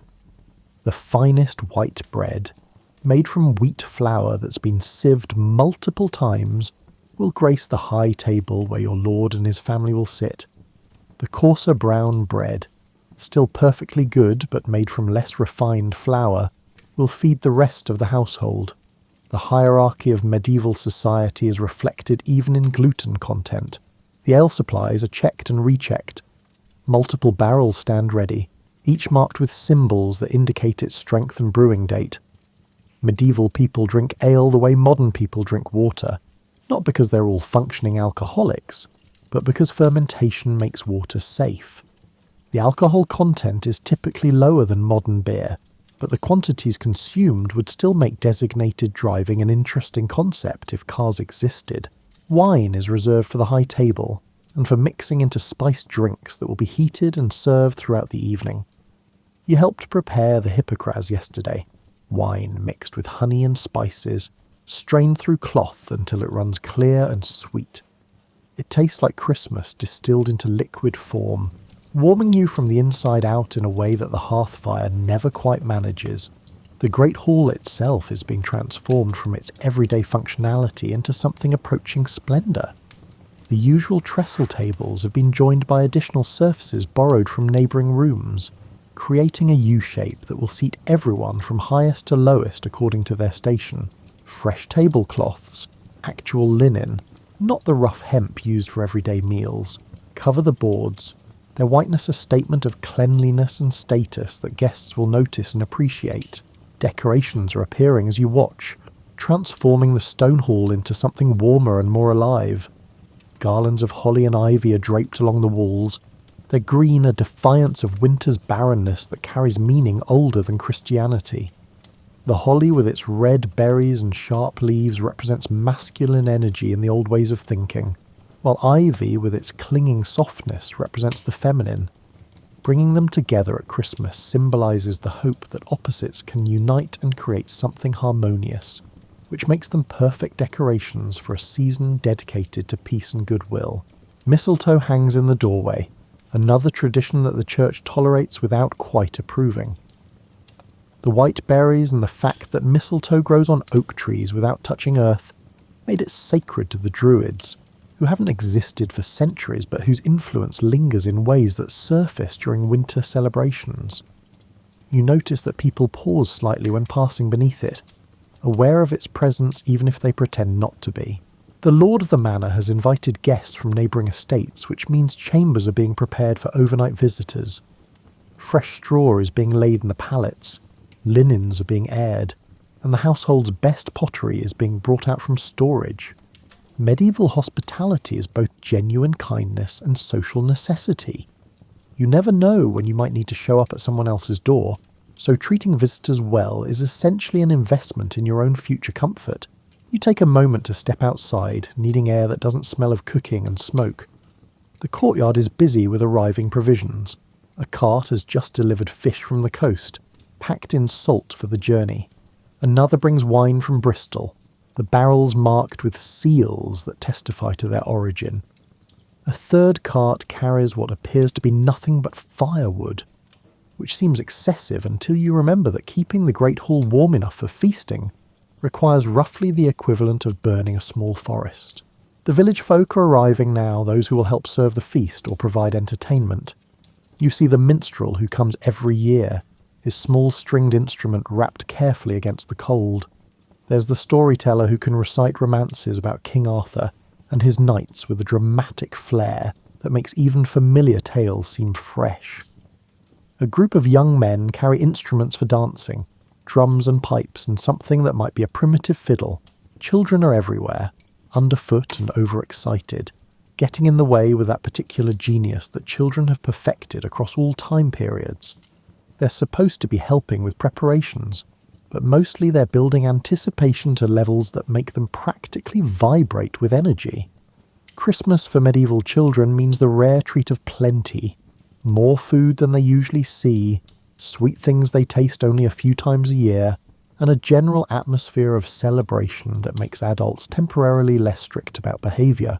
The church bell rings for sext, the noon service, reminding everyone that beneath all the feasting and celebration, Christmas is ultimately a religious observance. A group heads toward the village church for prayers, their breathmaking clouds in the cold air.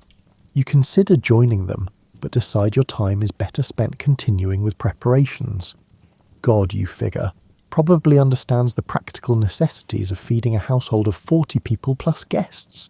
Back in the kitchen, the controlled chaos has evolved into something more intense. The boar is on the spit now, slowly rotating over the fire, its fat dripping and sizzling in a way that makes your mouth water despite the substantial breakfast you ate earlier. The cook is basting it with a mixture that smells of honey, herbs and something sharp that might be vinegar. Medieval cooking often combines flavours in ways that later centuries will forget. Sweet and sour together, fruit with meat, and spices used with a heavy hand that modern palates might find overwhelming. You help carry dishes from kitchen to hall, part of the human chain that moves food across the gap between where it's cooked and where it will be served. The serving dishes themselves are statements of wealth, pewter for the household, silver for the high table. Your lord owns exactly 3 pieces of actual gold plate, which will be displayed prominently even though they're decorative rather than functional. Medieval status is performed through material goods, and Christmas is the biggest performance of the year. The afternoon passes in a blur of activity punctuated by small moments of connection. You share a joke with the cook's assistant about the peacock, which looks considerably more dignified alive than it does halfway plucked. You help a kitchen boy who's nearly in tears because he dropped a bowl of expensive spices.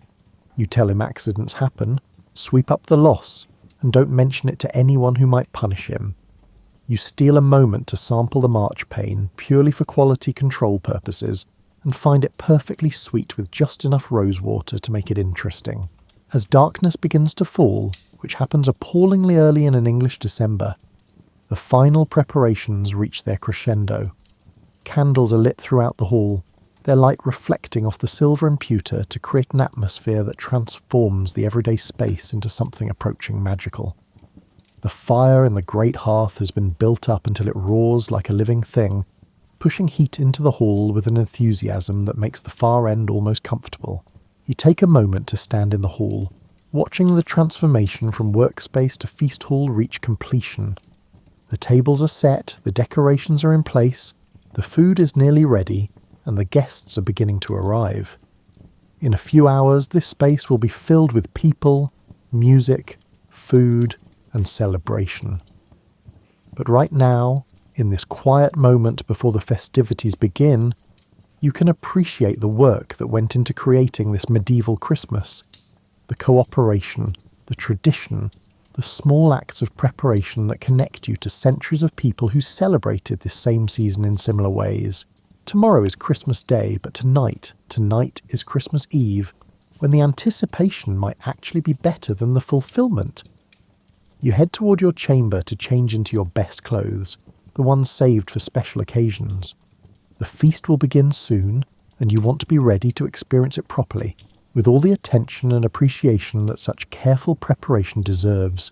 Evening arrives with the kind of cold that makes you grateful for every piece of wool you own. You dress for the feast in your finest garments, a deep blue tunic that your mother made, dyed with woad that cost more than you like to remember, and a surcoat embroidered with a pattern that tries hard to look like noble decoration, while remaining just humble enough to avoid accusations of social climbing. Medieval fashion is a careful navigation between displaying your prosperity and not appearing to rise above your station. The Great Hall has reached that perfect moment when all preparation is complete and the celebration is about to begin. Guests have arrived from neighbouring manors, their horses stamping in the stables while their owners warm themselves by the fire. The social geography of the hall reflects the strict hierarchy of medieval life.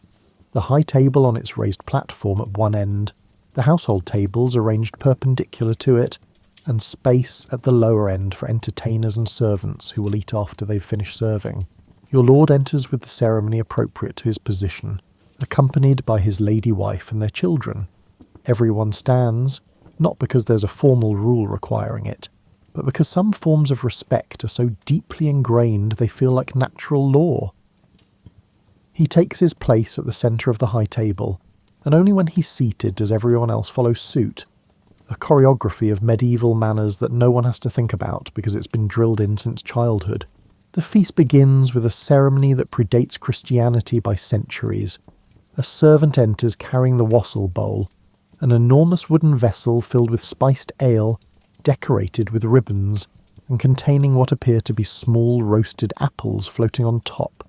Your lord raises the bowl and speaks the traditional words, "Waes hael," be whole, or be healthy, and everyone responds, "Drink hael."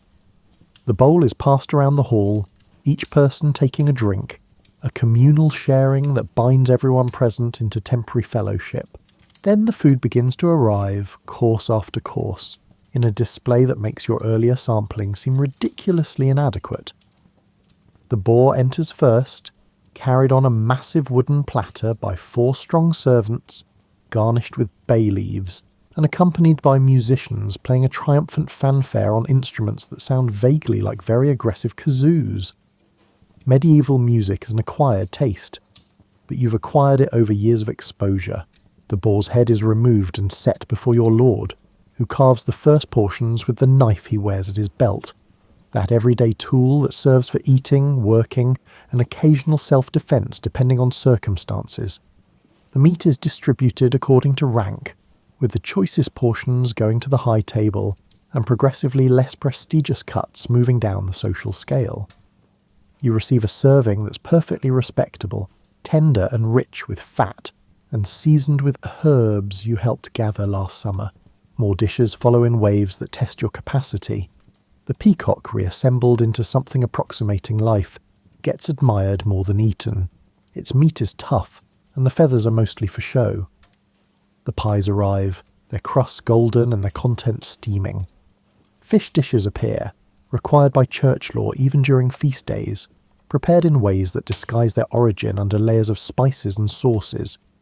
Vegetables cooked with butter and herbs, eggs prepared in combinations that seem designed to use as many eggs as possible, cheese from the summer's production, aged just right, bread in quantities that would normally feed you for a week. The meal happens in that peculiar medieval rhythm, where eating is punctuated by entertainment, conversation, and periodic breaks for your stomach to catch up with your ambition. Servants circulate with pitchers of ale and wine, keeping cups filled with the efficiency of long practice. The hall grows warmer from the press of bodies and the roaring fire, until you find yourself pushing back from the table slightly, loosening your belt and wondering how anyone could possibly eat more. But of course, there's always more. The marchpane you helped prepare arrives in elaborate forms, alongside other sweets that involve combinations of honey, fruit and nuts. Spiced wine is served hot, warming you from the inside while simultaneously making you slightly dizzy. The conversation around you grows louder as inhibitions lower, and the evening progresses toward the moment everyone is actually waiting for: midnight mass. The church bell begins ringing while the feast is still in full swing, its tone cutting through the noise to remind everyone that beneath the celebration, this is a holy night. The birth of Christ, the theological reason for this entire season, will be commemorated at midnight in a ceremony that's remained essentially unchanged for centuries. The transformation from feast hall to worshippers is gradual but inevitable, as people begin to set down their cups and prepare to make their way to the church. You bundle yourself back into your warmest clothes, adding an additional cloak because the walk to the church is short, but the building itself has no heating beyond body warmth and a few candles. The procession from manor to church happens by torchlight, a line of illuminated figures moving through darkness in a scene that could be from any Christmas Eve for the past 500 years. The village church sits apart from the manor, serving both the household and the village in that uneasy partnership that characterises medieval religious life. It's a stone building that was already old when your grandparents were young, its architecture simple but solid, designed to last centuries rather than decades. The bell in its tower continues ringing, calling the faithful to worship, with a voice that carries across the frozen fields. Inside, the church has been transformed by candlelight and evergreen decorations. The normal austerity of stone walls and plain surfaces has been softened by garlands of holly and ivy, while banks of candles create pools of warm light that push back against the vast darkness outside. The smell is distinctive: beeswax and incense, cold stone and wool clothing, that particular scent of a medieval church that combines devotion with practical reality. The priest stands ready in vestments that are the finest possessions this poor church owns. The silk and embroidery were gifts from your Lord's family generations ago, passed down and carefully maintained, brought out only for the highest holy days. In the candlelight they shine with a richness that transforms the humble village priest into something approaching magnificent. The Mass begins in Latin, that sacred language that most people present don't actually understand, but which carries the weight of tradition and divine authority. The priest's voice rises and falls in the ancient cadences, speaking words that were already old when England became England. You follow along not through understanding but through familiarity, knowing when to stand, kneel, and make responses that are more muscle memory than conscious thought. There's something profound about participating in a ceremony you don't fully comprehend, trusting that the ritual itself carries meaning beyond your individual grasp of its words. The Latin phrases wash over you like a river, ancient and powerful, connecting you to centuries of believers who stood in churches throughout Christendom, speaking these same words at this same hour. The Christmas liturgy has particular beauty, a joy that breaks through even when mediated by a language you don't speak. The priest reads the nativity story, in Latin of course, but you know it well enough to follow along in your mind. The journey to Bethlehem, the inn with no room, the stable and the manger. The angels appear to shepherds in fields that probably looked a lot like the ones surrounding your village.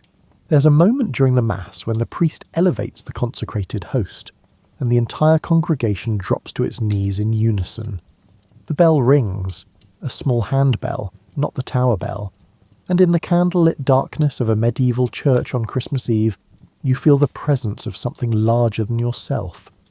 Whether it's the divine, the weight of tradition, or simply the human need to mark this darkest season with light and hope, you're not sure. Maybe it doesn't matter. Maybe all three are aspects of the same truth. The carols begin after the consecration. These aren't the refined hymns that later centuries will create, but rougher older songs that blend Christian themes with folk melodies that probably predate Christianity. The tunes are simple enough that everyone can join in, creating a sound that's more enthusiastic than technically proficient. Medieval congregational singing operates on the principle that volume compensates for any lack of skill. You sing along, your voice joining dozens of others in the cold air. The song tells of angels and shepherds, of a star leading wise men from the east, and of a baby born in circumstances of poverty, who nonetheless represent salvation for all humanity. The theology is heavy, but the melody is bright. That particularly medieval combination of profound religious meaning delivered through approachable, even cheerful music. The Mass concludes in the small hours of the morning, Christmas Day now technically, though it still feels like night. The priest gives his final blessing, and the congregation begins to stir, preparing to head back out into the cold. But there's a reluctance to leave, a desire to extend this moment when the entire community stands together in shared purpose and shared belief. Outside, the snow has begun again, soft flakes that catch the torchlight as the procession reforms for the walk back to the manor. Your breath makes clouds in the frigid air, and your toes have lost most of their feeling despite your woolen stockings and leather boots. But there's a warmth inside you that has nothing to do with temperature. The satisfaction of having marked this night properly, of having participated in a tradition that connects you to believers across time and space. The manor house appears ahead, its windows glowing with firelight, promising warmth and the continuation of celebration. Because while midnight mass represents the spiritual heart of Christmas Eve, the night is far from over. Food still waits, ale still flows, and the celebration of Christ's birth will continue until exhaustion and dawn finally send everyone to bed. You enter the great hall to find that servants have kept the fires burning and the food warm. A smaller group remains now, those hardy souls who have the stamina to continue celebrating after a feast and a midnight mass. You join them, accepting a cup of hot spiced wine, settling by the fire to let its warmth seep back into your frozen extremities. Christmas Day has begun, and with it comes the promise of 12 more days of celebration, of fellowship, of temporary suspension of the normal order. You're exactly where you belong, surrounded by community, wrapped in tradition, marking the turn of the year in ways that your ancestors would recognise. It's a good feeling, this sense of connection and continuity. It's what Christmas means. Underneath all the theology and ceremony, the simple human need to push back darkness with light, to combat winter with warmth, and to face the cold season together rather than alone. Christmas morning arrives later than usual, a concession to the previous night's festivities that leaves you grateful for the heavy curtains around your bed and the extra blanket you remember to add before collapsing into sleep. The manor house is quiet, with the particular silence that follows significant celebration. Not the active hush of people sleeping, but the exhausted stillness of people who have thoroughly worn themselves out and are taking their time recovering. You rise eventually, drawn by the smell of fresh bread and the recognition that however much you ate last night, hunger has a way of returning with the morning. The great hall shows signs of last night's feast. The tables haven't been fully cleared, though servants have made initial progress. Someone has kept the fire going, for which you're grateful, because the stone walls hold cold like they hold memories, stubbornly and for a long time. The breakfast laid out is generous, even by feast day standards. Fresh bread still warm from the bakehouse, butter that tastes of summer grass despite the winter season, and cheese aged to that perfect point where it's sharp without being overwhelming. Cold meats left from yesterday's feast, including slices of that boar that taste even better cold than they did hot. Porridge made rich with honey and nuts. Small beer to drink, because starting the day with ale is perfectly normal when clean water is suspect and coffee hasn't been invented yet. People drift in gradually, responding to their own internal schedules and varying levels of recovery from last night's revelries. Your lord arrives looking surprisingly well rested, which either speaks to a noble constitution or to having servants who ensure that lords get proper sleep regardless of feast schedules. His children trail behind him, still dressed in their Christmas finest from yesterday, apparently having slept in their good clothes rather than changing. A very medieval approach to laundry conservation. The plan for today involves more eating, naturally, because the Christmas feast spans multiple days and yesterday's offerings were merely the beginning. But first, there's the morning gift-giving ceremony, a tradition that sits somewhere between religious observance and social performance. Medieval Christmas gifts aren't what later centuries will make of the tradition. There are no wrapped packages with bows, no surprises concealed until the moment of opening. Instead, gifts are practical, often expected, and carefully calibrated to reflect and reinforce social relationships. Your lord will give gifts to his household, money to servants, cloth to craftsmen, perhaps a new knife to someone whose service deserves recognition. In return, he'll receive gifts that acknowledge his position.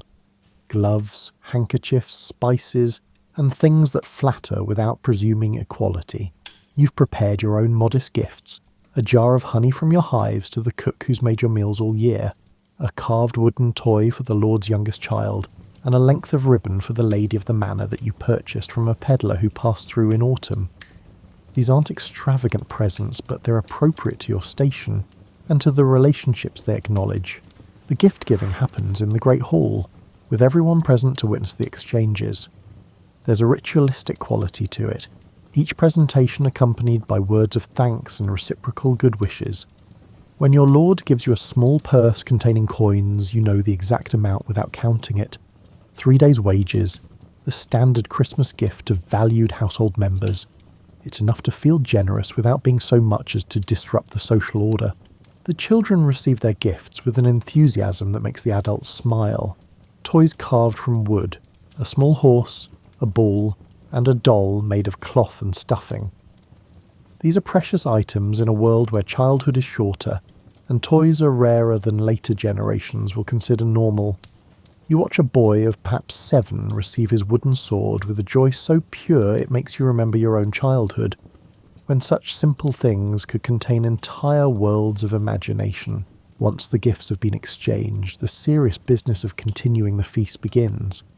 Fresh tables are set, the servants having cleared last night's remains while you were distracted by gift-giving, and new dishes begin to appear. Today's offerings are somewhat lighter than yesterday's, a recognition that there are still 11 more days of feasting ahead, and pacing is essential to survival. Pies appear, smaller than last night's massive constructions, but no less elaborate. One contains dried cherries and spices that taste like concentrated summer. Another holds a mixture of meats that have been cooked down into something rich and satisfying. There are pastries filled with cheese and herbs, small enough to eat with your hands, which you do despite the grease that accumulates on your fingers. The truly magnificent offering is the subtlety, that peculiar medieval creation that's part food, part art project, and entirely concerned with impressing guests. Today's version is a castle made entirely of marchpane, complete with tiny sugar towers and walls detailed with such care you feel almost guilty eating it. Almost. The sweetness is intense, the almond flavour pronounced, and the entire creation represents hours of someone's careful work that will be consumed in minutes. Medieval feasting has always been partly about conspicuous consumption, and this sugary castle delivers that message with clarity. Entertainment accompanies the meal because eating for hours would be tedious without distraction. The minstrel from yesterday reappears, this time performing songs that range from religious hymns to stories of courtly love to ballads about Robin Hood that are probably treasonous if anyone bothered to think too hard about them. The tunes are catchy in that way medieval music has, modal scales that sound simultaneously familiar and strange to ears trained on later harmonies. Between courses, a juggler performs, keeping 6 wooden balls in the air with a skill that looks effortless but represents years of practice. When someone from the audience calls out a challenge, he adds knives to the rotation, their blades catching the firelight as they spin. It's the kind of performance that makes you hold your breath, partly from admiration, and partly from the very real possibility that someone might need bandages soon. Medieval entertainment doesn't include safety nets, literal or figurative. the storyteller takes his turn, settling onto a stool near the fire and launching into a romance about Sir Gawain and his various adventures. His voice rises and falls with the drama, describing battles with giants, encounters with temptresses, and moral dilemmas that somehow always resolve in ways that reinforce the importance of Christian virtue and feudal loyalty. You've heard this story before, probably several times, but the telling matters as much as the tale. The storyteller's art is in bringing familiar narratives to life, in making audiences feel emotions they already know are coming. The meal stretches through the afternoon in that timeless way that medieval feasts have, where you lose track of whether you're eating lunch or dinner or something in between. Servants keep bringing food and people keep eating it, though the pace has slowed considerably from last night's enthusiasm. There's a limit to how much roast meat and spiced wine any human system can process, and you're approaching yours with the certainty of someone who's done this before and should know better, but somehow never learns. As the winter afternoon fades, which it does appallingly early, leaving you feeling cheated of daylight, someone suggests games. This is met with enthusiasm by those young enough to still have energy, and groans from those of us who've eaten too much to move with any grace. But the suggestion carries the day, and tables are pushed back to create space in the Great Hall. The games that follow are the traditional Christmas diversions, some religious in origin, others considerably older and more pagan than the Church would prefer to acknowledge. Hoodman Blind is played first, a medieval version of Blind Man's Bluff where someone is hooded and must catch other players by sound and touch alone. The game quickly descends into cheerful chaos, with hooded players stumbling into furniture while everyone else shrieks with laughter and offers misleading directions. Hot Cockles comes next, a game that seems designed to test both physical endurance and social bonds.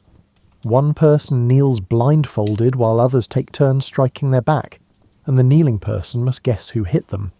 It's rougher than it sounds, and watching it makes you grateful that medieval society has some concept of rank-appropriate play. The servants participate enthusiastically, apparently viewing this as an opportunity for socially sanctioned revenge against authority figures who've annoyed them throughout the year. Someone produces a ball, leather stuffed with rags, and an impromptu game of catch develops that rapidly becomes competitive. Medieval people take their games seriously, even informal ones. The ball flies back and forth with increasing velocity until someone makes an errant throw that sends it directly into the remnants of the feast, scattering pastries and sloshing wine. The resulting laughter suggests this might have been intentional. Music starts up again, this time for dancing.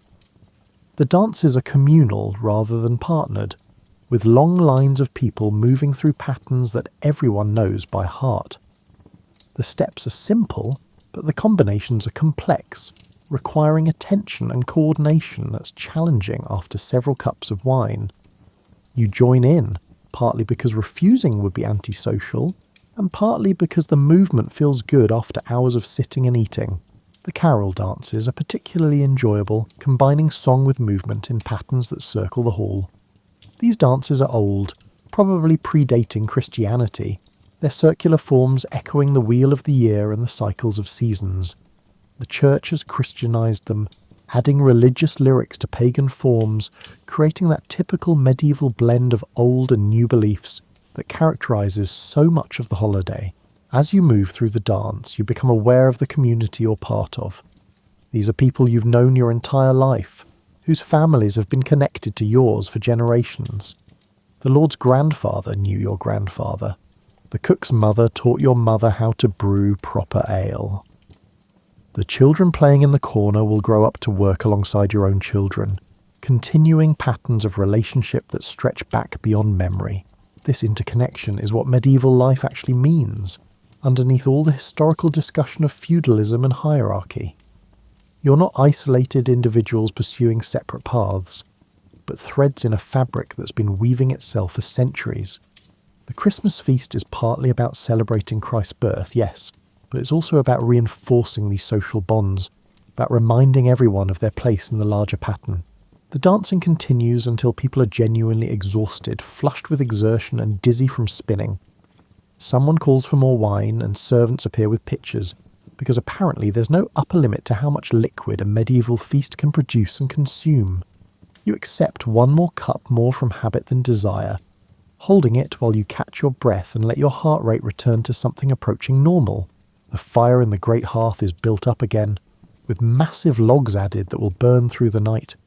The Yule log tradition, that enormous piece of wood that's supposed to burn throughout the Christmas season, sits at the hearth's heart, glowing with heat that pushes back against the winter cold. This log was cut from an oak tree with ceremony, dragged to the manor with celebration, and lit with embers saved from last year's Yule log. It's a tradition that predates Christianity by centuries, a fire-worshipping ritual that the church tolerates because traditions this old are impossible to eradicate. Evening settles over the manor, though calling it evening feels wrong when darkness arrived hours ago. Time during the Christmas season operates differently, measured not by clocks, which are rare and temperamental anyway, but by the rhythm of feasts, entertainments, and rest periods that flow into one another without clear boundaries. The Great Hall has reached that perfect state of comfortable exhaustion where everyone is content to simply exist together. Some people are still eating, working through the seemingly infinite supplies of food. Others are talking, their conversations animated by wine and fellowship. Children are sprawled near the fire, not quite asleep, but clearly heading that direction. Dogs that have been begging scraps all day now lie contentedly under tables, their bellies full and their loyalty temporarily purchased with roast meat. You find yourself a spot near the fire, not too close to be uncomfortably hot, but close enough to benefit from its warmth. The heat makes you drowsy, that pleasant heaviness that comes from physical satisfaction and the knowledge that you have nowhere else to be and nothing else you must do. Christmas, you realise, is partly about this, about permission to simply exist without the constant pressure of work and obligation. The minstrel plays quietly now, soft tunes that underscore rather than dominate the hall's atmosphere. Someone is telling a story in one corner, their voice rising and falling while listeners respond with occasional laughter. A group near the far end is singing, not a performance, but the casual music making that happens when people who've known each other forever harmonise without thinking about it. You let your eyes drift closed for a moment, just resting them, and when you open them again, some undefined amount of time has passed and the fire has burned lower. The hall is quieter now, people having gradually migrated to their beds, or simply fallen asleep where they sat. This is normal for Christmas celebrations. Sleep happens when it happens, in whatever location you happen to occupy when exhaustion finally wins. Tomorrow, or today, depending on how you count time after midnight, the feast will continue. More food, more entertainment, more fellowship. The 12 days of Christmas stretch ahead, each day bringing similar patterns of celebration, each night blending into the next until the season becomes a single extended experience rather than discrete days. But for now, in this moment, you're content to sit by the fire, surrounded by community, warm and fed and safe. Winter rages outside, but inside the manor walls, Christmas holds darkness at bay with light, cold with warmth, and isolation with fellowship. It's enough. It's everything, really. The second day of Christmas arrives with your body's insistent reminder that you're not as young as you once were, and that medieval feasting takes a physical toll that would benefit from modern pain relievers. You extract yourself from wherever you ended up sleeping. It appears to be a pile of cushions near the hearth, which explains why one side of your body feels roasted while the other feels frozen, and survey the great hall in morning light. The space looks like the aftermath of a very successful party, which is exactly what it is. Servants are already moving through, clearing the detritus of yesterday's celebrations with the efficient resignation of people who know they'll be doing this same work for 11 more days. You help where you can, carrying dishes to the kitchen, straightening benches and trying to find where your shoes ended up after last night's dancing removed them from your feet. Breakfast is a quieter affair than yesterday, partly because several people are still asleep, and partly because everyone's ambition for food has been temporarily satisfied. You settle for bread and cheese, small beer, and an apple from the autumn storage that's gone slightly soft but tastes sweet enough to forgive its texture. Medieval mornings after feast days are exercises in gentle recovery, allowing your body to catch up with what your enthusiasm inflicted upon it. The day unfolds with less structure than yesterday's ceremony. This is Boxing Day, though it won't be called that for several more centuries. The tradition of giving gifts to servants and the poor has already happened. Yesterday's presents covered that obligation. Today is for continuing the celebration in whatever form appeals to people's current energy levels. Some choose to hunt, bundling into warm clothes and heading out with dogs and weapons to pursue winter game through snowy fields. Hunting during Christmas is partly sport, partly necessity, and partly an excuse to escape the manor house's increasingly crowded and aromatic interior. You consider joining them but decide that standing in frozen fields waiting for deer sounds less appealing than staying by the fire. Instead, you participate in the games that develop organically throughout the day. Someone has produced a set of dice carved from bone, and gambling begins with the enthusiastic disregard for church prohibitions that characterizes medieval attitudes toward gaming. You wager small amounts, a few coins, a knife that's seen better days, a promise to do someone's share of work next week. The dice clatter across the table, and fortunes rise and fall with each throw. Medieval dice games are wonderfully simple compared to what later centuries will devise. The rules are straightforward, the outcomes depend entirely on chance, and the entertainment value comes from the social interaction more than the game itself. You win some, lose more, and don't particularly care about either outcome. The point is the participation, the fellowship, and the shared experience of trying your luck against fate and your friends. Cards haven't been invented yet, or at least haven't reached England, so you're spared the complexity that playing cards will eventually bring to gaming. Instead, there are board games carved into wooden surfaces, games involving moving pieces according to dice throws, and games that require strategy and planning. Someone produces a chess set and you watch a match between two players who take the game seriously enough that spectators fall silent during crucial moments. The children have their own games happening in corners and corridors. They play with the wooden toys from yesterday's gifts, creating elaborate scenarios that seem to involve knights, dragons, and a surprising amount of falling over dramatically. Their energy is boundless in that way that makes adults simultaneously envious and exhausted. You remember having that much vitality once, though it feels like a previous lifetime rather than a previous decade. Midday brings another meal, because of course it does. The feast continues with offerings that aim for variety rather than volume. At least that seems to be the intention, though the actual quantities remain substantial. Roasted fowl today, smaller birds that cook faster than yesterday's massive boar. Fish prepared with enough spices to disguise its origin, a concession to religious rules about when meat can be eaten.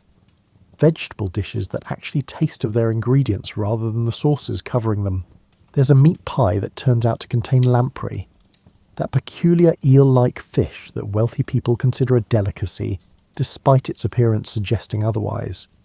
You try it because refusing would be rude, discover it tastes like river mud and regret it, and quietly feed the rest to a dog under the table. The dog appears equally unimpressed, but eats it anyway, because dogs have different standards than humans when it comes to food evaluation. The afternoon entertainment comes from an unexpected source. Visitors arrive from a neighbouring manor, their lord having decided to make a Christmas call that combines social obligation with genuine friendliness. Medieval visiting during Christmas is expected. Staying isolated during the season of fellowship would be considered antisocial, bordering on hostile. The visitors bring gifts for their hosts, a barrel of wine, a haunch of venison, some expensive candles, and are welcomed with the enthusiasm that such generosity deserves. With new guests come new stories, fresh gossip, and different perspectives on shared acquaintances. Medieval people are tremendous gossips, treating news about neighbours with the attention that later ages will reserve for celebrity scandals.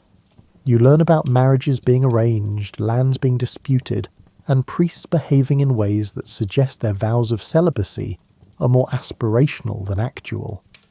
The specifics would probably sound tedious to outsiders, but for you, these are the stories that make up the fabric of your world. The visitors bring their own entertainment as well.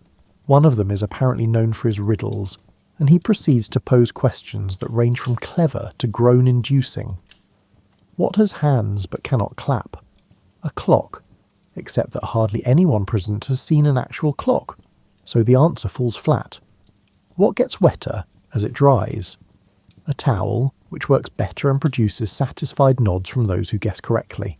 Evening brings music and more dancing, because apparently yesterday's dancing wasn't sufficient to exhaust everyone's enthusiasm for spinning in circles to medieval tunes. The dances tonight are more elaborate, with patterns that require instruction for those unfamiliar with them. You watch your lord attempt a particularly complex step, stumble, recover with dignity mostly intact, and continue as if nothing happened. Medieval aristocrats are very good at pretending that public mishaps are intentional choices. Someone suggests a Christmas play, and a group of the more theatrical household members begin organising a performance. These aren't elaborate productions with scripts and rehearsals, but improvised entertainments based on familiar stories. Tonight's offering appears to be the Nativity, with servants and minor nobles volunteering for roles that include shepherds, angels, and what appears to be a very reluctant donkey played by someone wearing a blanket and making half-hearted braying sounds. The play is charming in its amateurishness, with actors forgetting their lines, angels' wings falling off mid-scene, and the baby Jesus represented by a wooden doll that looks nothing like an infant, and everything like a carved log with a face painted on it. But the audience loves it, responding with cheers and laughter and genuine appreciation for the effort. Medieval entertainment values participation over perfection, the attempt over the achievement.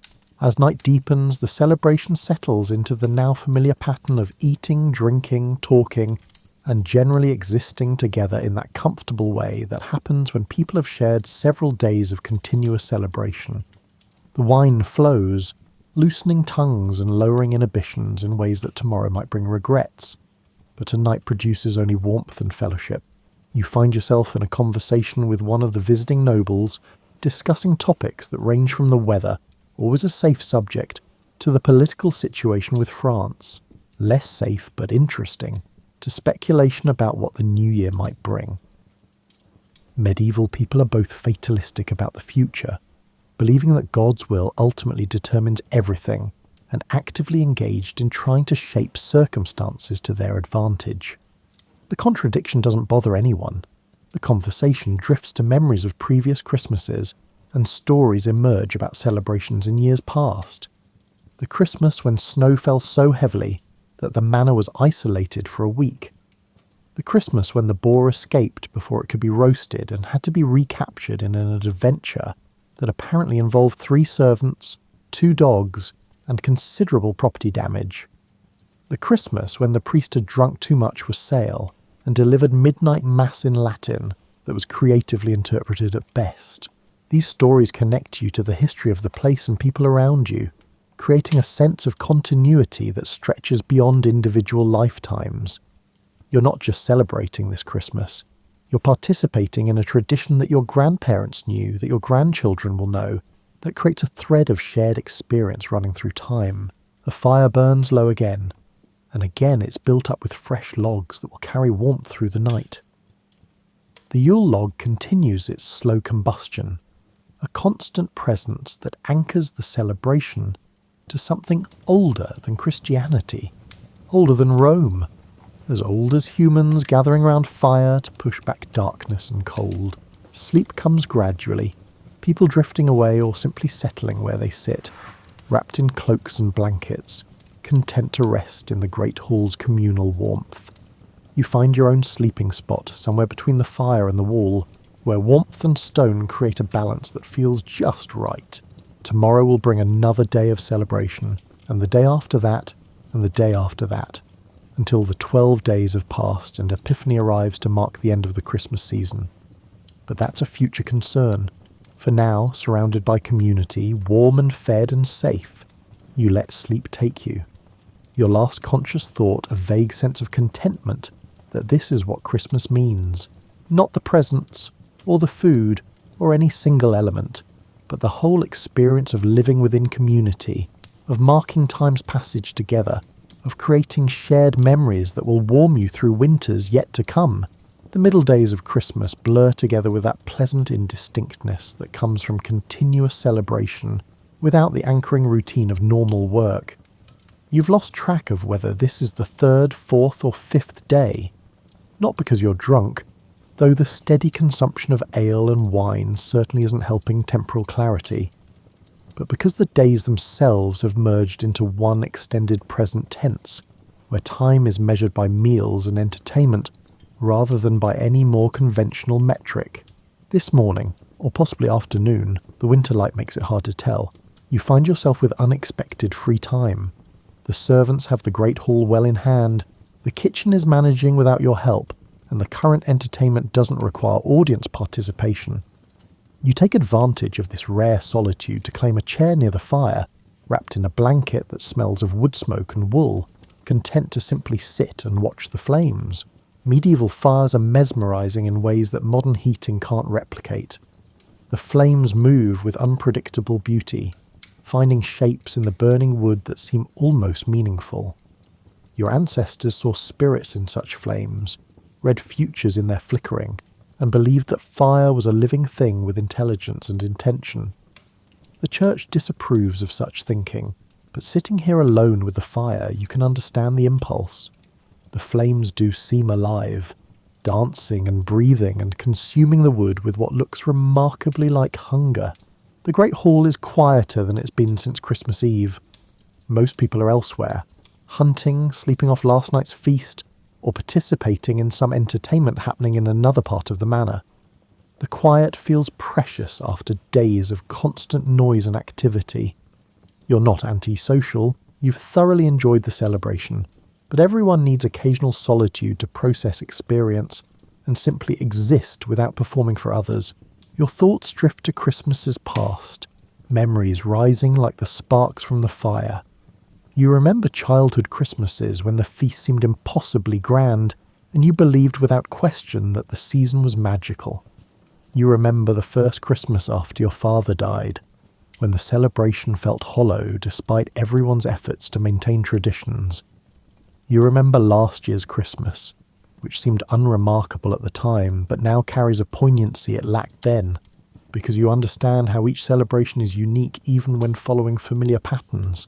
Medieval life encourages this kind of reflection, this awareness of time's passage and the cycles that structure human existence. The agricultural year creates a rhythm of planting and harvest, growth and dormancy. The church year marks time with saints' days and holy seasons. The human life cycle moves from birth through childhood, adulthood, old age, and death, with a visibility that later ages will try to hide but that medieval people accept as natural. Christmas sits at the intersection of these cycles, the darkest time of the natural year, the celebration of Christ's birth in the religious year, and for you personally, a moment to reflect on your own journey through time. You think about the people who've passed away since last Christmas. Your neighbour's wife died in childbirth. Both mother and infant were lost despite the midwife's best efforts. An old man from the village whose name you're ashamed to realise you've forgotten, though you remember his face and his kindness. A child who fell through ice on the mill pond, gone before anyone could reach him. Medieval death is commonplace in ways that later centuries will forget. A constant presence that makes the celebration of life all the more important. But you also think about new arrivals. Babies born in the past year who are experiencing their first Christmas, though they're too young to remember it. Marriages that joined families in bonds that will ripple through generations. New households established, new positions filled. The constant renewal that balances death's persistence. Life continues, patterns repeat, and Christmas marks the turn of the year with acknowledgement that both endings and beginnings are part of the same cycle. The fire pops loudly, sending sparks up the chimney and startling you from your reverie. You add another log, watching it catch and begin its own transformation from solid wood to flame and heat and eventually ash. The cycle of consumption and transformation seems like it should mean something, should carry some deeper significance that you can almost grasp but not quite articulate. Medieval people are comfortable with this kind of incomplete understanding, with truths that feel real even when they can't be fully explained. A servant appears with food, because of course there's more food, there's always more food during Christmas, and you accept a plate without really looking at what's on it. The eating has become almost automatic, a background activity that continues regardless of actual hunger.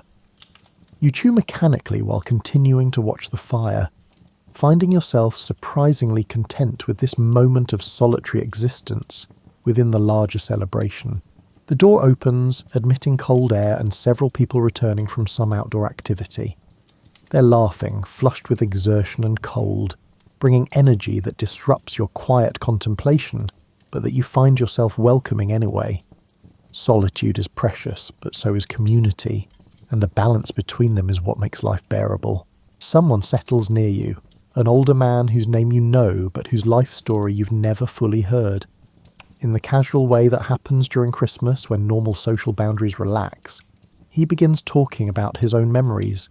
Christmases from 50 years ago, when the current Lord's grandfather ruled the manor and the world was simultaneously different and exactly the same. His stories are fascinating, not for their drama, but for their ordinariness. He talks about feasts that sound like the one you're currently experiencing, about music and games, and about the particular quality of fellowship that Christmas creates. He mentions people long dead with the casualness of someone who's outlived most of his generation, treating mortality as a fact rather than a tragedy. Medieval old age brings this perspective. If you live long enough, death becomes a familiar companion rather than a terrifying stranger. You listen, asking occasional questions, learning things about the manor's history that no written record captures. These oral histories are how medieval communities remember themselves, stories passed from person to person, each telling adding and subtracting details until the truth becomes less important than the meaning. The old man's memories aren't historically accurate probably, but they're true in a deeper sense. They capture the feeling of those past celebrations, the texture of life lived within this community, and the continuity that connects past to present. More people join your fireside gathering, drawn by the warmth and the conversation. Someone contributes their own memories, and someone else tells a story they heard from their grandmother, and gradually the solitary reflection transforms into communal remembering. This is how medieval people process experience, not through individual introspection, though that happens, but through shared storytelling that creates collective understanding. The afternoon slides toward evening with that winter rapidity that still surprises you, even though you've experienced it every year of your life. The fire needs constant feeding, and you take your turn adding logs, maintaining the warmth that makes the great hall habitable. The Yule log continues its slow burn, smaller now than when it was lit on Christmas Eve, but still substantial, still serving its purpose of carrying fire through the darkest season. Someone suggests mulled wine, and a servant is dispatched to heat some with spices. The drink arrives in wooden cups that warm your hands while the wine warms your insides, creating a double comfort that makes the winter evening feel less threatening. Medieval people are experts at these small comforts, at creating warmth and light and fellowship to combat the cold and dark that surrounds them. The storytelling continues, ranging from personal memories to folk tales, to outright fabrications that everyone recognises as such but enjoys anyway. A story about a knight and a dragon. A story about a clever peasant who outwitted a demon. A story about ancient kings and their great deeds that probably never happened, but that capture something true about human ambition and folly. Medieval people don't distinguish sharply between history and legend, between fact and story. They're all ways of understanding the world, all valid in their own terms. You contribute your own story, something that happened to you years ago that's become smoothed by repeated telling, into something almost mythic. The facts have been simplified, the timeline compressed, and the ending made more satisfying than the messy reality probably was. But the story works, drawing laughter and response from your audience, creating connection through shared narrative. The evening meal arrives, more food, always more food, but tonight it feels less like gorging and more like fuel for the storytelling. You eat without paying much attention, focused on the conversation, on the faces around you lit by firelight, and on the sense of being exactly where you belong. As night deepens, the gathering settles into comfortable companionship. The stories slow and eventually stop, replaced by the contented silence of people who've said what needed saying and are now content to simply exist together. The fire crackles, someone shifts position, and a dog sighs in sleep. Small sounds that emphasize rather than break the quiet. You let your mind drift again, this time forward rather than backward. What will next Christmas bring? Will everyone currently present be here to celebrate it? Will new people join the gathering while others depart through death or distance? The future is unknowable, which medieval people accept with a faith that later ages will find either admirable or fatalistic depending on their perspective. But that's a future concern. Tonight, surrounded by community and warmth, with stories told and heard, you're content with the present moment. This is what the Christmas season offers. Not just feasting and entertainment, but these quieter moments of connection and reflection, of understanding your place within the larger patterns of community and time. The fire burns on, eternal in the moment even though you know it will eventually consume its fuel and die. But there will be more wood tomorrow, more fires to warm future nights, and more Christmases to celebrate in years to come. The patterns repeat, the cycles turn, and you're part of something that extends beyond your individual life into past and future alike. It's a comforting thought, this sense of continuity. You're not alone, not really. You're connected to everyone who came before and everyone who will come after, all of you celebrating the same season, marking the same turning of the year, finding meaning in similar rituals of light and warmth and fellowship. Sleep comes easily tonight. Your mind settled by reflection and connection. Your body warm from fire and wine. Your spirit content with its place in the world. Tomorrow will bring another day of celebration. But for now, this moment of peace by the fire is enough. More than enough. Everything, really. Everything. The final days of the Christmas season arrive with a feeling that's simultaneously melancholy and relieved. The celebration has been glorious, the fellowship genuine, and the feasting abundant. But even the best parties must eventually end. A medieval stamina has its limits. You wake on what you determine must be somewhere around the 10th or 11th day of Christmas, your body informing you with some emphasis that it would appreciate a return to normal eating patterns and regular sleep schedules. The manor house shows signs of the continuous celebration. The great hall, despite daily cleanings, has accumulated the patina of 12 days of use. The rushes on the floor need replacing. The tables are showing permanent stains from spilled wine and dropped food. Even the decorations, the holly and ivy that seem so fresh on Christmas Eve, are looking tired. Their leaves drooping, their branches drying out. But there's still Epiphany ahead, the 12th night, when the Christmas season officially concludes with one final celebration, honouring the arrival of the three kings at Christ's manger. This last feast will mark the transition back to ordinary time, to the regular patterns of work and obligation that structure medieval life outside the holy seasons. You spend the morning helping with preparations, partly from obligation, and partly from the recognition that keeping busy makes time pass more pleasantly. The kitchen is preparing yet another feast, though the cook's enthusiasm seems somewhat diminished by 2 weeks of continuous cooking. You help where you can, chopping vegetables with less precision than the task probably requires, stirring pots, and trying to stay out of the way when actual competent cooks need space to work. The final feast's menu represents a greatest hits collection from the past 12 days. Dishes that were particularly successful reappear, while experiments that didn't work so well are quietly omitted. The boar makes a final appearance, or at least parts of it do, transformed into a pie that combines the remaining meat with so many spices that its original identity is more theoretical than actual. More peacock, because apparently the first peacock wasn't displaying enough.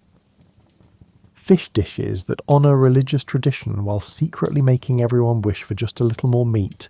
The subtlety for tonight's feast is reportedly even more elaborate than previous offerings, though the kitchen is keeping it hidden until the proper moment of revelation. You've caught glimpses, something involving castles and possibly dragons, all made from marchpane and sugarwork that represents someone's heroic effort. But the full effect is being saved for maximum impact. The afternoon brings a reflective quality, a sense of ending that makes you notice details you've been taking for granted. The way firelight plays on the Great Hall's walls, the sound of familiar voices in conversation, the smell of wood smoke and food, and the accumulated scent of 2 weeks of celebration.